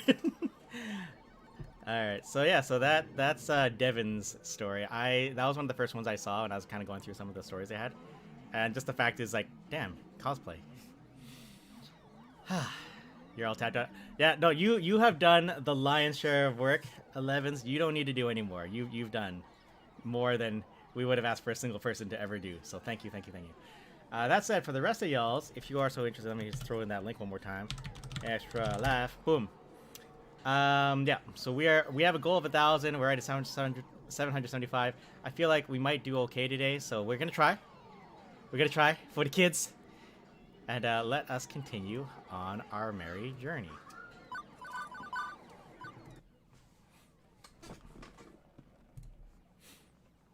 Level 2, Chasing Ghosts. This is a pretty fun chapter too. I should be able to finish this before I need to trade off. I'll try to go a bit faster, maybe. It's the year 20 something. And you know what? Things are pretty okay. I've worked as a floor attendant at the Funplex for 2 weeks now. Hard work to be sure, but rewarding. In a spiritual sense, at least. I've helped Naomi repair pinball games. I've had tea with Francine while she reminisced about her far-out 1960s. I've evacuated gamers when the kitchen accidentally caught on fire. I've had numerous kids puking up nachos on my clothes. I've scraped gum off any number of surfaces. I've chased what turned out to be entirely too many spiders out of a single skee-ball machine. 1K freedom dollars makes math hard. No, I getcha. Okay, look. I know I'm not painting this as a very rosy picture so far, but honestly, I'm happy. I'm happy even amidst the chaos and the grossness. I'm happy, and that's all that matters, right? Right! You're happy! This is the best I've seen you in ages, James. Before you'd come home all drained and exhausted. Now, well, you're still tired, but a good tired. My roommate, Juniper. She had taken to stopping by during her lunch break, whenever she could get away from her office cubicle long enough to do so. It's still hard work, don't get me wrong, but overall, it's good work. I just feel good. Totally good and stuff. Yes. Good. Agreed. Super good. Double plus good. Iris, we talked about you listening in on my conversations. What did I tell you about that? To pretend I wasn't eavesdropping even when I am. Exactly. You know, I'd be more upset about my creepy privacy invading digital overmistress. But I have to admit that Iris really pulled through for me. Even if she also ordered a 3-month supply of pizza bagels on my behalf. When you have pizza on a bagel... But James, when pizza's on a bagel... So Juniper, how long do you have left on your break? Any time to squeeze in some pinball or something? I can spot you tokens. No can do.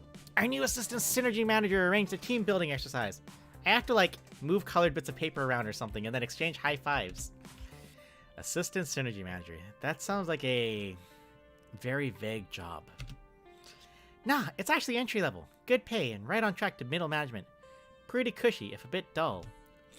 Funny thing is that when they asked me if I knew anybody who'd fit in before they started advertising for candidates, and I said nope, who'd want to do that? When was this exactly? Oh, 2 weeks ago. So 2 weeks ago, right when I needed to find work, you told them you didn't know any good candidates for a well-paying entry-level job. Oh, well, but you wouldn't have liked being an assistant synergy manager, right? Not one bit. Juniper, please tell me you told them no because I'd already taken this job by that point. Not because you forgot. Hey, I didn't forget. I just, didn't bother telling you about the open position that night. I mean, you'd already had so many jobs you hated.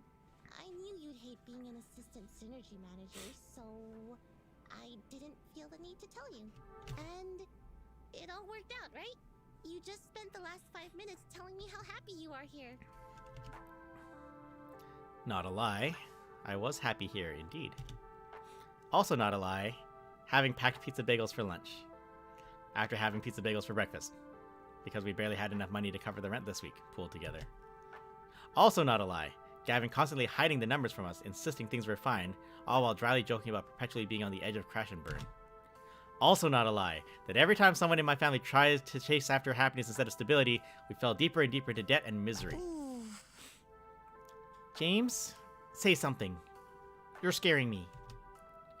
When I lost my lifeguard job, I barely reacted. Didn't care that I was impoverished again for facing an uncertain future. I guess one of the nasty side effects of no longer going with the flow is no longer being numb to the reality of your situation. But I shouldn't feel upset. I've been genuinely enjoying my time at the Funplex. I took a risk, and it's paid off in terms of my mental health, if not my physical health. I have no right to be angry or upset at losing an opportunity at a safer, more stable future, right?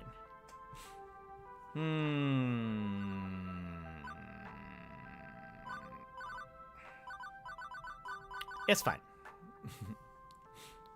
So, I won't be angry or upset. Simple as that. I decided I was done compromising, right? Done with battling. Done with settling, going with the flow. I'm going to be the one who breaks the family curse. I chose this path of my own free will, even if I didn't have all the facts at the time. But if I'm going to be honest, boundless confidence doesn't cover the simple fact that I chose to be vulnerable rather than safe. If the arcade closes, if anything else goes wrong, still, no need to dump all of that on Juniper. It's okay, Juniper. You are right. I'd have hated that job. And things are great here. Oh, good. You were kind of freaking me out. Trust me, it's the right decision. You'd learn to loathe working at my A office. single strand of hair in front of my face. That is not aesthetic, though. There we go. I mean, sure, the pay is good, and you get solid health insurance, and paid vacation time, and they have a sweet coffee shop right in the lobby. And these Spilled on really myself. great chairs that support your lower back, like $1,000 chairs from Sweden crafted by master chairsmiths. I fucked up. Juniper, I said it's fine. Everything is fine. Honestly, I'm okay. I mean, I won't deny that job would have been a safer bet. I want to contribute my fair share to the apartment rent, you know? But what's done is done. I'd rather look forward than back. Right. Forget I said anything. Please forget I said anything. Aw. She knows she fucked up. I'm sorry. I should have told you. I shouldn't have held that back. But I still wouldn't have pushed you to take the job. It's totally horrible at my office. You'd have been miserable there. Like me. Juniper, it's cool. You're right. I'd have hated it. Okay, good. I've got a good feeling about all this. I think you're right where you need to be, even if I was kind of dumb about getting you here. Hey, I gotta get back to the office. Have a good lunch, okay? I can feel the distant rumble of a frozen box of pizza bagels taunting me from the recently repaired employee break room. Yeah, okay. And you have a good rest of the hours of your day, yeah? You bet. I'm okay with this. Everything is fine. Right? Right. What I need right now is a distraction. And frozen pizza bagels are most certainly not it. My pocket money is really slim, but I think I need to step out for some fresh air and treat myself to a better lunch than that. And hey, maybe some company too. Nice and distracting, talking to someone about anything other than this. Let's see, who's available? Percy's taking a break, Queen Bee's between matches, Taya's shaking it on the Showtime stage, Ashley's not on mascot duty today. I should really see what else is going on in this world, but this is such a fun story, so we gotta go hang out with Queen Bee, because it's Queen Bee. I love Queen Bee. It's awfully quiet near the Fist of Discomfort cabinet. I'm feeling rather alarmed here. This is normally peak time for Queen Bee to be streaming matches. What's she up to now? As I get closer, I see her behind the game, fiddling with one of her webcams, clearly soaked in frustration. Everything okay, Queen Bee? No, everything is not fucking okay. She grumbles to herself and continues to meddle with the wires. Can I help with anything? I don't know. Can you figure out why a newly updated device driver suddenly stops talking to the webcam and supposedly just improved? But it was flaking out on me before I bit the bullet and upgraded, so maybe it's hardwire? Hardware? A dead wire? This is such a cord hell right now. Oh, sorry. I'm silicon literate, sure, but not exactly a techno mage. Listen, kid. Unfortunately, I don't have the time or the effort to deal with this shit right now. My main webcam isn't working, and I don't think it'll be working for the rest of the day. I can ask Naomi to take a peek at it later. She's the one who helped you rig this up in the first place, right? Ugh. Can't wait that long. I've got matches to stream, I need it working now. Well, how about you take your mind off it for a while then? I'm about to go on my lunch break. Care to join me? Queen Bee's whole demeanor relaxes a bit when I mention mealtime. She sighs heavily. Fine. You're probably right, kid. Maybe not staring at wires for a bit will help clear my mind. Maybe even help me sort the mess out myself afterwards. I want to go to the whole story. Get me some sugar. Want to go to the whole story with me? The bookstore? They have food there? Do they have food? You are too funny, kid. Of course they have fucking food. Best coffee and donuts in the world. And I'm fucking famished. Let's go already. Before I can even lament about eating my pizza bagels I bought, Queen Bee is dragging me out of the arcade.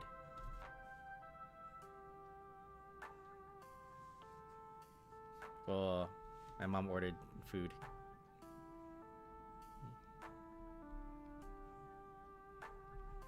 Just 1 second, I'll be over.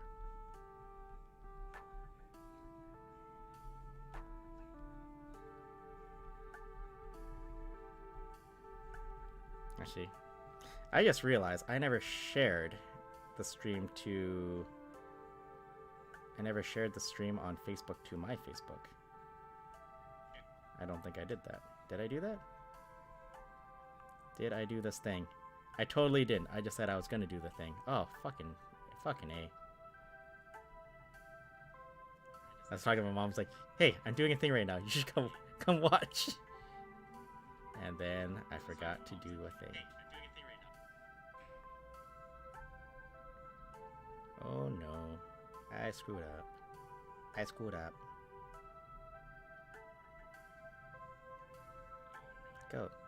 Go to the thing so I can share the thing. Let me share the thing. Where is the thing? There's the thing. Share. No.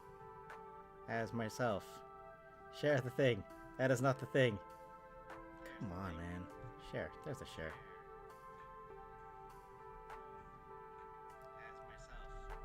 I forgot to share. That's okay. We're streaming all day. All damn day.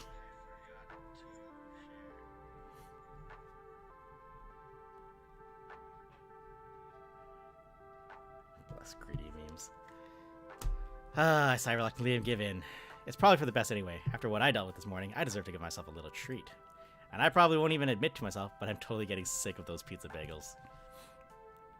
Despite coming to this little strip mall for 2 weeks, I haven't actually visited our neighbors. Mostly I did whatever needed doing. Took orders from Gavin, lent a hand to Ashley and Naomi, things like that. Whatever the job had to call for. No more, no less. I couldn't say I'd been part of any community outside the immediate circle of my coworkers, whereas the others visited the whole story frequently. Queen Bee leads the way into a shop that smells strangely of dusty old books and sugary sweetness. I don't think I'd ever been in a little independent bookstore. Or a bookstore at all, for that matter. It's 20... who buys books in brick-and-mortar stores anymore? But despite the subdued atmosphere compared to the arcade, there are customers present and accounted for. Sipping coffee, reading old tomes, and yes, munching donuts. Queen Bee secures a tiny table for us before directing me to the bar. Hang on, what the heck is up with this menu? It's organized by the Dewey Decimal System? I'll take a Frank Herbert, I'm paying. Just got my stipend from L7 game yesterday, and I feel like celebrating.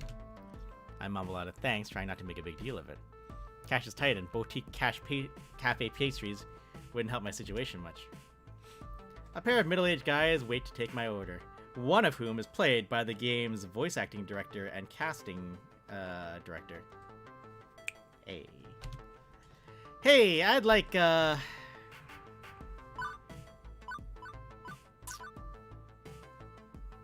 too old for something like that. You know what? Hey, what's good? What's your favorite order from the menu? One Terry Pratchett coming up, a jam pastry with Clatchy and coffee. The second fellow puts together my order and also drops a small paperback book into the tray featuring a many-legged wooden travel trunk on the cover. Huh. A literary lunch. Literary lunch. Literary lunch. With alliteration, apparently. Say, you work at the Funplex, don't you? Right. We've seen you walk past our doors every morning and evening. Like clockwork, tick-tock. Right, sorry. I should have introduced myself.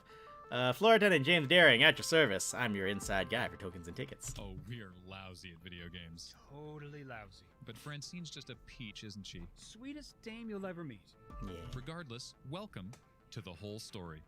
I'm Yeah. Ben. I'm Matt. No relation to the actors. Although they're cuties, and so are we. Oh, stop. Stop being cute? Never. Apparently the sugar is available in forms other than round and holy. Anyway, don't let us stop you from having fun on your little date. Wouldn't dream of it. It's not a date. Just friends then? Friendly friends on a play date? Maybe the real date was the friends we made along the way. I'd say the real friends were the friends we made along the way. Whoa. What if the way was also the real friends who were the real friends we made along the way? Okay, now you're just being silly. And how? They're silly. Anyway, next order, please. And they're also fully voice acted, so you never have to pretend to be them. The pair waves the next customer in as I return to Queen Bee's table with our orders in a nicely decorated wooden tray. Queen Bee is stuffing donuts down her gullet. I think she might be angry eating, but I'm not sure. Actually, I think this is the first time I've actually seen her eat anything.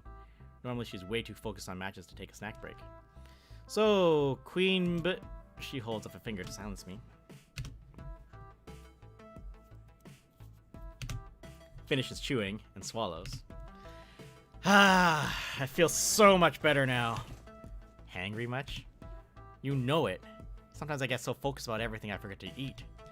Eating is important. You should do it more regularly.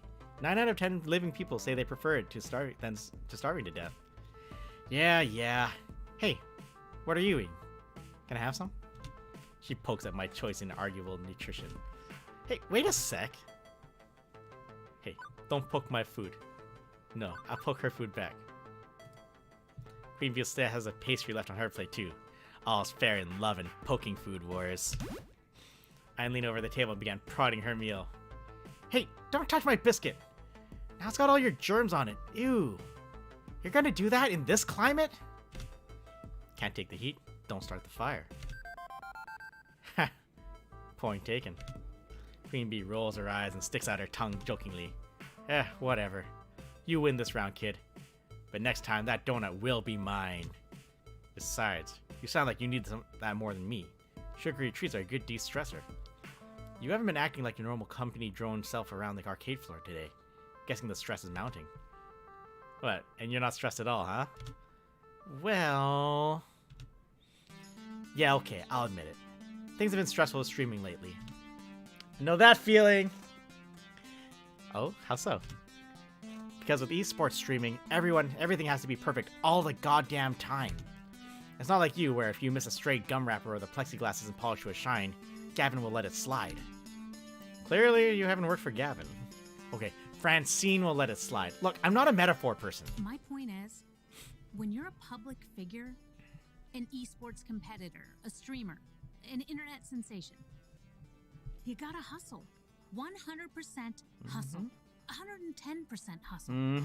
You only see folks like me and Teo from backstage. You aren't watching from the audience. Different situation entirely there. There's no room for error. If one thing is wrong, I'll get punished for it. If not by the chat, which constantly seeks my blood and salty tears, then by my own team. They're always evaluating my performance. Things go badly enough, my viewer count goes down, and I could lose my sponsorship. Then Animation is stressful as well. Oh yeah. Everything. Damn. Damn indeed. You see what I mean? The world down in flames with you, I say. You told me your ratings were at an all-time high. I'll be nice this time. She won't like it as much, but it's fine. Wait, that doesn't sound right. Just last week I remember Queen Bee mentioning that her stream sub count was through the roof. I thought you were still a red-hot popular streamer. Why all the worry? You're doing great. You should be proud of what you've accomplished. It's true, I am awesome.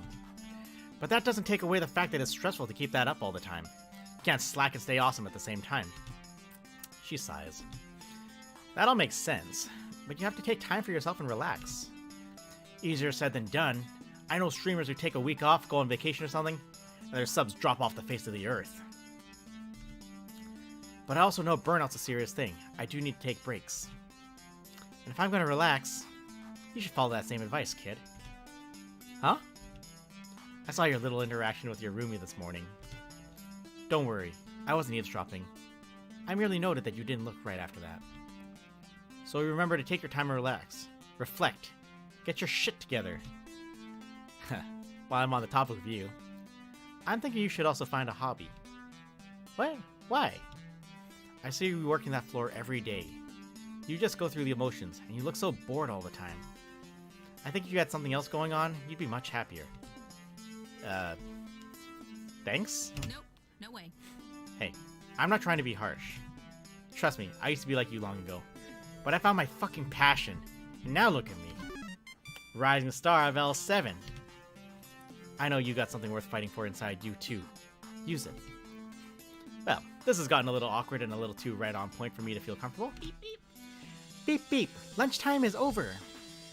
And Iris with the best distraction. Time to go back to dusty old arcade. I'll see you back there, Queen Bee. She waves me off. I still have this last donut to finish. I'll be back at the Funplex before you know it.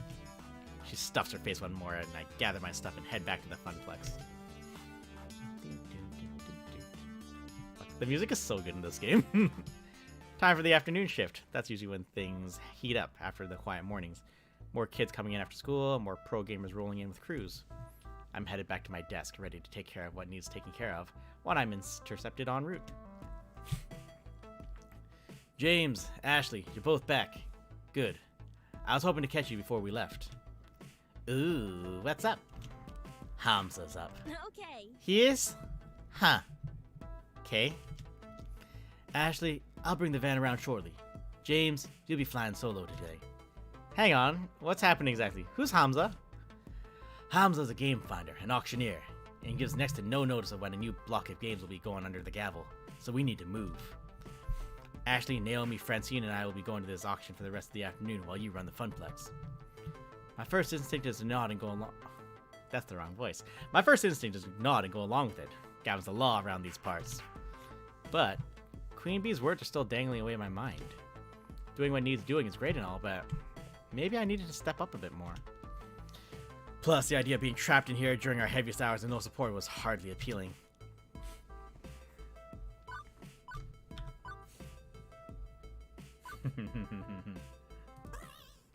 Me? Seriously? Did we learn nothing from the Great Kitchen Fire incident of 20 that James exudes an aura of perpetual bad luck? That cruddy old microwave explosion had nothing to do with your pizza rolls. Pizza bagels! Whatever. Hey, hang on. I gotta say in this too, right? As a fellow floor attendant. I feel like such a third wheel at those auctions anyway. Let James be the third wheel, and let me handle the floor. I'll be the finest third wheel you've ever met. Trust me. I want to do more than I'm doing. Different things. New things. Show some initiative, like... I suppose it wouldn't change much to bring James instead. But no costume time today, Ashley. I need non-plush fingers on duty in case of ticket jams. Pinky can stay in storage for the afternoon. I'm just happy to be helping folks out, one way or the other. My mother says thanks. I gotta help her with the TV later today. Classic. I need to go get the van. Wait up front, please. We'll probably be closed by the time you get back, so I'll see you in the morning. Floor attendant Ashley, away! Leaving me waiting outside with my two traveling companions. Not much time to chat, however, as Gavin pulls his van and a rental trailer around. Oh my, how exciting! I rarely go on adventures these days. It's just a quick trip, ma'am. Any trip is an adventure if you make it one. Shall we? The four of us pile in and it's off to the highway.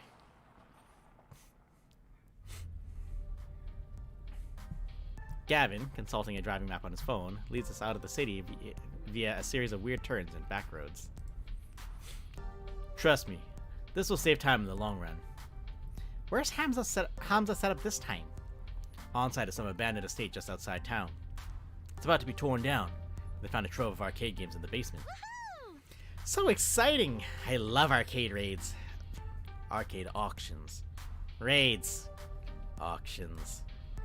You guys got an arcade English dictionary I could borrow? Francine, without looking up from her knitting, answers.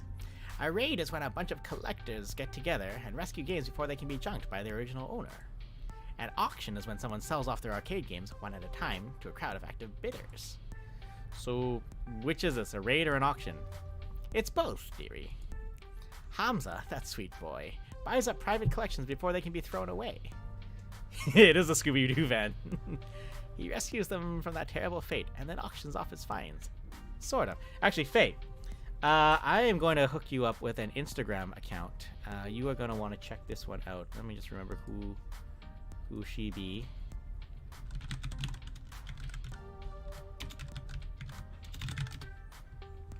Is this the right one? Yeah. So Faye, you plus anyone else in the chat if you're interested.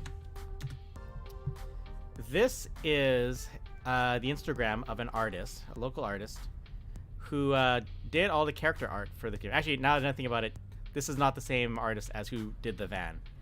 But they did all the character art and is a fantastic artist, and we love her. And Molly's the best. And you should follow Molly because Molly is awesome. Molly. He rescues him from that terrible fate and then auctions off his finds, sort of. Okay, now I'm fuzzy on the sort of part. I'm the newbie here, remember? Well, okay, so Hamza obviously auctions off games for cash money, but he's a very whimsical kind of guy. Once I saw him trade off a vintage Burger Time trademark in exchange for someone's super secret chili recipe passed down through generations of family. In other words, he's just on the edge of being a loon.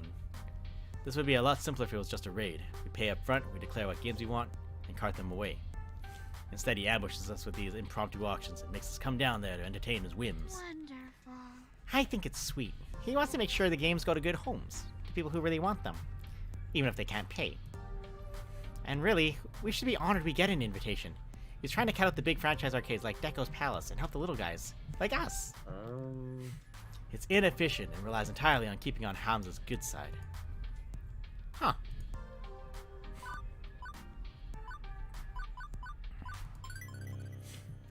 Trading games for recipes, holding auctions, surprise auctions, curating favorite and working connections. Sounds convoluted to me. If he wants to sell the games he finds, he should just sell the games he finds. Thank you. Good to have someone who sees clearly on a trip like this. Aw, come on. Francine's right. Where's your sense of adventure? I think it's exciting. Suddenly, games! What will we find? What can we get? What mysterious bargains can we make? Who knows? We need to temper our expectations a little, I suspect. I think not. We don't have room to add many more games, especially relics like Hamza usually deals in. What about the off-site storage unit? We can just rotate games in and out more often. Nearly full to bursting, and not cheap for us to rent on a monthly basis. I'm not saying we have to go home empty-handed. Certainly a few holes in our roster we can fill should we find an excellent deal and beat the other bidders. But considering this, above everything else, a way to maintain relations with Hamza, even if we don't end up bidding. Aww. You know. Now, Naomi. Gavin knows the numbers. I'm in favor of making our little funplex more and more fun, but floor space is finite. It's true. And Gavin, remember, if we find some darling little game Naomi would lavish adoration upon, we can always retire an older game. Life, my young friends, is a series of trade-offs. Well, isn't it better to, you know... Whoa, who dat? 200... Holy shit! Two flower! Arcade Spirits community. Holy shit! Shit, do I have to do makeup now? Mr. Stefan Gagny, Mr. One half of the Arcade Spirits team. Oh, fuck. Oh no, I gotta do makeup now.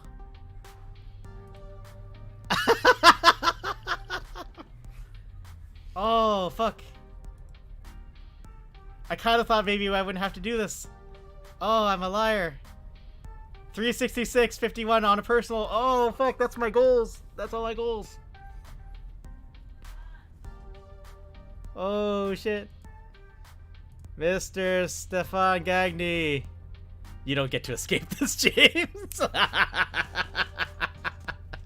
Okay. Let's concentrate. I got less than 2 hours to finish this chapter. It's doable, but it's not easy for the children. Silo, hi. Let's do this. Yeah. Mr. Tufla, Mr. Gagny, thank you so much. I'm so glad I became a part of your guys' community. The Arcade Spirits group is fantastic, and you've got such nice people, such great people. Like whether it's just like you or Joe or Meta BB or Anna, it's like you guys are all freaking awesome, and I love you all. So thank you so much. For the kids, you can't escape this. You're doing either you like it or not. No, I'll do it. I'm not gonna not do it. I'll do it. Only 25 bucks left to go to hit 1K USD. That's wild. And we still have 4 more people streaming today. Today and tomorrow. Oh, okay. Okay, I'm good. Everyone else, put in everyone else's things so that you can force them to do stuff. Holy shit. Okay. Yeah, back to game. That hurts my ears. I shouldn't do that. Isn't it better, not just settle and compromise all the time? Well, now, there are trade-offs, and there are trade-offs. It's silly to say that you should never compromise. As silly as it is to say you should always compromise. It's what I need water. Compromise that defines who you are. You're all so young yet. This has been an incredibly successful stream so far. Oh god, that means next year we're gonna have to try even harder. Oh no. Unless you don't want to make rent or on your apartment or your stomach's growling. Iris and Juniper have pushed me to stop settling for less out of life, to stand up for myself and my happiness. And I've done just that without regret. So, everything should be fine now, right? Right? New default topic diversion. The weather! Well, at least it's a nice day for an outing, right? Come on! Wonderful. Glad I packed plastic bags to wrap cabinets in just in case. That's our Gavin, always thinking ahead. Trying to protect your investments, huh? From Hamza's invitation, it seems this arcade was largely abandoned and left to rot. I'd rather not add water damage to the ailments the games are already suffering. Also, you've achieved bragging rights. Oh shit! What this? I got an email from Extra Life. Hey James, amazing work. You passed 200 USD milestone with your Extra Life campaign. You have achieved bragging rights, my friend. Because of your hard work, you've raised enough life-saving funds to unlock the official Extra Life 2020 T-shirt. What? This limited edition T-shirt is only for our most loyal community members and serves as a badge of honor for many of them. It will never be sold or reprinted. Once they are gone, they're gone. To snag your free shirt, all you need to do is upgrade to Platinum status and pay the $19 USD registration fee. Ah, I see. Alright, we'll see if we need a shirt later. I'll think about it. Anyways, I should message the squad and be like, holy shit. 2 flower just dropped 200 on behalf of the Arcade Spirits community. I need to do makeup now.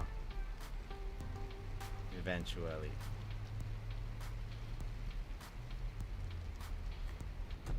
Damn. It's so sad when we come across a wonderful game that's just ruined beyond repair.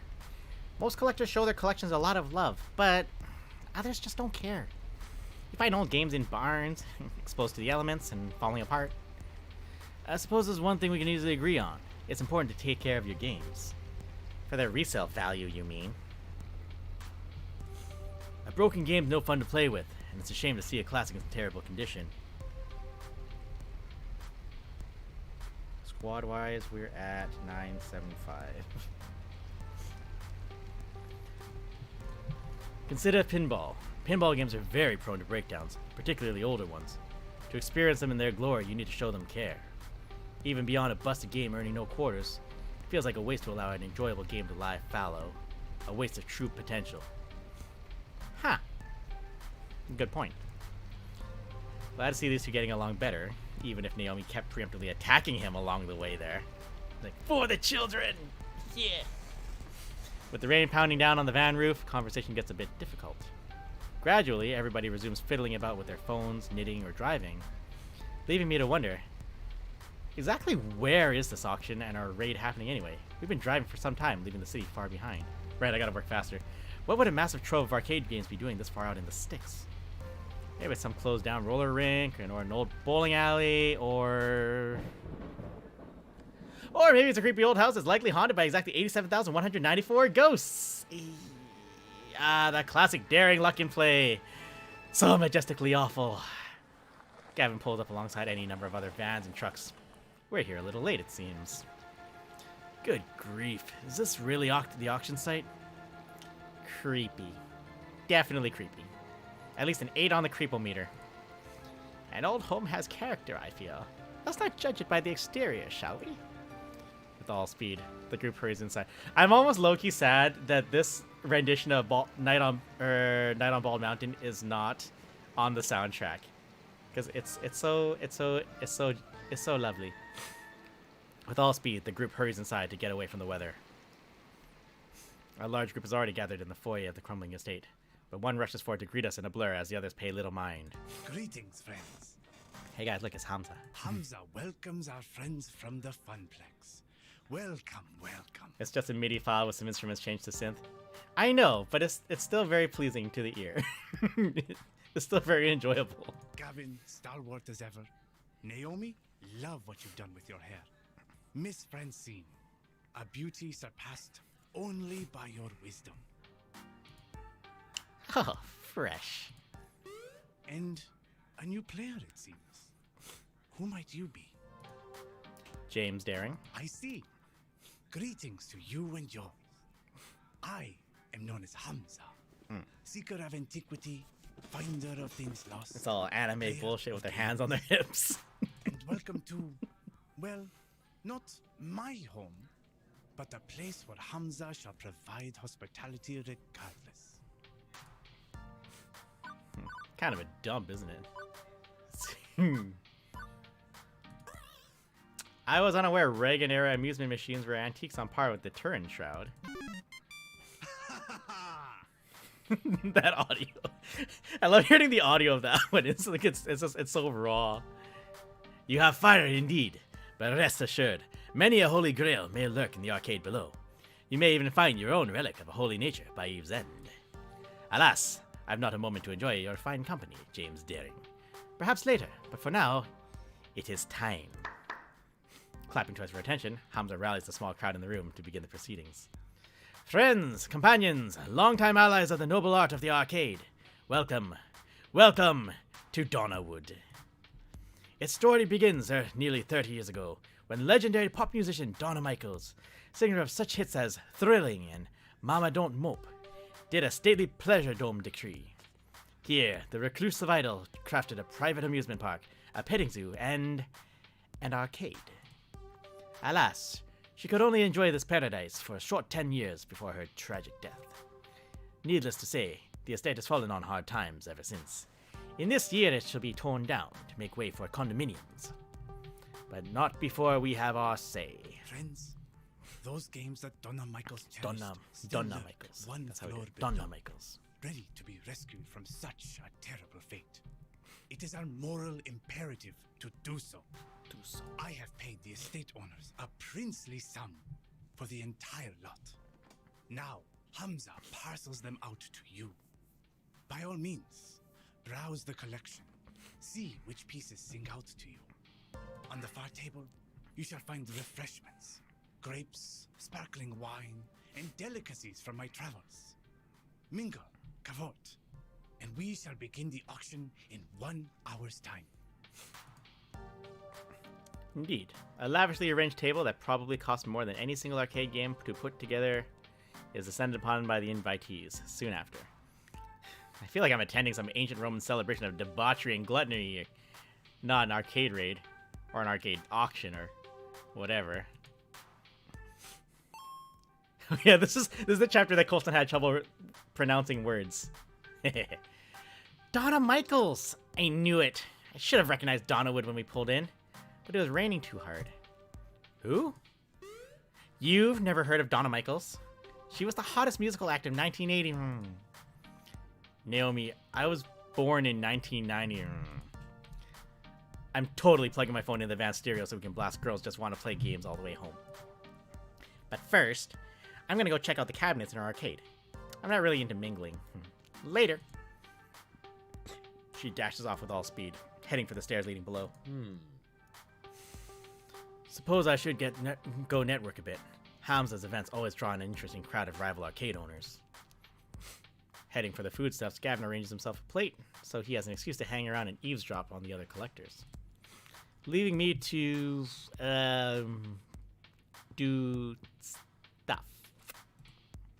Now I see Ashley was bored at these events. Gavin schmoozes, Naomi analyzes finds, and Francine's already napping in a chair. I've got nothing to do. Well, when in doubt, find someone who knows what they're doing and stick to them like glue. So, when I streamed this half a year ago, I went to hang out with Naomi. This time, I'm gonna hang out with Gavin. I'm gonna switch it. I already get my fill of arcade games on a daily basis. No need to go stare and wonder at dusty boxes. I'm curious about what's cooking up here. So with these other arcade owners. So I seek out Gavin to watch and learn from the master. Gavin's scene is so cool. I am biased. I do like Gavin's scene in this, yeah. Gavin, armed with a small plate of delicacies, is hanging back for now and sizing up the competition. A perfect moment for me to slide up and have a chat with him. So, any friends in attendance tonight? I'd hardly call anyone in this room a friend. Not even Hamza. You'd be better off not seeing them that way either. These are our colleagues. Somewhere between an ally and an enemy. A rival, perhaps. Rival's good. That's a bit of a cold way of looking at it. It's practical. I can't afford to invest any real emotional currency in any of these people. Not when I have to look out after my own. That's fair. Naomi would argue that he has had a hard time investing any real emotional currency in his own people, but he's too focused on the crowd to get into that right now. You never play this game? Faye, you say never now, but let me tell you, it's really cheap.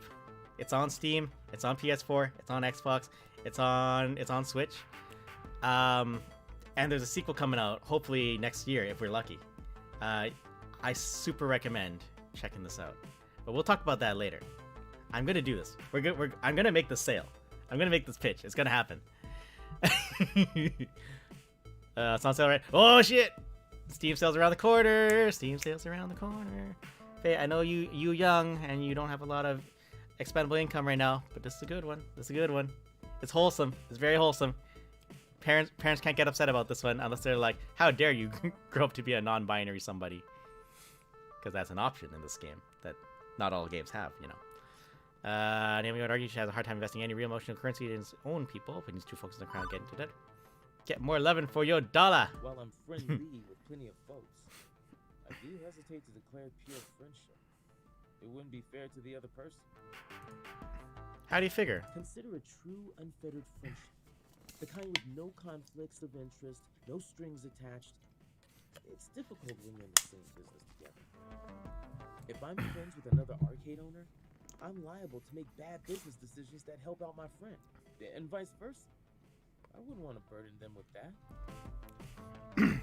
Gotta keep shit professional. Either I hurt my business and my fellow employees, which would be disastrous, or they hurt theirs to better support me and mine. It's messy. Better to be friendly than friends for all involved. Okay. Well, what about workplace romances within a work unit, not with a rival? It had to be asked eventually, didn't it? Well, that's a little different. Within a group, we're trying to strengthen each other, and the group as a whole, so there's a lot less of a conflict of interest.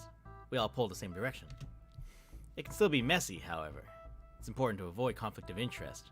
Reasonable adults with strong awareness can sort through that mess, I would hope. Right, okay. Good to know, for reasons. Now, let's size up our rivals for the auction ahead. I do recognize a few. It's Colston. That one's the owner of Pixelpalooza on the other side of town.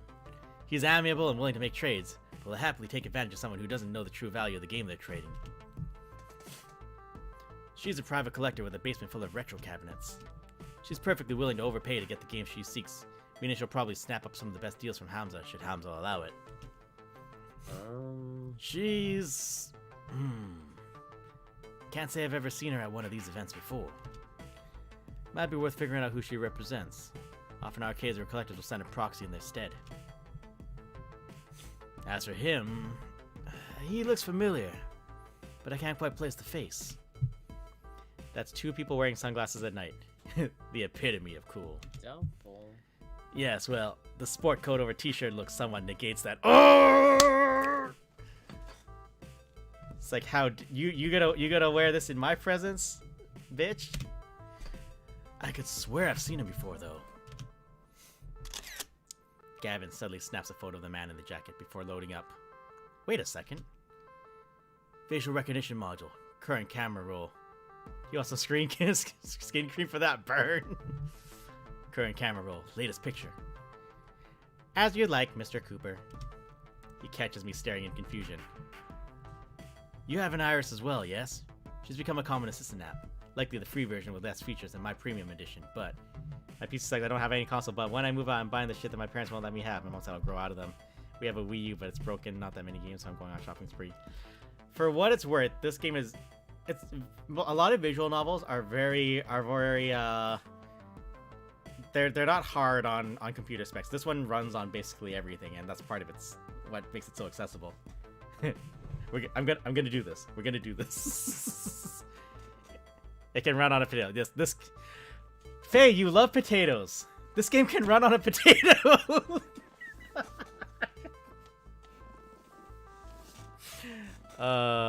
Bring it a full circle, guys. Anyways, Gavin's talking about irises. Yeah, I guess I'm just used to Iris being my digital BFF, not someone else's. Don't forget, James, Juniper's on my friend too. I have a lot of friends. Friends are great. Friends are fun. Your Iris calls you James? Not Mr. Daring? Yeah, is that bad? I suppose I'm just iffy on a piece of software acting too familiar. Anyway, judging from who's present and accounted for, I have a sincere doubt we'll be able to win any new games. 2 of them have deep pockets, the other 2 are unknowns. Is it rain in Vegas? Yay, it's been years. Yay! Actually, I think it rained while we were in Vegas last year. Yeah, it rained a little bit. Naomi will be disappointed, undoubtedly, but that's probably for the best. That girl has a tendency to let flights of fancy overrule common sense.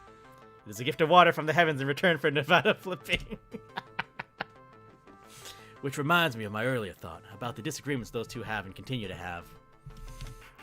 I know we've got rivals to deal with, but maybe it's a high time to ask about that. Letting it go again and again gets old, you know? Just gotta come right out and say it. What's up with the rivalry with you two? Anyways, yeah. Yep. Permission to speak freely, sir. Please. Why are you two constantly at each other's throats? It's dumb and makes for an uncomfortable working environment. You've worked together at the arcade a few years, right? Surely you could have reached, I don't know, a ceasefire by this point? Nonsense. You talk as if I'm some manner of warlord. And you value blunt honesty, right? I'm just being bluntly honest. I'm being blunt and honest, simultaneously. I see. I suppose I can appreciate that. I would argue that we have established common ground between us, the arcade itself. I'm well aware that I can be cold or distant. That's my desire to protect Naomi's dream. Sometimes leads me to think I need to protect that dream from itself. Believe me, if we had the resources, I'd be happy to buy Naomi all the aging cathode ray tubes and joysticks she desires. Rather disappointing. I don't enjoy trying to bring her down to the hard reality we live in. I don't enjoy the hard reality that we live in, for that matter. But the Funplex is very low tier as arcades go. Even some of the private collectors here have larger, more impressive arcades than we do. So, until the day our fortunes turn skyward, I'm afraid I'll need to play the villain for Naomi's sake. I care too much for her to do otherwise. Apologies. Better she hate me for what must be done than hate me for letting it all fall apart. I can't say I want to be hated, but needs be when the devil drives. Until I can have filet mignon for lunch every day instead of pizza bagels. Until my spiritually satisfying job becomes a fiscally satisfying one. No. No, there's no point harping on that, or on Juniper locking me out of a better job. This is the better job. It's up for me to make the most of it. Also, what's my score? Whoa, so much Queen Bee. Whoa, so much gutsy and quirky.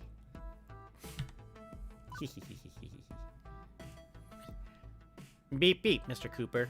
Facial analysis complete. Profile 108551 identified. Mr. Franco Sterling, buyer for Nostalgia Commodities, Inc. I think not. No, that's not right.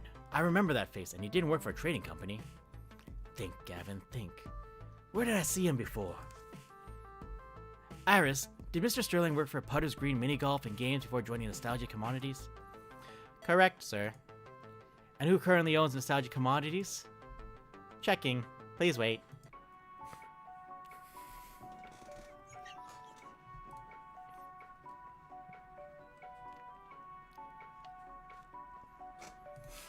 So, do we just stand here, or... Scan complete.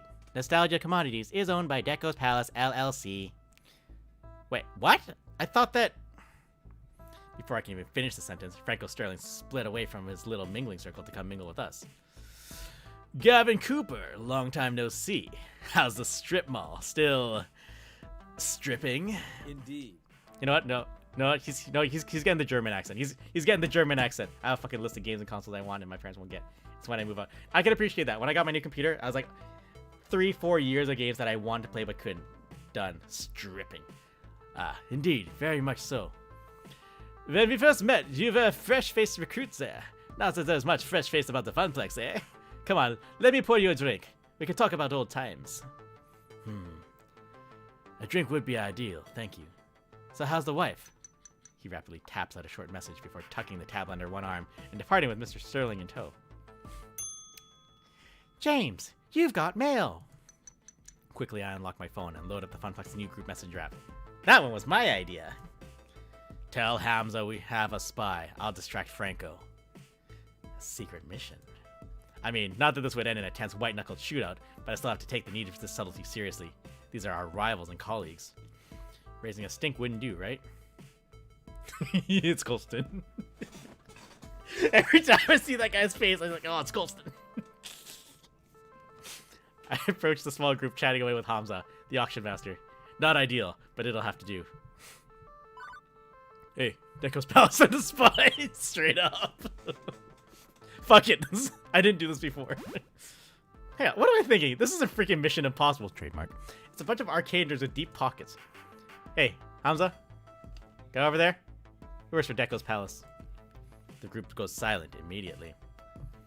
I do not invite the greedy minions of Deco to my gatherings, James Daring. My blood burns. It would be an insult to the very nature of games to allow their industrially stamped brand of pseudo-fun to pilfer my holdings. Yeah, well, that dude in sunglasses is pretty keen on pilfering. Sorry to break it to you. He works for Deco now. Gavin's got proof. Deco Nami. Also, on the subject of Deco Nami, he shows up later in the game. We're not going to get to him. But he is voiced by none other, and it's very timely this is coming up today because today is November 7th, which is N7 Day. Commander Shepard himself, Mark Meir, plays Deco Nami in this game. So, happy N7 Day, guys! We're playing Arcade Spirits in honor of Mass Effect and video games and the children. The children. It's the children. Also Mark Meir. Hamza strides out to the middle of the room and claps his hands sharply for attention. Franco Sterling, you will present yourself to Hamza immediately. Something wrong, Hamza? Yes, Hamza has been a fool. He has not been diligent in determining friend from foe. This displeases Hamza. And you, Franco Sterling, are foe to all hard-working arcades and collectors. You work for Deco. Gavin Cooper has identified you as a minion of the adversary. Hey, hang on a second. What is my one rule, Franco Sterling? All sales are final? What is my other rule, Franco Sterling? Okay, look, I think you've got Mr. Deco all wrong. He's just a hard-working American businessman who would see the entire industry devolve into a series of children's casinos, spitting out tickets at the pull of a slot machine lever.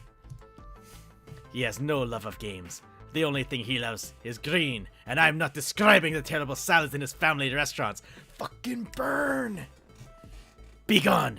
Be gone from Hamza's sight immediately, Franco Sterling. Sterling casts an angry look my way, and at Gavin, the one who fingered him. Pause! Well, thanks for screwing us both over, Gavin. Deco doesn't forgive those who mess with his business, or those who fail him. Could have left my name out of this, Hamza. And why? The others should know you have worked in their interests. None of us wished... That's the wrong accent. That's the wrong accent. None of us wish to see that monopolistic tycoon consume the entire arcade industry. Deco Nami shall find no succor in the halls of Hamza. Gavin Cooper, James Daring, Hamza considers you as friends. Thank you for purging my gala of that foul influence. Funny, considering Gavin specifically said he didn't consider Hamza a friend. I guess that doesn't work both ways, as Hamza offers both of us a warm smile of gratitude. At which point Naomi comes running up the stairs along with several others who are busy scouting out the games below. What's going on? I heard shouting. Hamza has ejected a representative of the dark carnival known as Deco's Palace from our midst. And not soon enough, in Hamza's opinion. Oh, okay. I guess everything's fine then. Excuse me, I'm gonna go get my work apron on since we'll be moving games soon. Naomi, if you don't mind, after you change, we should coordinate our wish list. I want to get that settled before the auction begins. No, don't leave me alone with the Bacchanalian Orgy Master! Excellent! Now, let us resume the social amusements and jocularities. James Daring, we will speak, yes? Those were the two words Colston couldn't pronounce. This is going to be a morning stream of us ripping on Colston. Poor bastard, he doesn't deserve that. He does, but he doesn't. Hamza leads me off away from the chattering crowd, presumably not to eat me, or yell at me, or anything like that. I make it a point to get to know all who attend my gatherings. Poor Colston. Clearly, I have been remiss, as I allowed one who works with the hated Deco Nami to enter. Hamza would like to know you better, my friend. Not that Hamza assumes you to be a spy, of course. It is simply a matter of what is proper and right. I'm just a floor attendant for the Funplex. Not much else to say. Come now. Surely there's more to you than that. Share with Hamza. Consider me an impartial third party. Surely there are matters that occupy your mind which would be inappropriate to air to your business partners? Okay, this guy is clearly on a fishing expedition for dirt. Considering the high court of arcade royalty I'm supping with, maybe it's best not to give him anything. But I also don't want to make relations difficult for the Funplex if this guy is really a leading supplier of cheap arcade games.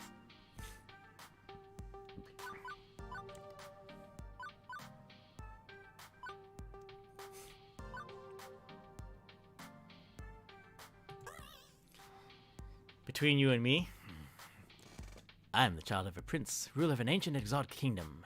I'm in hiding from an international conspiracy of assassins. I was blessed with a birthmark in the shape of Cubert, trademark, marking me as the chosen gamer of gamers. A fine attempt! Besides, I'm the true son of royalty around here, of a long-forgotten prince, no less.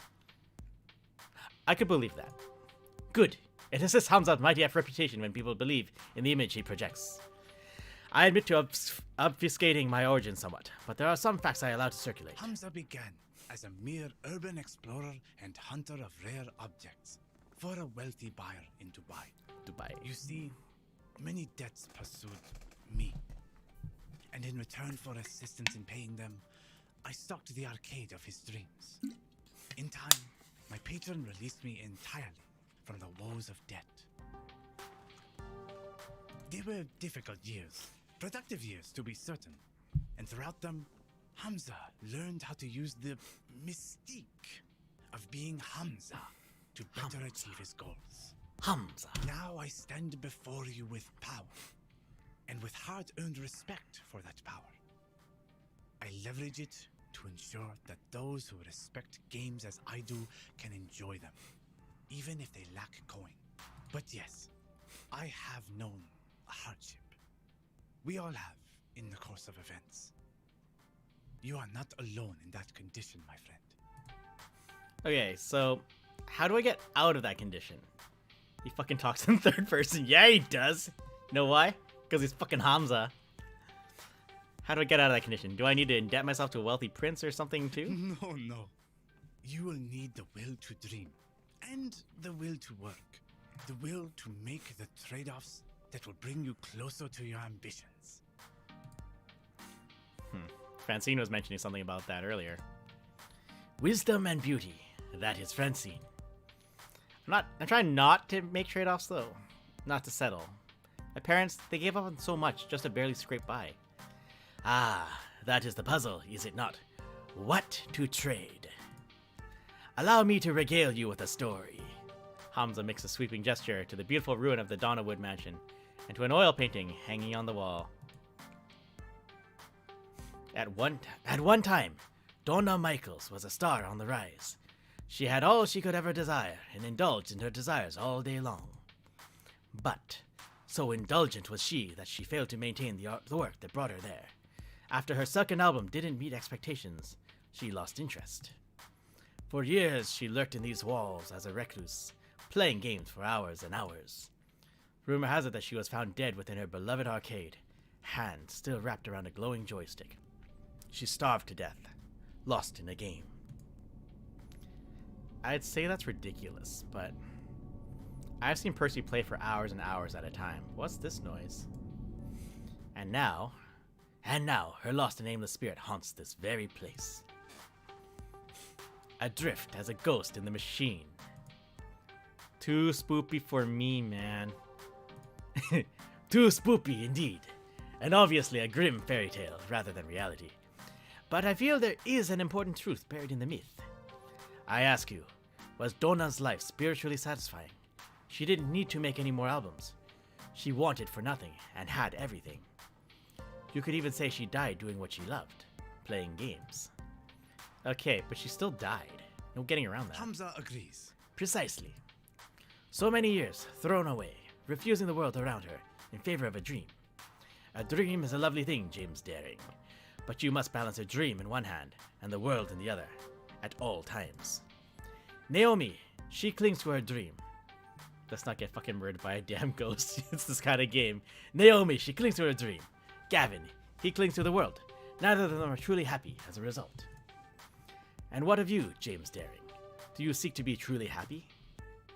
Well, duh. What else was I going to answer except yes? But Hamza pressed a finger to my lips to silence me. Hold that thought.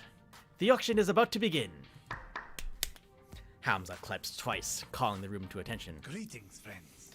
Friends, let us proceed to the arcade below. It's just a silly romance game. I'm sure you won't get ghost murdered.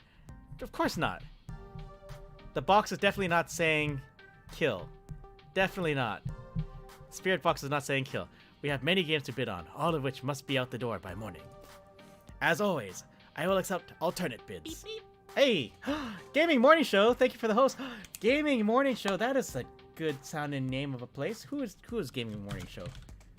Wait, that's not the thing. S-O... Who are you? Shout out Commendable Gaming Morning Show at there. They just wrapped up an operation with talk shows and podcasts. You talking and stuff. Hey, nice. Gaming Morning Show. That makes sense. I'm a dummy. Thank you for the host. As always, we are doing a stream for Extra Life. We are collecting money for the kids, specifically the BC Children's Hospital Foundation.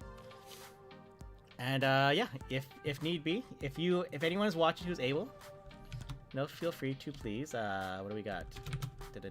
Extra Life.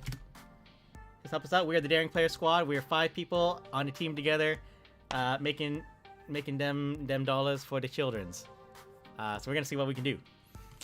Anyways, we're only 4 hours in of a 25-hour stream. So we'll see what happens. Found you through the IntelliGame Discord. Good luck with the fundraiser today. We were on the IntelliGame Discord. Interesting. I'm cool with that. Well, thank you to you, and thank you to IntelliGame and their Discord channel. I will try not to fuck it up. Where were we? Test not the patience of Hamza. If your bid is not a serious offer, the hours grow short. Any titles which find no takers will go to my own collection, but my hope is to find a happy home for every machine, one which will love and respect these games. He motions for me in particular to follow as the group files downstairs. This way! This way! A bunch of folding chairs have been set up in front of a large HD TV. One of Hamza's assistants loads up a photo slideshow of the games on offer as the group settles in. Hey, shouldn't Francine be here for this? It's technically her money. She trusts the two of us to make the right decisions on purchasing games. Plus, I'd hate to interrupt her nap. Or her knitting. Or both. I swear, she can knit in her sleep. Ooh, I'm just too nervous. I think I'm going to go browse the games again, see if there are any I missed. It's so dark down here. I could swear I didn't see them all. And how about you, James? Want to watch the auction with me, or go help Naomi search the arcade? I'm fine either way. Ultimately, you're only here to help us lug our purchases out the door, so do whatever you like. Thanks. I think...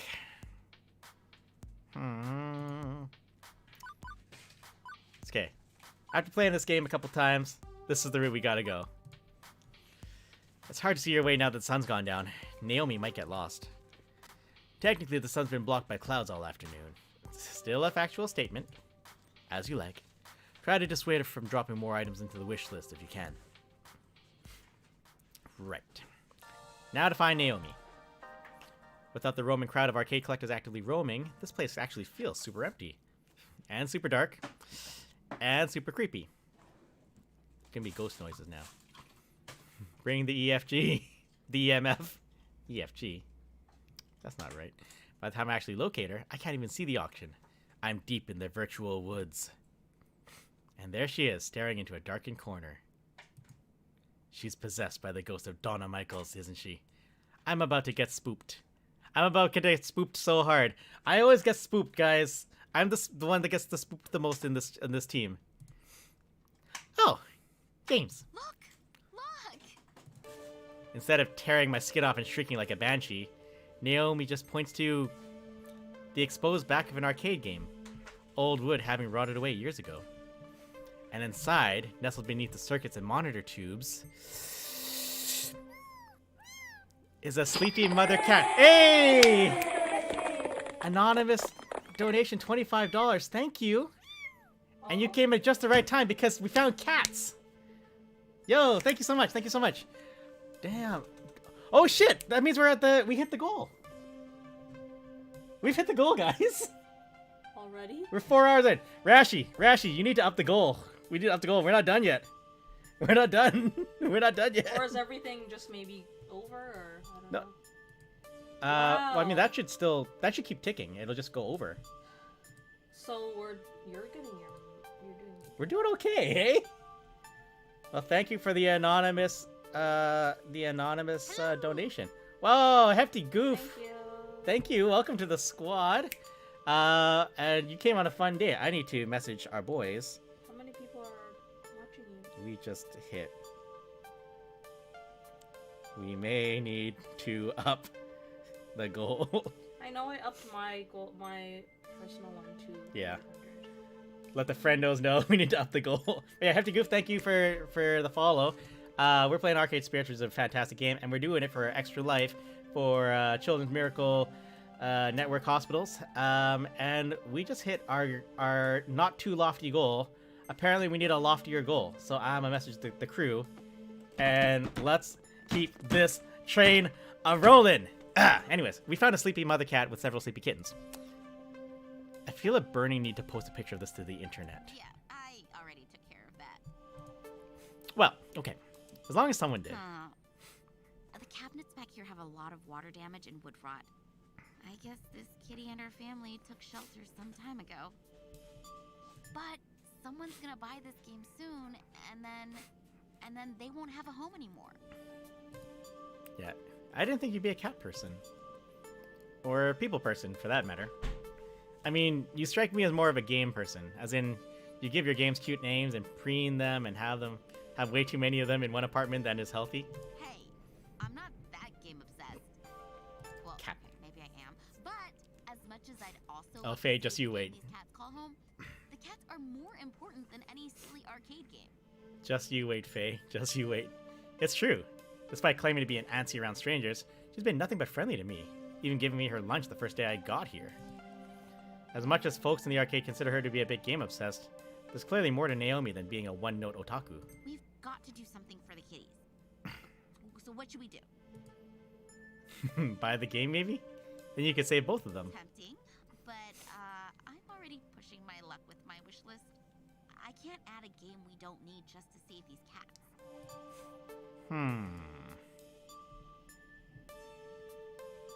You should keep them. Do you have room in your home for some new friends? I think they could use a friend. And you're a good one to have, furry or otherwise. Kittens. Well, okay. I can't adopt all of them. Maybe Mommy Cat wouldn't mind parting ways with one kitten. A shelter can take the others. Yes, we're taking the cats with us. But where would we take them? What shelter? And how do we safely move them? I don't know. I don't want to mess this up. What do we do? What do we do? Naomi, we have the internet. Oh! Right. Thanks to the wonders of the information superhighway, Naomi's got the instructions we need in seconds. Didn't even need an iris backing her up, thanks to speedy tapping. Right. Okay, we're going to need... 1, a cardboard box large enough to fit them all. Not a problem. There's plenty of boxes around here left behind by movers and liquidators. 2, to avoid being scratched up, heavy gloves. No problem. I brought a pair from the Funplex. I was expecting to use them to haul giant wooden game cabinets around. 3, some food for the trip. They had turkey up at the buffet table, right? Just basic breast meat should work. Water, too. Lastly, we need some bedding of some sort to line the box. A blanket or something. We need to update the team goal now. I know, I was just saying. We had no faith in ourselves, and we have been humbled by our lack of hubris. Seriously. There's a first for us. Not enough hubris. Lastly, we need some bedding. Sorry, I'll get it down. Blanket or something. I wouldn't trust, like, the curtains or anything in this crappy old house. Could have bugs, or worse. I might know where we can get a blanket. Upstairs. Right, pass me your gloves. I'll get the box. You go grab the food and the blanket. It's Operation Kitty Rescue! Go! Right, it's up to me now. For the sake of a bunch of absolutely adorable little fuzz muffins, I must accomplish my sacred goals. Gavin and the auction can wait. It's go time. Scooping up... It's a spider cop now. Scooping up the roast bird and water. That's the easy part. Plenty of pickings left over, even after ravenous arcade owners descended upon this buffet. As for the blanket, well... we conveniently have access to one of those, lying in Francine's lap, her knitting now complete as she snoozes away. I'm reasonably certain she wouldn't mind me appropriating this for the sake of some cuddly little kittens, right? We're going to be sneaky about it, guys. What's my score at? Oh, so gutsy. So quirky. This will take cunning, agility, and an iron resolve. Carefully, very carefully, I work the blanket free from Francine's hands. She's out like a light, but better safe than sorry, and take it slow. Soon, I have the knitted blanket free from her grasp. Didn't even have to interrupt her beauty rest to do it. Score 1 for James. I should probably feel bad about this, but kitties. Kitties are at stake here. Food, check. Water, check. Blanket, check. Now to assemble all these components together in a giant kitten-saving robot. Naomi, it's time to form Voltron.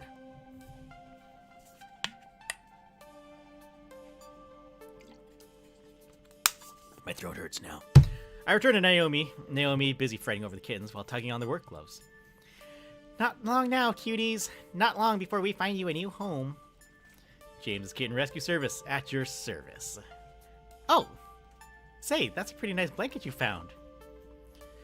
Wait, isn't that Miss Francine's blanket?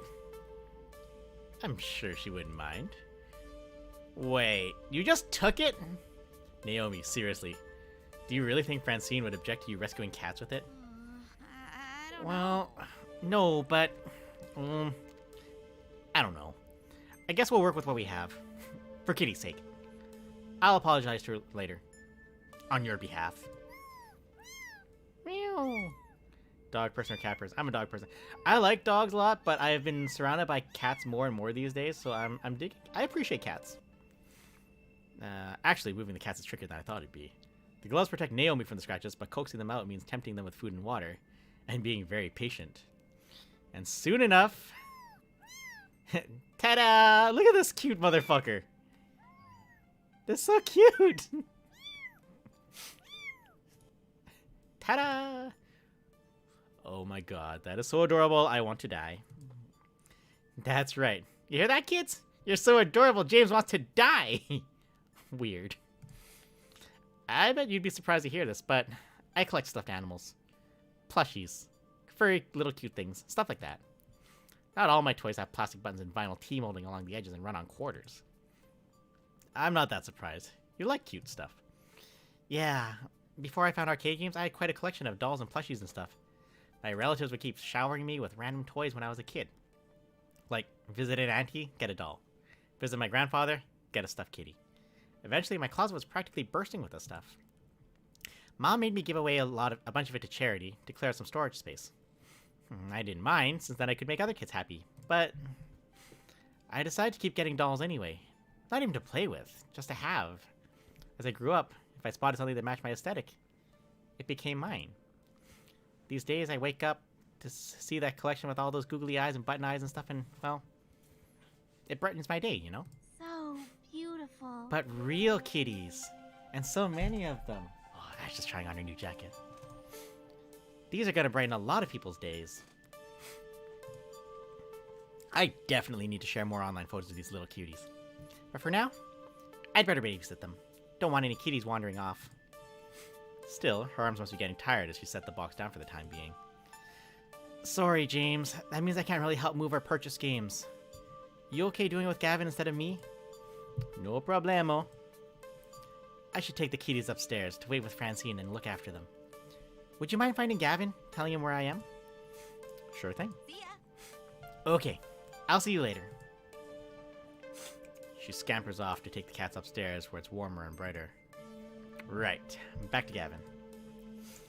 Although finding my way through this maze in the dark is easier said than done. Well, no point waiting around, one foot in front of the other. And as I walk by a game, the screen lights up. I freeze in my tracks as my hand accidentally brushes past the glowing joystick. It seems familiar, like something from a story I heard once. Hamza. Hamza's tall tale. He said Donna Michaels supposedly died while playing one of these games. A game with a glowing joystick. I should walk away. I should go. I have official Funplex duties. I've been very good about not gaming when I should be working. But someone's already inserted a quarter. The game is ready to play. One game couldn't hurt, right? Just one game. I want to play the game.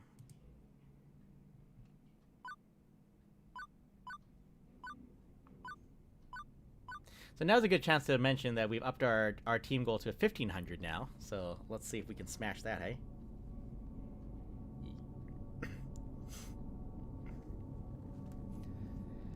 Well, I guess we're gonna play the game, guys. My hands wrap around the stick as my eyes drink in the colored lights swirling on the screen. Thank you, Joyce. This is probably my favorite song from the whole soundtrack. Play the game. Play the game. Play the game forever. Polybius, 1980, Sinneslution. Game, start. This isn't real. It can't be real. I'm in there. That's me. It's just a game. Just a game I have to play forever. None of this is real. Level 1, Zahapi. Round start. There you are. I've been worried sick. What are you doing out here, touching strange joysticks, meeting strange people, getting into trouble? You need to stay safe, James. Trust me. Believe in me. I can help you find your dreams. All you have to do is everything I tell you to do. You depend on me. You need me. And you'll always depend on me. Always need me. I'll see to it for making sure I control everything in your life. For your own good. Harpy used overprotective. It's super effective. That hurt. It really hurt. I'll hide the truth from you. I'll keep you away from every chance you have to better yourself. I won't let you leave me. You'll always need me. It's not real. It's not real. Harpy used Yandere. It's super terrifying. Ow! Juniper, stop it, please. You agreed I was right to hide that job opportunity at my office from you. I was right. Everything is fine. You'll never doubt me again, right? And if you do, I'll beat you until you understand. The game. I have to win the game. I get this feeling that if I don't win, I'll never get out of here. Something's wrong. I know Juniper's not a control freak. This isn't like her. Current health is 100%. Action! No. No, my friends are my power! I summon forth a cleric! Hey, it's Naomi. If you die in the game, you die in real life. I don't know. That might be true. I've never tried. I'm too scared to try. This foul monster is not your roomie, James.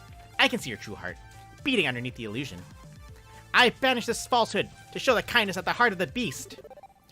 Cleric use empathy. It's super compassionate. No!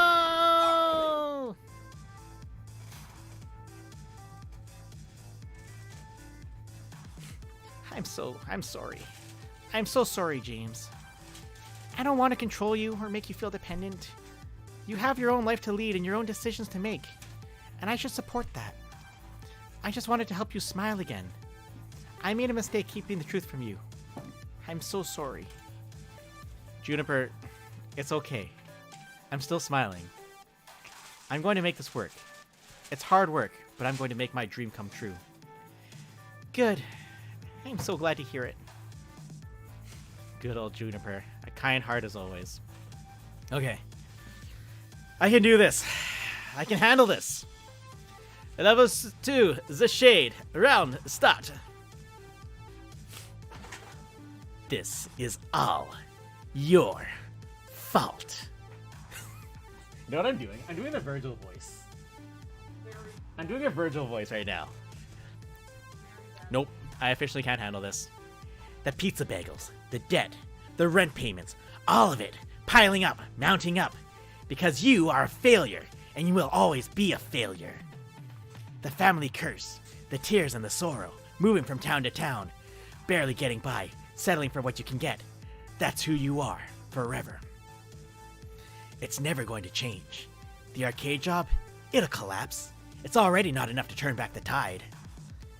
Inevitably, the arcade will close, bought out by Deco Nami, and you'll be jobless, homeless, ruined, just like you deserve to be. Shade used depression. It's super unfortunate. You are better off not caring, not feeling anything. Go with the flow, accept your fate, fall away, knowing you never really had any other option. Just recently. Wait, you missed frickin' Two Flower, Mr. Arcade Spirits himself dropped $200 on us on behalf of the Arcade Spirits community. And then an anonymous person dropped in 25. And now here we are. So we gotta up the thing.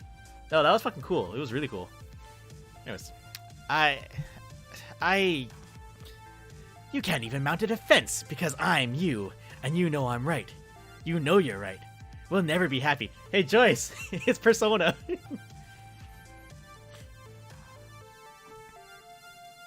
Yeah, you are not me. I can't do this. Current health, 100%. Action. Worked last time, we gonna continue. My friends are my power. I can't do this. Not by myself. And I won't be ashamed to ask for help. I summon a guardian.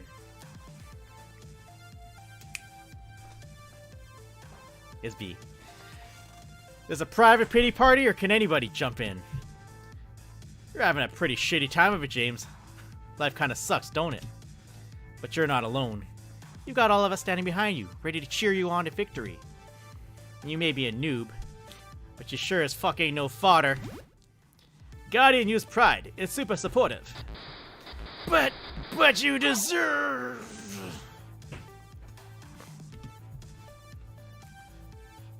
That doesn't have to be me. I can decide who I want to be. And with everyone standing behind me, I know that if I should fall, someone will catch me. Gotta go? Yeah, I will go get my ice pack. I'm gonna send the mail and see if I can make it here within an hour. Okay, that should be doable. Yeah. Okay. Yeah. Thanks. See you in an hour. See Ash in an hour, guys. Prepare for final boss. Good. I'm ready. And I'm definitely ready to get out of here. Level 3, the Lost Soul. Round, start. Where it says see you in an hour, Ash. Yeah. I forgot it does that. She's missing though. She is missing though. I don't get it. Not one bit. Are you Donna Michaels? Girls just wanna play games. I just wanted to be happy. I made a place where I could be happy forever. Walked outside, then locked the door and threw away the key. I got what I wanted. I was happy. I didn't struggle. I didn't try. I didn't do anything more than I had to do. Just like you. Like me? I'm not a billionaire pop princess. Neither was I. Nobody liked my second album. I wasn't meant to be a star. So I gave up. I was okay taking the money and running. You could do the same. Maintain. Eat the pizza bagels. Do everything that's asked of you. Let Juniper continue to float the rent. You're in a good place. You could stay here. You could let go. Play games forever. Be happy. No ambition. No hope. No need. You'll be fine. You'll be safe. Go with the flow. Go with the flow. Ever since my little lunch date, something's been bugging me. Maybe now I know what that is. Why did I ask to replace Ashley on this trip? I didn't have to. They didn't ask me to. Why did I do it? Because this isn't enough. Being an arcade floor attendant isn't enough. Living hand to mouth isn't enough. Good. Quit your job. Quit. Become like me. Lose yourself in the games. Oh, I'm not quitting. That's not what I meant at all. I want to fight. Current health 100%. Action! No. I'm not fighting her. That's not what I meant either.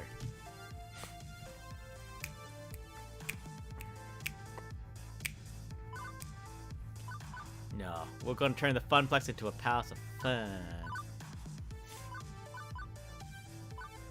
Or I will play the friendly card. I'm going to play the kindly card. My friends are my power. So many wonderful people call the Funplex home. They welcomed me in, made me one of them. Now, it's my turn. I see what Gavin means about protecting dreams, but I'm going to go one step further than he has. The arcade could be so much more. I could lead the way, go above and beyond just doing what I'm told. I could champion the cause of the Funplex. That's my dream. I want to end the family curse, to find both success and happiness. And when the Funplex is finally the roaring success it deserves to be, with God as my witness, I shall never eat a pizza bagel again. Arash is going to be real pissed by that. That's fine, but the glitchy shade just looks at me with confusion. That sounds hard. Yeah, kinda does, doesn't it? It's a hard path. That's how it's gonna be. No, I don't think so. I think you need to stay here with me. You need to play games forever. That's so much easier, isn't it? You just let go? I can make you see. I can keep you here, drag you down, tear you apart. I eye my health bar nervously. It's still full, but that could change. The mail-in ballots could flip. I don't think Polybius is happy that I'm not giving in. I can't risk a fight with Donna. I need to get out of here. Prioritize my survival. Or do I want to try to save Donna too? Run for it. No, we gotta rescue Donna. I'm gonna do this. This is risky as hell. that nobody deserves to be trapped inside a video game forever. Assuming I'm not just wildly hallucinating based on Hamza's spooky story taking root in my mind and none of this is actually real in the slightest. That's a burp. Donna, I'm not staying. And you don't have to either. Polybius is making you feel this way. It's taking advantage of you, leveraging your depression. I know, because I've been mired in depression too. And I know if I can beat it, so can you. Nobody wanted me. They hated the second album. They moved on. Why not play games forever? Why not lock the door behind me? Nobody cared. Nobody cares. Naomi does care. But, screw him. What are my stats at? Oh shit, they neck and neck. Oh shit, oh shit, oh shit. Okay, so they didn't buy the album. They have crappy taste in music. Right now, in 20... you're hot again. You're nostalgic. Your fans miss you. Are you going to let your haters keep you down, or are you going to win them over your fans again? The fans. I always loved performing for them. The rest of the business, I hated it all. I hated the label, the industry, the backstabbing, the drugs, everything. But the concerts, I love the smiles. She has a face now! But it's all over, isn't it? I died. I'm not even Donna's spirit. All that's left of this simulation of me, running through the subroutines of Polybius. Error! Error! James, thank you. Thank you for trying to save me. But there's nothing left to save. I'm not real. You seem real enough to me. Error! No, no, no, escape. Purpose, code, execute! You need to go before Polybius completes its data collection of you and disposes of the original, like it did to me. I'll hold it back, and your BFF will do the rest. My what? Digital BFF to the rescue! I finally figured out how to break you out of this, but, my apologies in advance. Hang on. Do I smell something burning? No escape! No escape! Erase, Donna! Replace with new player! Erase! She's fading, but smiling all the same. It's okay. I'm ready. Go out there and fight for your dreams, James. Don't give up, no matter what. Get Rally to the moon for me.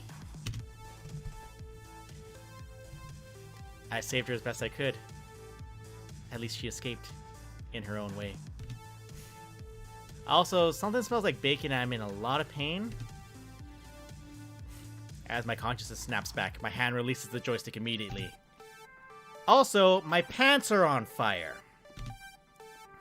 On instinct, I kick off my shoes and yank my jeans down, getting rid of them as fast as possible.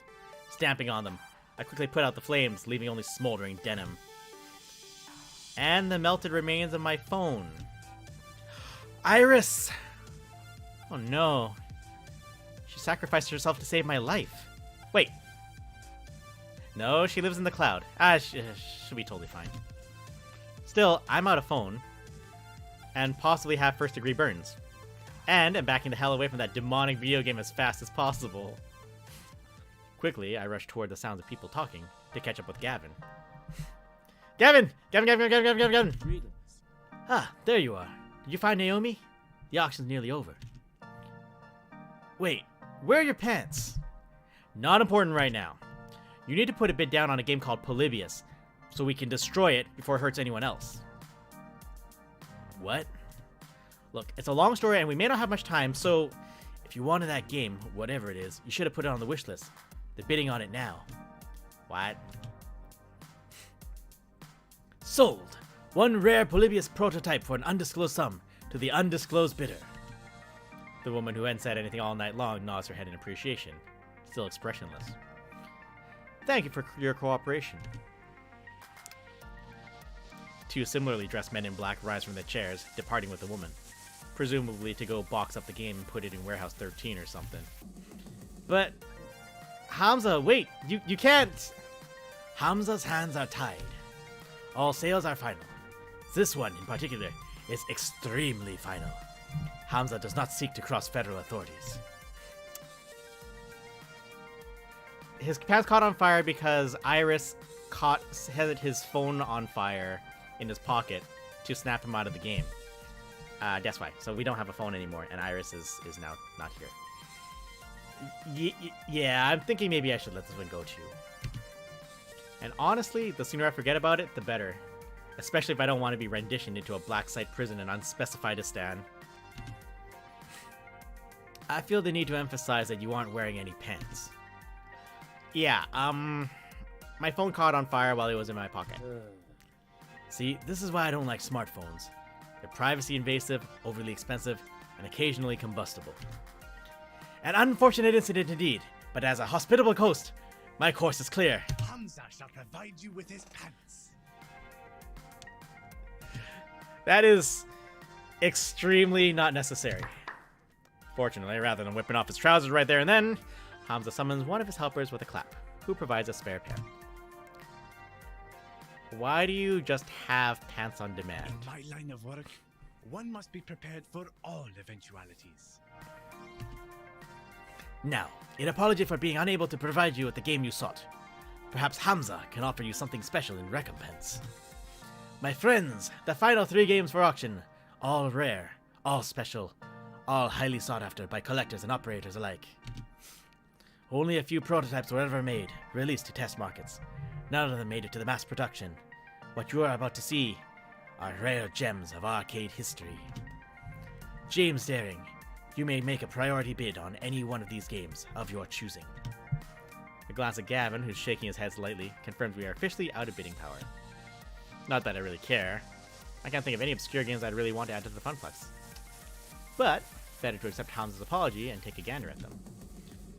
Sure, let's see them. And with the click of a slide, I see... Behold, Phrase Invaders, Wyvern Keep, and Zombie Meltdown. All in mint condition. All 3 are sought after endlessly by collectors. And now, you can bid on Phrase Invaders, a unique typing-based game from the land of the rising sun, Japan. Defeat the alien menace armed only with a keyboard. Wyvern Keep, a much sought-after Laserdisc full-motion video game. Play Princess Plucky and rescue the fair prince from the clutches of a terrible It's so beast. cute. It's like the Dragon's Lair, but not quite. And finally, Zombie Meltdown, a classic 1980 light gun shooting game where you save the president from the red threat of radioactive mutant zombies. Merca. Tell me, which of these rare games sings to you? And what can you offer Hamza in return? I'll allow you a few moments to ponder your desires. So I double check what I'm working with here. Okay.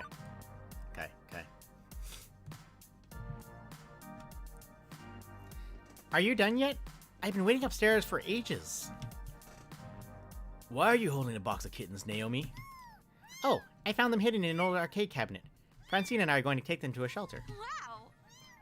Wait, is that a Phrase Invaders? OMG, I've never seen one in person. Probably not quite. I could restore that. Really make it shine. Please, can we bid on it? Doubtful. Even if we had the money, a quirky old Japanese game with weird controls won't earn a single token. Now, Zombie Meltdown, that's another story. Everybody likes a light gun game. Simple controls, simple premise, that'll earn and earn well. Ugh. Ew, way too violent and gross. And jingoistic. And just sorta dumb. I guess Wyvern Keep would be okay too. Women protagonists and 50 cents a play? We both walk away satisfied. I suppose. I suppose I could live with that, yes. But it's all moot. We can't afford any of them. These are the sorts of games millionaires and private collectors scoop up. I suggest we get to work moving our purchases out to the van. James, you concur? Earth to James? You in there? Hello?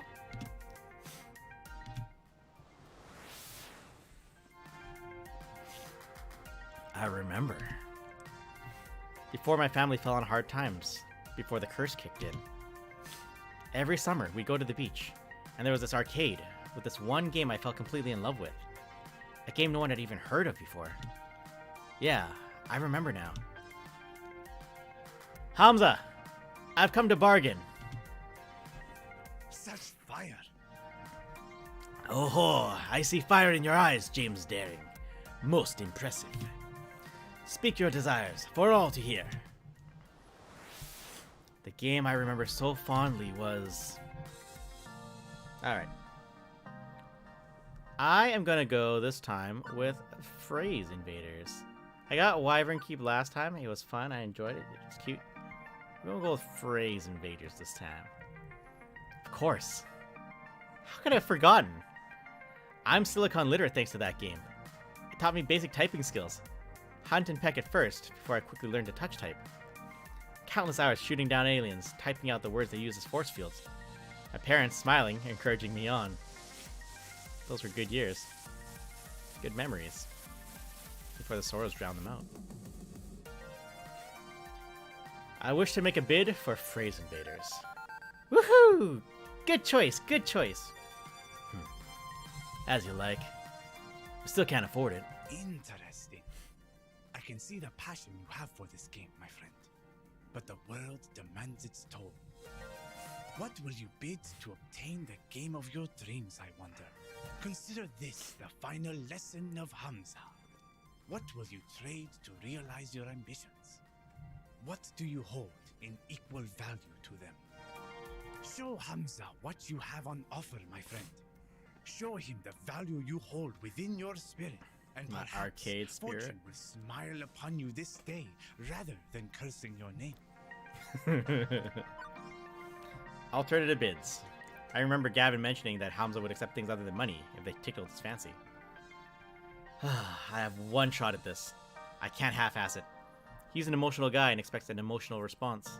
Hey, listen. Psst, James! James! I'm over here now! Why is my phone calling out to you exactly? And that doesn't sound like my Iris. Now? Seriously? Hamza, hold that thought. Gavin, can I borrow your phone for a second? Perhaps too confused to offer resistance, Gavin passes me his phone. I turn my back and begin a heated exchange of whispers. Thanks for saving me by burning my pants, but this is not a good time, Iris. It's important. My emotional attention detection routines indicate this is an intense identity situation.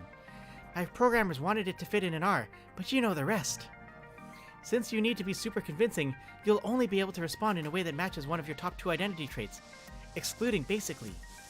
Fortunately, I've been tracking your personality all this time, so I can advise you as to what responses will and won't work. Ready? Let's do it! Well, that certainly was a whole lot of words to tell me what I already knew. That I'd only be able to convince Hamza if I was true to myself. Alright, let's do this. My dream, an opportunity. Revenge. A joke. I shall offer a joke.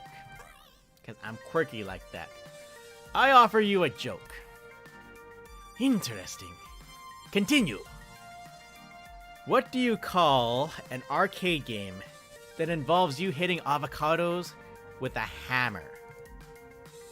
Hamza does not know. What do you call an arcade game that involves you hitting avocados with a hammer? Guacamole.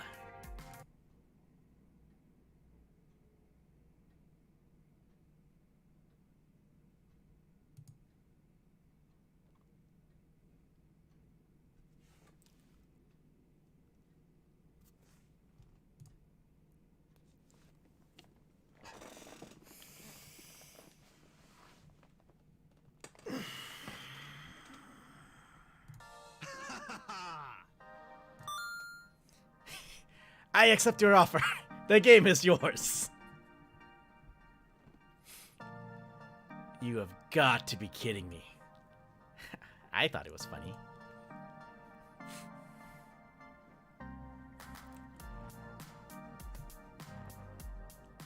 I did it. I actually own a copy of Phrase Invaders. Every kid dreams of owning their favorite arcade game, and every kid thinks that dream will never come to pass. Owning an arcade game?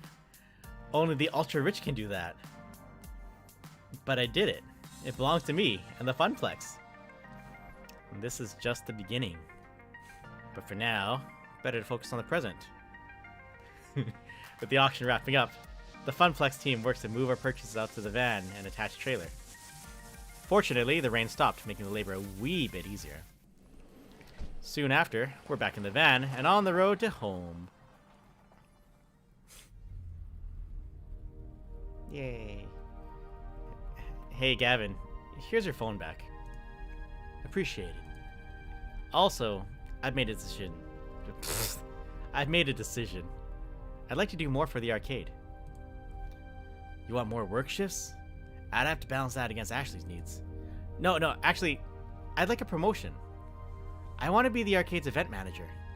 I'll do everything I'm already doing, plus I want to organize some events that'll bring people in the doors. Tournaments, maybe, or a grand unveiling of our new rare game.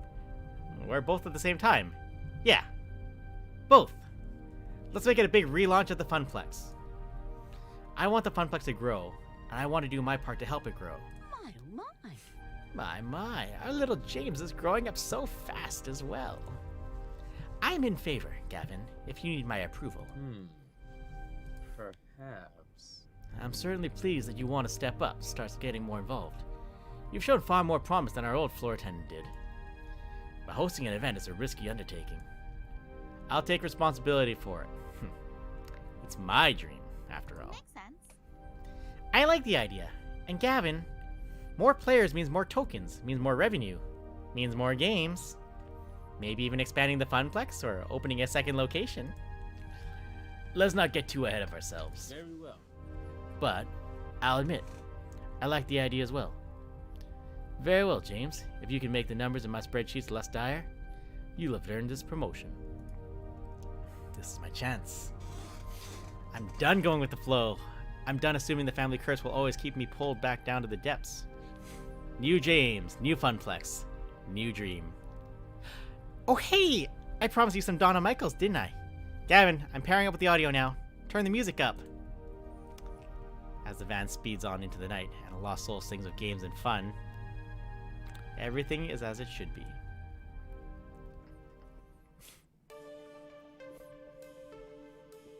Juniper was waiting for me when I got home. She was worried I might be mad over what happened this morning.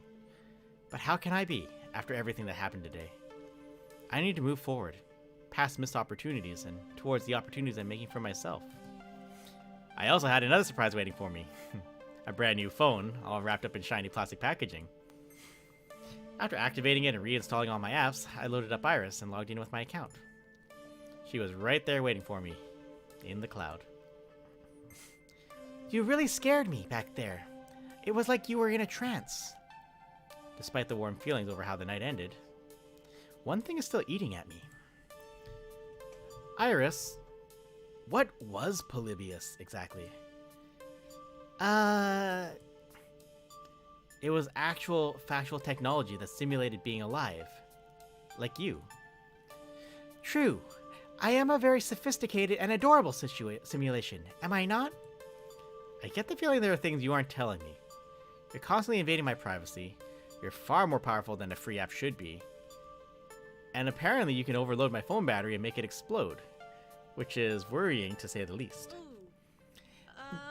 But I did it for your own good, to save you. Juniper also thought she was acting for my own good when she didn't tell me about that job. Even if she was right, it's still wrong. And I've accepted her apology. So where does that leave you and I?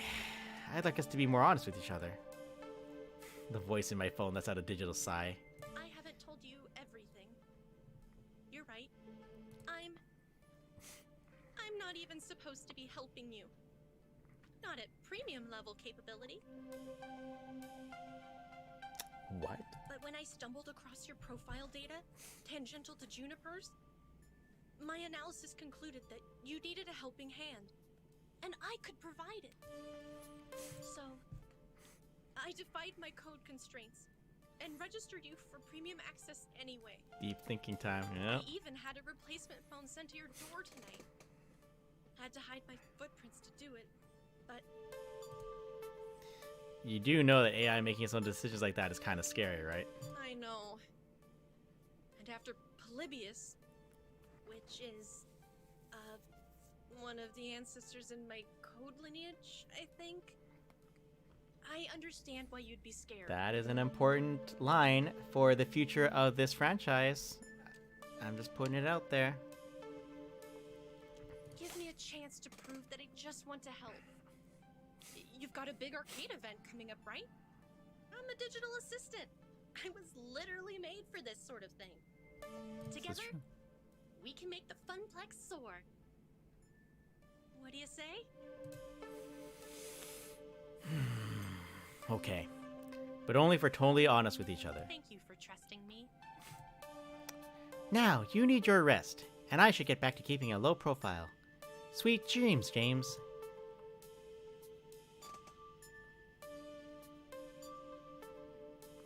Risks and chances. Daring to dream. I could have walked away from it all, taken the easy path, like Donna did. But even with a questionable pocket AI and the heavy task ahead of me to make a tiny arcade into something grand, I was ready. It was time to take it to the next level. Which brings us to the next level. Now, we definitely don't have enough time to play the whole next level. Do I want to start it? Well, we got half an hour, and Ash is definitely not in the house right now. You've cleared level 2 of Arcade Spirits. A winner is you! Now, let's see your score. You're on Queen Bee's good side. Beats being on her bad side. Clearly, you're the life of the party, you goofy goof. Also, you scored 8,800 points. Everybody likes points. Today's pizza fact is, of the 31,386 pizza places in the States, roughly 83% offer delivery, 91% offer takeout, and 51% offer dine-in service. Do you want to save your game before proceeding to level 3? Yes, please. Gotta save the game. Overwrite the save. Alright, so we got half an hour to go.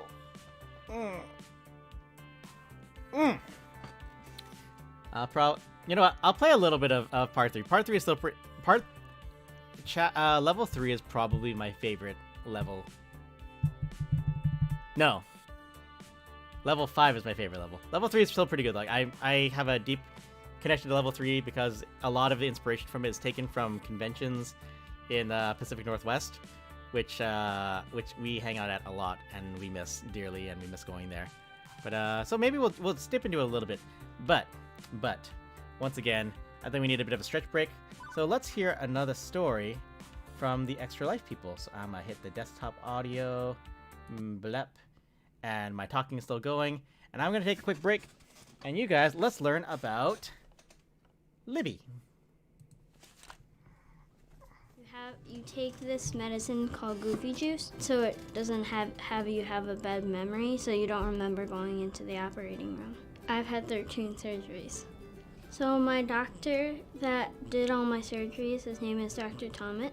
It was a little nerve-wracking, but like it wasn't that bad. The first time I did a triathlon, it was a 100-yard swim, 3-mile bike, and a half-mile run. Sometimes there's nothing that can stop me from doing the things that I want to do.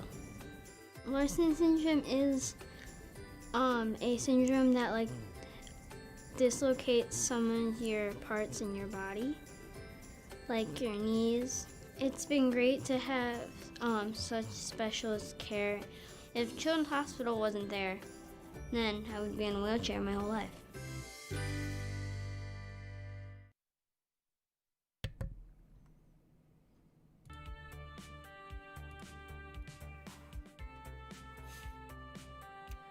I regret not throwing away garbage that was at my desk.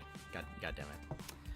All right, so we got a little bit of time. So I guess what's the queue? Oh, I got quick saves too. I should use the quick saves more. Auto saves are good though. I like auto saves.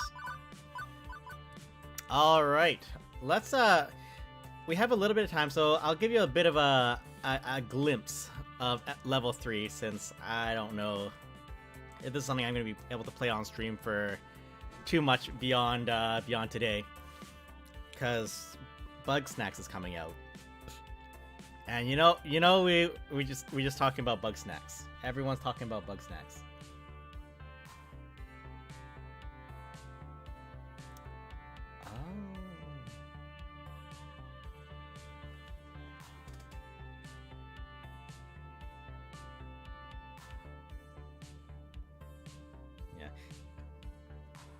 Yeah, Joyce is ooh. Yeah, Joyce is just giving some heads up that we can definitely embed. Like right now, I only have the team stuff embedded, but we could have our personal goals embedded as well. I just didn't want to block too much screen. That's always the one thing I'm scared about when we stream is blocking the screen. Like, I want you guys to see the games, guys. I want you to see the games. Anyways, we got about 10-15 minutes before we need to start handing the baton off and seeing how cleanly we can do the pass off from myself to Ash. Like I gotta get her like the mic. I gotta unplug it from here, get it to her, plug it in. Hopefully her Streamlabs is connected to it properly, and we gotta just go. So, we shall see what happens. We shall see what happens. Anyways, let's just get our teeth into this one a little bit. Because, like I said, I actually really like this level. I got so hyped the first time I played this, and Anna Schumann, the other co-creator of this game, was just there to just flip out with me. I'm just like, Anna, is this based on what I think it is? And she's like, you fucking know it. It's like, it's great. So this is an Anna chapter. So let's see if we can recognize how it sounds different compared to Stefan chapters. It is the year 20XX, and today is the day. Okay, well, not the actual big day when we reveal phrase invaders, the big day in relation to that big day. And I'm completely stressed out. My mission, should I choose to accept it, and I kinda already chose to accept, is to spread the word about the upcoming Funplex event. The one that I'm in charge of. The one that I put a ton of effort in hoping to already. The one where, if nobody shows up, it spells doom for us all. This is the con weekend. Yeah, this is the con weekend. Hey, no pressure, right? I mean, if I fail, I'll only be the laughing stock of the entire Funplex. They'll call me the Funplex failure for the rest of my days. I'll be shamed, forced to wear a giant red F on my chest. Snap out of it, James. Let's focus on what's right here, right now. Specifically, a giant conglomerate horde of people that keep bumping into me. In this climate. And smell like corn chips. Luckily, in this timeline, COVID-19 didn't have to happen. Yay. Conventions. I miss conventions, guys. And there's nowhere to run. Penguin! I might be in a little over my head here. Working in the arcade, I've gotten used to smaller crowds. My skin has gotten a little thicker and resistance to sticky soda hands touching me accidentally. But nothing could have prepared me for the sheer scope and scale of this. Just me and, I don't know, maybe 50,000 other people. So this is smaller than PAX, which is normally like 80,000 people now. Fuck. I know Naomi is the one who doesn't like crowds, not me.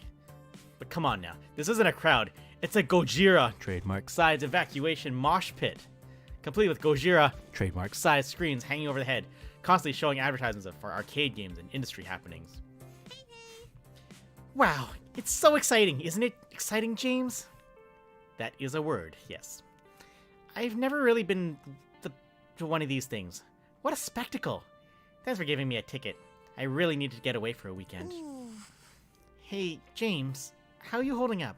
Looking a little green around the gills here. I can smile through this. I can't smile through this. I'm fine. I'm holding up. As long as I keep my internal monologue going and be able to speak frankly through my own mind, I'll be fine on the outside. It's the perfect facade. Can't you tell by my awkward smile, my eyes open wide, and the tilt of my head that I'm holding up? Perfectly? BFFs for life. This is exactly why I came in here with you. To help you in your hour of need, and to get away for the weekend. But still, hour of need.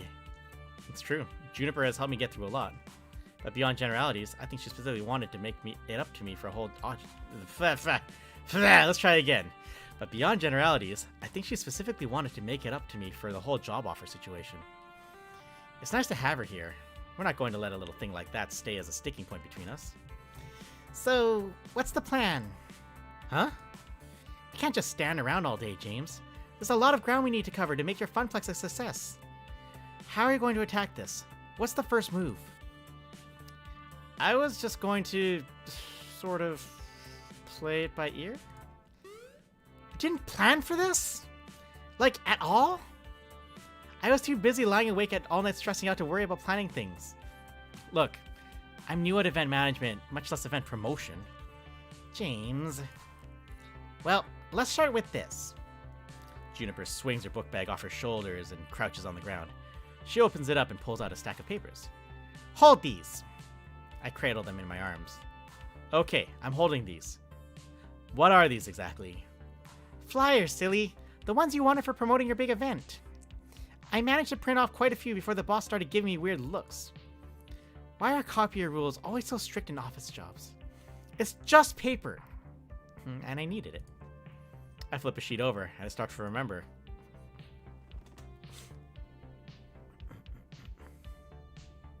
It was about 2 weeks ago. Ashley and I were holding down the fort that day. Gavin locked himself in the office and told me that if I bothered him for anything other than an emergency, that I would not live to regret it. Francine stayed home that day. She was marathoning a competitive knitting show or something like that. Naomi was out shopping for some extra parts. The Dig Dug trademark machine was acting up again. The buttons were sticking from some kid spilling a slushy on it. So what started as a pretty boring day in an empty funplex changed rapidly. When Teo came into the funplex carrying an armload of giant rolled up posters. Hello there. Heyo, James. Heyo, Ashley. Welcome home, Teo. Hiya. Good morning, my fair Teo. How art thou? Only so. Freaking excited. I might explode into 1,000 bits. Please don't. That'd be an awful mess to clean up. We don't nearly have enough hydrogen peroxide to get out of the bloodstains, and I don't have a plastic tub full of lye to dissolve your body parts in. Not to mention the years of therapy James and I will have to go through to get over how horrible it would be to watch your friend die violently in front of you. I just can't afford it. Sheesh. It's just a turn of phrase. Chill. I'm not going to literally explode. But. Guess what's happening in 2 weeks? It's something huge for us. Are they showing a compilation of internet cat videos at the movie quad? Please tell me we are finally going to replace the blindingly horrid casino-like carpet beneath our feet. Hey, I like the carpet. It's fun. No and no. Okay, I guess I've teased it enough. Teo took the poster he was clutching and unravels them before us. It's Max time! Oh my gosh! Max? Max is already here? Shit, I thought that wasn't for another month. This means I really gotta double down on my cosplay production. Say goodbye to sleeping for the next 2 weeks. Oh, I've got so much to do now. I know, right? I still have to meet with all the dancers and work on a synchronized dance routine. Nearly not enough time to be perfect. Nearly not enough time to perfect it. Tweeter. Maxpo. Facewall. Maxpo. July. Bring your quarters. Largest arcade gaming festival is here. I miss PAX, guys. I miss it a lot. And I have to find a good time and place for an international Showtime stage community gathering. I still have to finish hand sewing all the embellishments to my tailcoat. Find or make a decent pocket watch. And start and finish my 3rd cosplay. Death, take me now. Wait, can we go back a minute? What exactly is Max? The best gaming convention ever! Did you both plan to say that in unison? Regardless, I'm still mostly confused and require further exposition. Max is the Mega Arcade Expo, an annual arcade gaming convention. It happens every year around this time over on the West Coast. But this year they're having a Max right here in our city, and it's going to be the biggest one yet. Yes! I always go every year and show off my newest cosplay. It's a great way to meet a whole bunch of people, other arcade people. And catch up with those who you haven't seen since the last convention. That's the wrong voice. And catch up with those who you haven't seen since the last convention. It's so much fun! Okay. Yes, okay. I see why you're both excited. Sounds cool. Yeah, and I was thinking we could put some Max posters around the Funplex to, you know, get all the locals hyped about it. That's a splendid idea, Teo. Finally, an East Coast Max. We gotta make sure everyone knows about it. That we do. Teo, Ashley, and I spent the next half an hour putting up posters around the Funplex. We plastered as many surfaces as we could without making it look too obscene. While we were pushing pins into the wall, Teo and Ashley kept telling me stories of past Maxes and all the fun they had. The spirit was infectious at the very least. Hard for me to avoid ending up on this hype train. Choo choo. But more importantly, the more I heard, the more I started thinking about how we could use this as an event to benefit the Funplex in some way. As the Funplex's nearly minted event manager, I had to be on the lookout for opportunities like these. The very first Max on the East Coast, it'd be perfect. Hey, can we promote the Funplex's event at Max? Good for local buzz, and maybe we can convince some out-of-towners to stick around for it. Ooh, that's the one you've been working on, right, James? Yeah. I've got ideas for tournaments, token discounts, much to Gavin's displeasure, and more. And we'll be revealing the new game we got from the raid. I see. And do you have a name for this grand event yet? Yeah, James. What's it called? I've been thinking long and hard on coming up with the perfect name. I didn't think long and hard about the perfect name. We're gonna slow down for a second. But I think I figured it out. Are you ready? Am I? The suspense is killing us. The Funplex event will be called... I don't know. Funplex Rising. We are gonna call this... What are we gonna call this?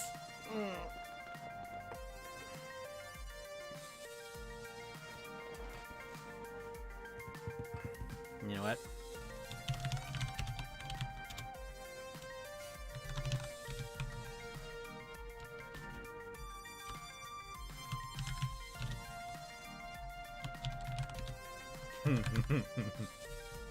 That's the... Give me a name. Someone name our event. Someone name our event. Give me a name. What do we call this event? Otherwise I'm calling it Butts. Idiots Gaming. I'll do it. It'll be embarrassing. This could potentially follow me for another game after this. Let's see. I was thinking of calling it Idiots Gaming. How's that sound, I wonder? Alright, Faye, this...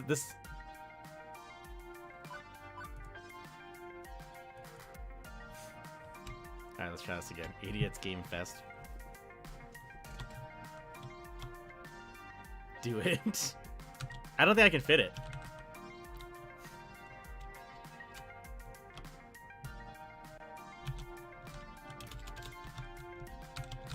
Fuck it. I'm clipping this. Alright. Alright. Tell you what. I'm gonna go with dummies. Or... Hold on. No. I got everything. That's what we're calling it. They call it Extra Life 2020. How's that sound, I wonder? Wait, hold on. No. Extra Life 20XX. There we go. This is what we're doing today. This makes way more sense. Sorry, Faye. You will just have to get the game and call it Idiots Gaming on your playthrough when you have the game. Soon to be on a Steam sale, coming your way. And then you can play it, and it's gonna be great. We should call it Extra Life 20... What do you think? Eh? Oh, I do so love it. Amazing. It's perfect. Really? You named it Extra Life 20... There are worse things you could have called it. It is kind of catchy, though. Nice work, friend. Ha. Thanks, you two. So, how do I get tickets to Max? How can we advertise there? And, how much would all that cost? I'm still living off pizza bagels, you know. You mean you don't already have your tickets? They sell out, like, on day one, my friend. 20... Actually, they sell out in about 20 minutes on day one, and all the hotel rooms are gone way sooner. This hurts, because this is so true. What? No! My greatest plans foiled. Beep beep. James, while you were all talking, I located all the scalpers who were selling tickets online at exorbitant prices. Then I hacked into their IP addresses, found less than tasteful information on a couple of them, which would make their lives very difficult if it got out into the open. After contacting them, I promised I wouldn't leak such sensitive materials into the internet in exchange for selling us the tickets at their original prices. Hooray! And they gladly obliged. Such nice humans, the true PAX experience. I transferred the funds from your account to theirs and secured the tickets. You should be getting an email for 2 Max tickets in approximately 3, 2, 1, done. Oh, and I suggest you invite Juniper to come along as your second. According to Juniper's Iris, she's very stressed from her job and could use a mini vacation. Okay. But, Iris? That's kinda known as blackmail. What you just did is technically very, very illegal. Don't worry, James. I erased all possible leads back to you. You'll be fine. And it's all in the name of helping the Funplex, isn't it? Just like you wanted me to do. Well, Iris has been dedicating herself to this event. I couldn't be doing it without her, even if we need to have another talk about human ethics. Fine, fine. But next time, let's do it without any federal crimes, okay? Okay, it's a promise. They can't convict a program at all, right? Regardless, hey, tickets! Now you can go. Sweet. And I'm not going to pity a few cold-hearted, bloodthirsty ticket scalpers myself. Those guys ruin events like Max. Also, while I was procuring your tickets, I stumbled across the Funplex's Facewall account. It hasn't been updated in exactly 13 weeks, 2 days, 14 hours, and 54 seconds. The Funplex's social media presence is completely non-existent. Wait, we have a Facewall account? I mean, that does make sense, but still, I had no clue of its existence. I sorta run it. I'm really bad at keeping up on it, though. That sounds like it would be Gavin's thing. Why isn't he in charge of it? Gavin couldn't care less about social media. He says that, and I quote, "Social media is where idiots go to yell at each other about nothing of any importance, and I'm not going to waste my time with it." That also sounds like Gavin. Yep, and Francine is too old to understand the importance of social media. Naomi is way too busy with all her beloved games, so it fell into my hands. Which, as Iris stated, I haven't been doing a great job at it. Well, we should take advantage of it for this. We can use the Facewall account to spread the word of Extra Life 20. You're completely right. I should work harder at it. Or, if you want, you could take it over. As the event manager, that makes sense. I will do this thing for you. I will do this thing. I really should take on this responsibility. It can only benefit the Funplex, and Ashley's right. Getting the word out is part of being an event manager. Right, I got this. Ashley, can you email me the login info? Yep, and yep. Ashley pulls out her phone and fiddles with it for a minute. I keep bumping my desk. This poor armrest. Login, get. Congratulations. You are the new owner of our social media accounts. Huzzah! The power is all mine. There's my hand. Mine! Ashley, are you sure you want to give James this much power? If the fact that he threw his head back and cackled isn't a sign enough, I don't know what else is. I'm not worried one bit. It's because Ashley and I, we buds. We bros. Excellent. James, I can help the Funplex keep up with the Facewall, too. I can program timed posts and use effective keywords to get the most out of each post. SEO is one of my many, many talents. That's an important talent for the social medias, let you know. That'd be helpful, actually. Just, don't break any laws. Sounds good. Understood. Do I have permission to access your contacts on your Facewall? Sure. And there. I've sent out notifications to everyone on your friends list and your friends' friends list about Extra Life 20 something. That was fast. No joke. One more thing. Your site should have about 75% more images. Did you know that 90% of people prefer looking at pictures online rather than reading? Sometimes I just don't understand you sentient beings. Your Iris does make a good point. We should totally come up with a poster for our event. Like, when you read this stuff out loud as a streamer, you're just like, fuck, I need to try harder. We can hand them out at Max, too. And of course, put them up around the arcade. Okay. The arcade isn't too hectic today. Actually, if you can watch the floor, I can go design us a sweet flyer to pass out to the congoers. It is time to deploy my mad artist skills. Sounds like a plan. Let's make this the best Max ever. One we will never forget.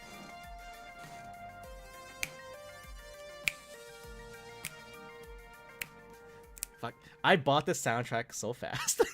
I spent the rest of the afternoon working hard on having the perfect design for our poster. Well, a design for our poster, at any rate. Fuck, I'm running out of time. But Ash still ain't home yet. Okay, so I'm gonna try to get her set up, which brings me back around to the stack of papers currently in my arms. Which do not, in fact, resemble the poster I designed. Okay, give me 1 second. I might just quickly check on Ash's situation that her computer is basically good to go. And then I will just be right back. So while I check that really quickly, I'm going to, in case you guys didn't see it the first time, okay, I'm gonna, what? I did not hear a thing. Okay, I'm gonna just quickly hit a thing, and you guys see, let's play the Devon Extra Life story again. I should have said a third one. I didn't think I was gonna need 3. But I'll be right back, and you guys, just a reminder of what we're raising money for. Contest. Now I wanted to win, so I wanted to be the president with him. He won first place. That's the time he won. And he was in the middle of his cancer treatment, and he had his costume on the whole time, and he won, and nobody knew he had cancer until he took off his mask, and they seen his NG tube, and they seen his bald head. And right after, we went straight to the hospital to get chemo. He liked dressing up for the doctors and the nurses. He had his costume, he had his little award, and it was great for him. He felt really good that day. The primary tumor was on my bladder. I was diagnosed with rhabdomyosarcoma.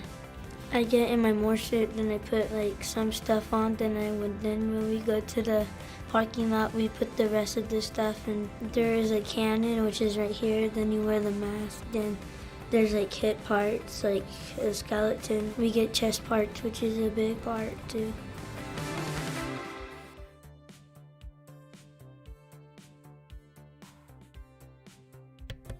Yeah, I'll open OBS after. Okay. Yeah, you can fire that up right now. I don't think it's gonna screw me up. Like the worst that'll happen is it'll change the notifications, or like the alerts. And that's fine. That's if I run with your alerts on for like a hot second, that doesn't affect me. That's cool. Ash literally just walked through the door. So okay. Yeah, Ash just needs a couple minutes to get ready. So while she do that, we'll just I do want to get through like one more paragraph of this because it's a good gag, and it made Colston do a funny thing. So what are we saying? Designed for poster anyway, which brings me back. Everything is on. Yes. Bringing me back around to the stack of papers currently in my arms, which do not in fact resemble the poster I designed. Oh, I took the liberty of tuning your poster just a little. Gotta go. I'm going to my brother's hockey practice, but I'll be back. No worries, Faye. You know we're here all day, so we'll see you in a bit. Enjoy the hockey practice, and you have a good rest of your day. I'll see you in a hot minute. Anyways, I took the liberty of tuning your poster just a little, and changing the font selection, and picking out a new clip art, and rearranging everything, and using a popular color scheme. But I liked my original design. James, you used Comic Sans and Papyrus. Comic Sans is cool, right? It looks like a comic book. Gamer nerds love comic books, don't they? And Papyrus was in that movie with the blue cat people aliens everybody loved. Take it from a wannabe visual designer, Comic Sans is a one-way ticket to the uncool zone. But these new flyers are gonna pull people in from the 4 corners of the globe. Well, yeah, I mean, I guess these are kinda not bad. Pretty good, actually. Okay, they're superior by every conceivable metric. I didn't know you were an artist, Juniper. I'm not, really. I mean, I guess I'm good at pretending to be one, but I couldn't, like, make art for a living, right? I couldn't, Anyway, if that stack isn't enough, I also emailed you a copy of the original file. Just take it to a copy shop or something. They can run off more. Publishing document. Get. So, back to the point at hand. Getting the information to the masses. Maybe if we just start yelling, "Hey, you guys!" Several people turn around and look at us confusedly. Juniper! What? Yelling is probably not the best way to get our word out. And I'm actually still waiting for Ashley and Teo to show up. They promised that they would help me, so I think I'll just hang out until they arrive. As you like. Seems my work here is done. Juniper pulls out her phone and checks it. You Funplex folks fling some flyers. As for me, there's a really cool panel I wanted to attend. How to get your foot... Tacos! Alkaline spring water! Hey. I don't know, but it just looks fancy. Oh, we drinking the bougie water tonight, guys. Hey. And cookies. Yee, good old President's Choice. The decadent chocolate chip cookie. Like my chips, so. This is why I love her, guys. Okay. We have snacks for later and drinks for later. But I think we're gonna start wrapping up real soon. Yes, I can put stream starting soon. Okay, ooh, the good cookies. Okay, so we're gonna try to do a real seamless handoff. This is gonna be seamless. So, once again, this is the end of my leg of our 25-hour Extra Life Marathon. Again, my name is James of the Daring Player Squad. We are 5 people from Vancouver, BC, who play games. We stream just about every night of the week. We alternate nights. We get a lot of different games we play. We get a lot of different personalities. We're a pretty sweet group, and you're gonna get real used to them real fast today, because we're gonna do this for all fucking day. That said, we hit $1,000 of our original goal, so we've upped the goal down to $1,500. I know I hit my personal goal, which means I gotta write a story with you guys. It means I gotta cook some egg fried rice on streamers for you guys, and it means Ash gets to do drag makeup on me, or something. So. You know what my final milestone is for mine? What's yours? So it's makeup tutorial. Second one is makeup tutorial that people get to pick. Third one is you do my makeup. Oh, that's a bad idea. That's a really bad idea. Yeah. Oh god. Oh no. Oh fuck. That's a bad idea. Ash, why you do this thing? Anyways, okay. So I think we're pretty good. Ash, let me know when you're good with the button. Okay.